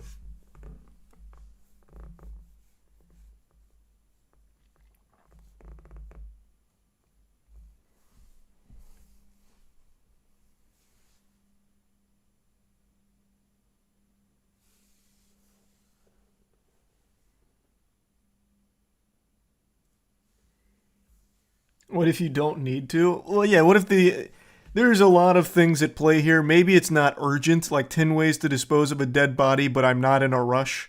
10 ways to dispose of a dead body, but it's only semi-urgent. 10 ways to dispose of a dead body if I'm on a tight time schedule. Like, you're going to get different results. It's going to be all kinds of different ways, so he needed to be specific.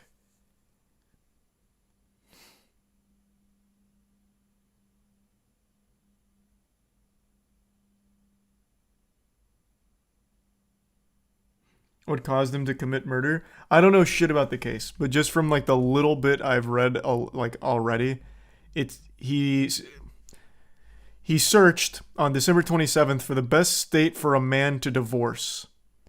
And then some of his other questions like listed in here, how long for someone to be missing to inherit. So I'm guessing the plan was, instead of divorcing and potentially losing some of my assets in the divorce, I'll kill them and then also inherit some money from them, I think was the thought process.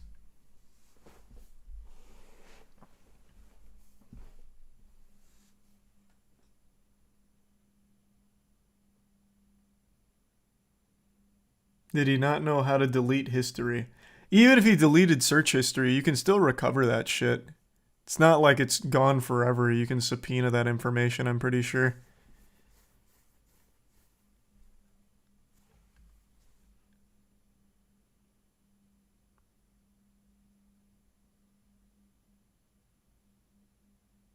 You have to double delete it. 10 ways to triple delete my search history. And I do need it badly.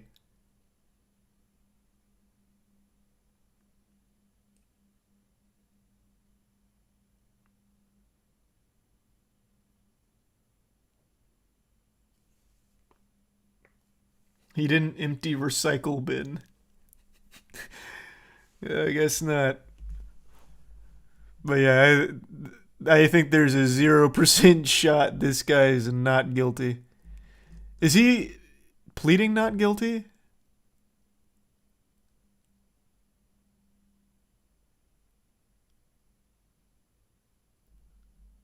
Even all of the evidence outside of his search history seemed dead to rights. They got him on video. Walsh is seen on surveillance on January 3rd walking to a dumpster in Abington, a town about 15 miles southwest of, I guess, where this is, carrying and discarding items that appear to be heavy. He then went to an apartment complex in Abington and another in Brockton about 4 miles west of Abington and threw more things away. On January 4th, the day Anna Walsh's employer reported her missing and police interviewed Brian Walsh at his home, he went to Home Goods, TJ Maxx, Lowe's, and bought towels, bath mats, men's clothing, squeegees, and a trash can. Authorities later searched the dumpster contents after they were moved to a waste transfer station in Peabody about 5 miles north and discovered 10 trash bags containing bloodstains, towels, tape, slippers, a Tyvek suit, rugs, gloves, cleaning agents, carpets, a COVID vaccination card for Anna Walsh, hacksaw, cutting shears, hatchet, clothing, Prada purse that Brian Walsh had told investigators his wife was last seen with. This is the guiltiest man of all time.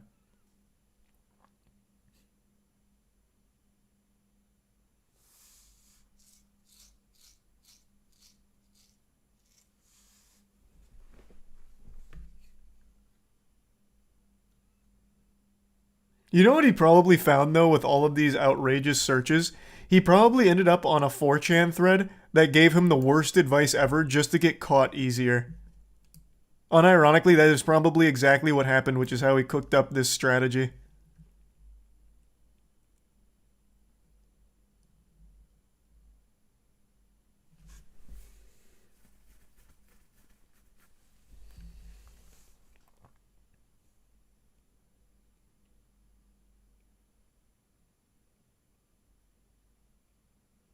Do you think he'll get a Netflix show? Christ. Maybe, probably. With the success of the Jeffrey Dahmer one, they'll probably just start doing it for every killer ever.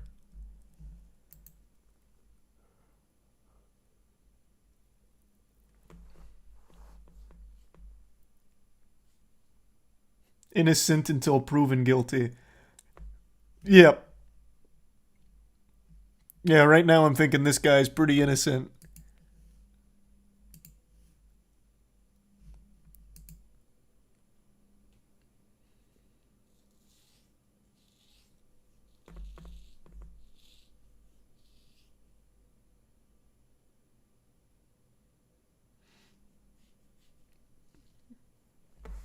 Thanks for the resub, Cheshire.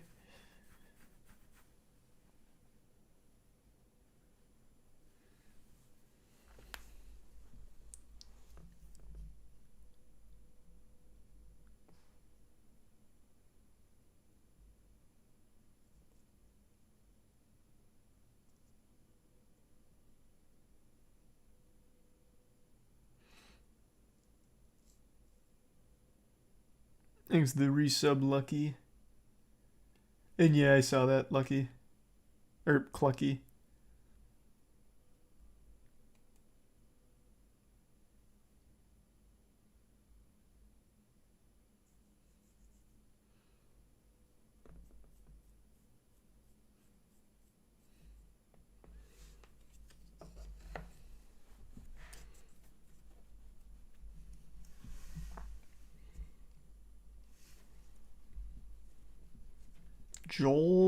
Joel Guy Jr. dismembered his parents and searched how to. Is that another case? I don't know. Joel Guy Jr. Oh, that is. The murders of Joel and Lisa Guy. How often does this fucking happen? Holy shit. This was in 2016. This isn't even long ago.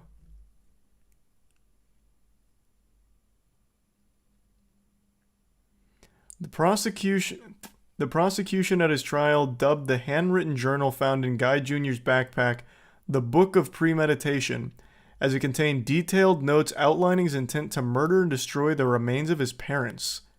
Holy shit. This isn't silly at all. This is fucking terrifying. What the fuck?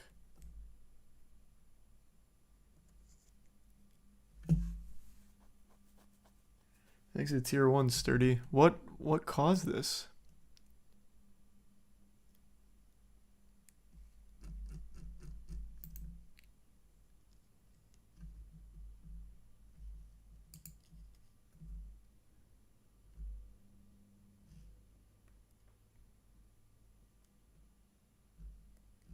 Yeah, I've never heard of this case before.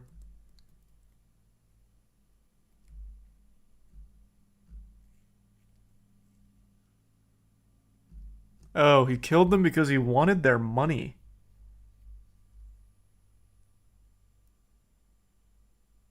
What the fuck?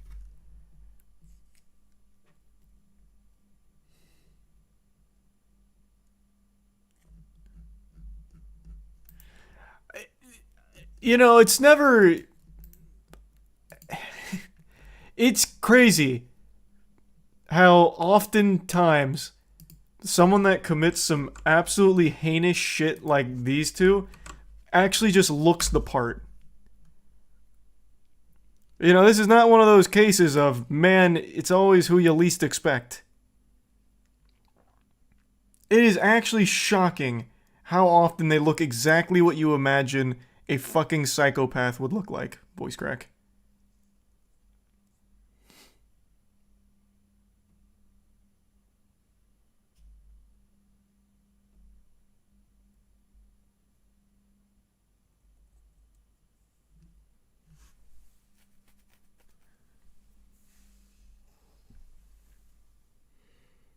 The mentality can have effects on the body.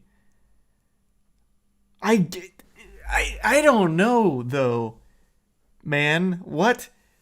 So because he cooked up this disgusting plan, it transmogrified him into this?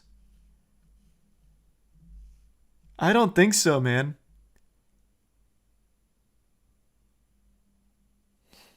He tried to boil his mom's head. Yeah, no, it's actually so fucking heinous. And he wrote all of it, like he wrote his whole plan down. It's crazy. Trial took 4 days and was found guilty and sentenced to life in prison.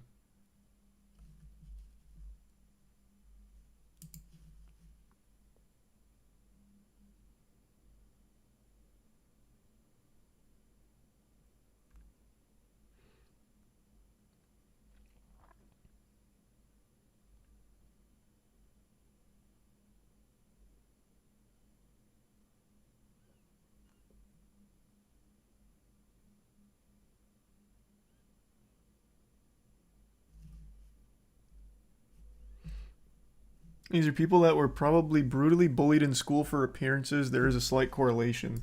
Well, I mean, you're not wrong. There's a correlation between like childhood bullying and growing up to be like a actual fucking psycho. But I don't think there's a correlation between being bullied and then cooking up a plan to steal money from your parents by killing them. Those don't seem to track down the same path. Those seem very far removed from each other. Though I guess you could make the argument that the bullying would lead to like psychological damage, which could eventually lead you to something like that. Maybe then.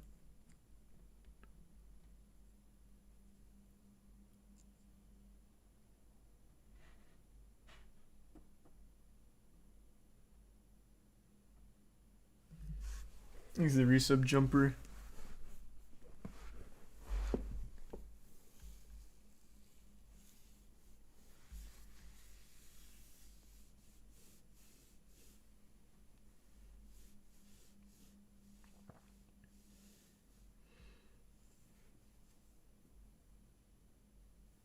Christ. This guy is a jerk. I mean, you said it. This guy is a jerk.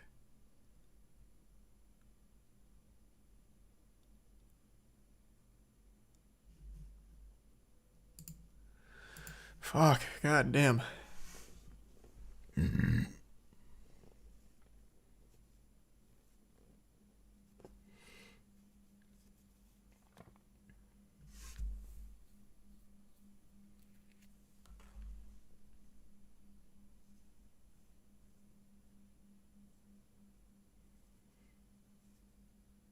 There's that chapter on YouTube covers this case as well.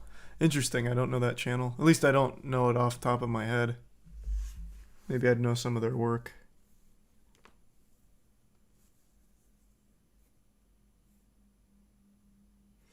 You ever read about how some psychopath serial killers have a genetic condition since they're born? I took a criminology course in college for a semester, and we studied a couple. So, like, Richard Kuklinski, stuff like that. And I don't remember who the psychologist was. Dr. Park Dietz, maybe? I'm not sure. But, yeah, there is something in some of them that is a genetic predisposition to be a psychopath. So that is true.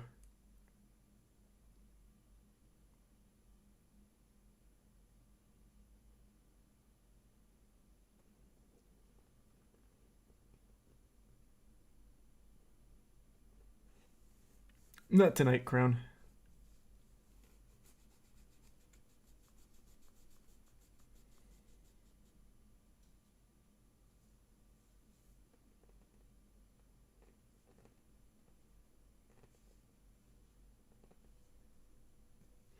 What about those that... What about how some kill little animals when they're young? That's the #1 indicator that someone's going to grow up to be a fucking serial killer. Like, unironically. I'm pretty sure like 90% of all serial killers started on animals when they were young.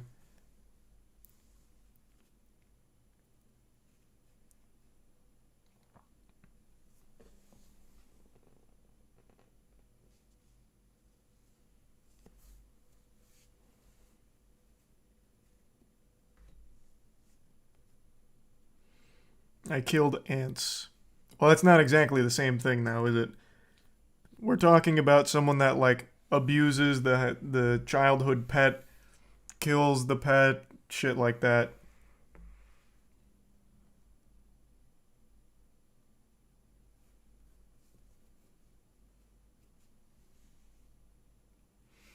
Yeah, just goes out and kills strays. One of them did birds, like birds that they would go out, catch and kill.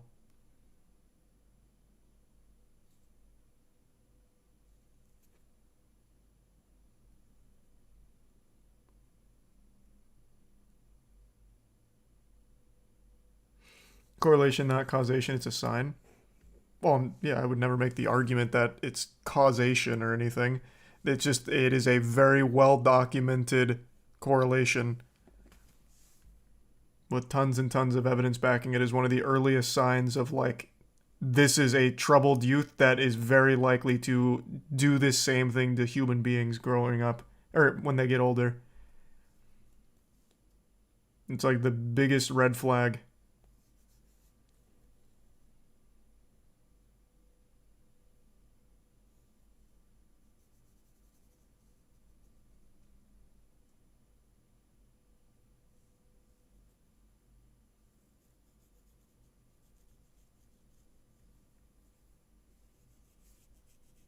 Not the biggest. I actually think I could be going. I'm going on memory. I could be wrong. I think it is the biggest indicator. I'm pretty sure. I don't. Well, aside from like actually killing someone, obviously, but like the torturing of animals when they're young is, I'm pretty sure, one of the biggest indicators across all serial killers. And not even serial killers either. Just like actual killers. Like maybe they killed one person or two people. Like anyone that's done like a fucked up thing to another human being, a lot of them started on animals when they were young. We talked about it in my criminology course a long time ago now. I don't remember all of the details. But I think Richard Kuklinski, he started on like, well, his dad was abusive. I think it was his dad. It was either his dad or his mom was extremely abusive. That abuse translated to Richard Kuklinski taking like dogs onto a roof and skinning them. Dogs and cats, I think. And then that ended up with him becoming the Iceman later on. And then he was diagnosed with antisocial personality disorder, which apparently is extremely common for people that are like actually commit murder. What else was it? I don't remember what else now.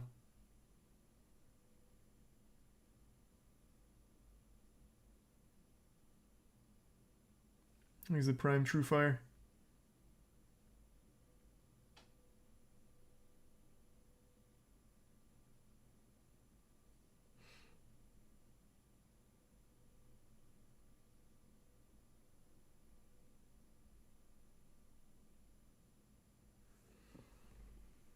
What about the serial killer who dressed as a clown? I don't know much about that guy.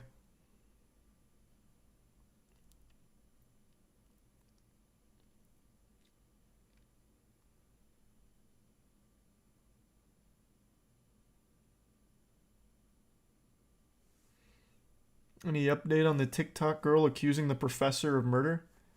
Talking about Ashley? No. I haven't checked in the last 2 days.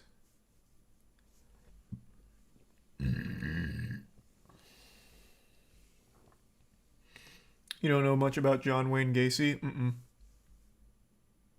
I obviously know, like, the name. I know, like, the reputation. I just don't know too much about him specifically.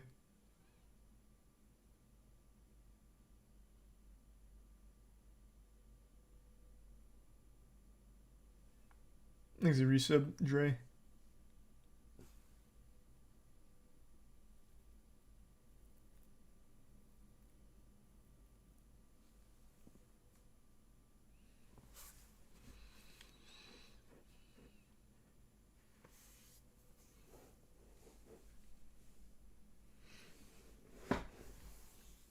At some point, Jaded. Yeah, I just keep forgetting to do that one. Perhaps Gears, but we went to Scoots the other night, like 2 nights ago. You see Dane Cook is streaming on Twitch? No way. Dane Cook is starting a streaming career? Wow, wait. Dane Cook Gaming. You're right. Man, everyone's coming to Twitch these days. Popping off.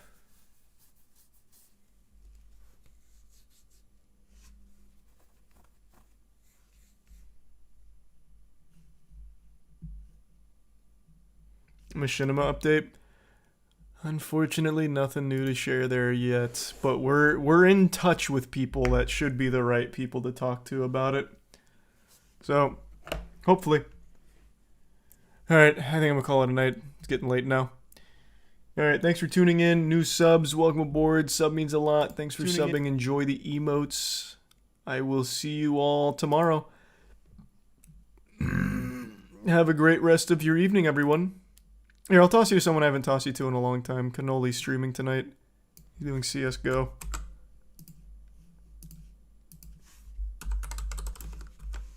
All right, have a good night. See you tomorrow.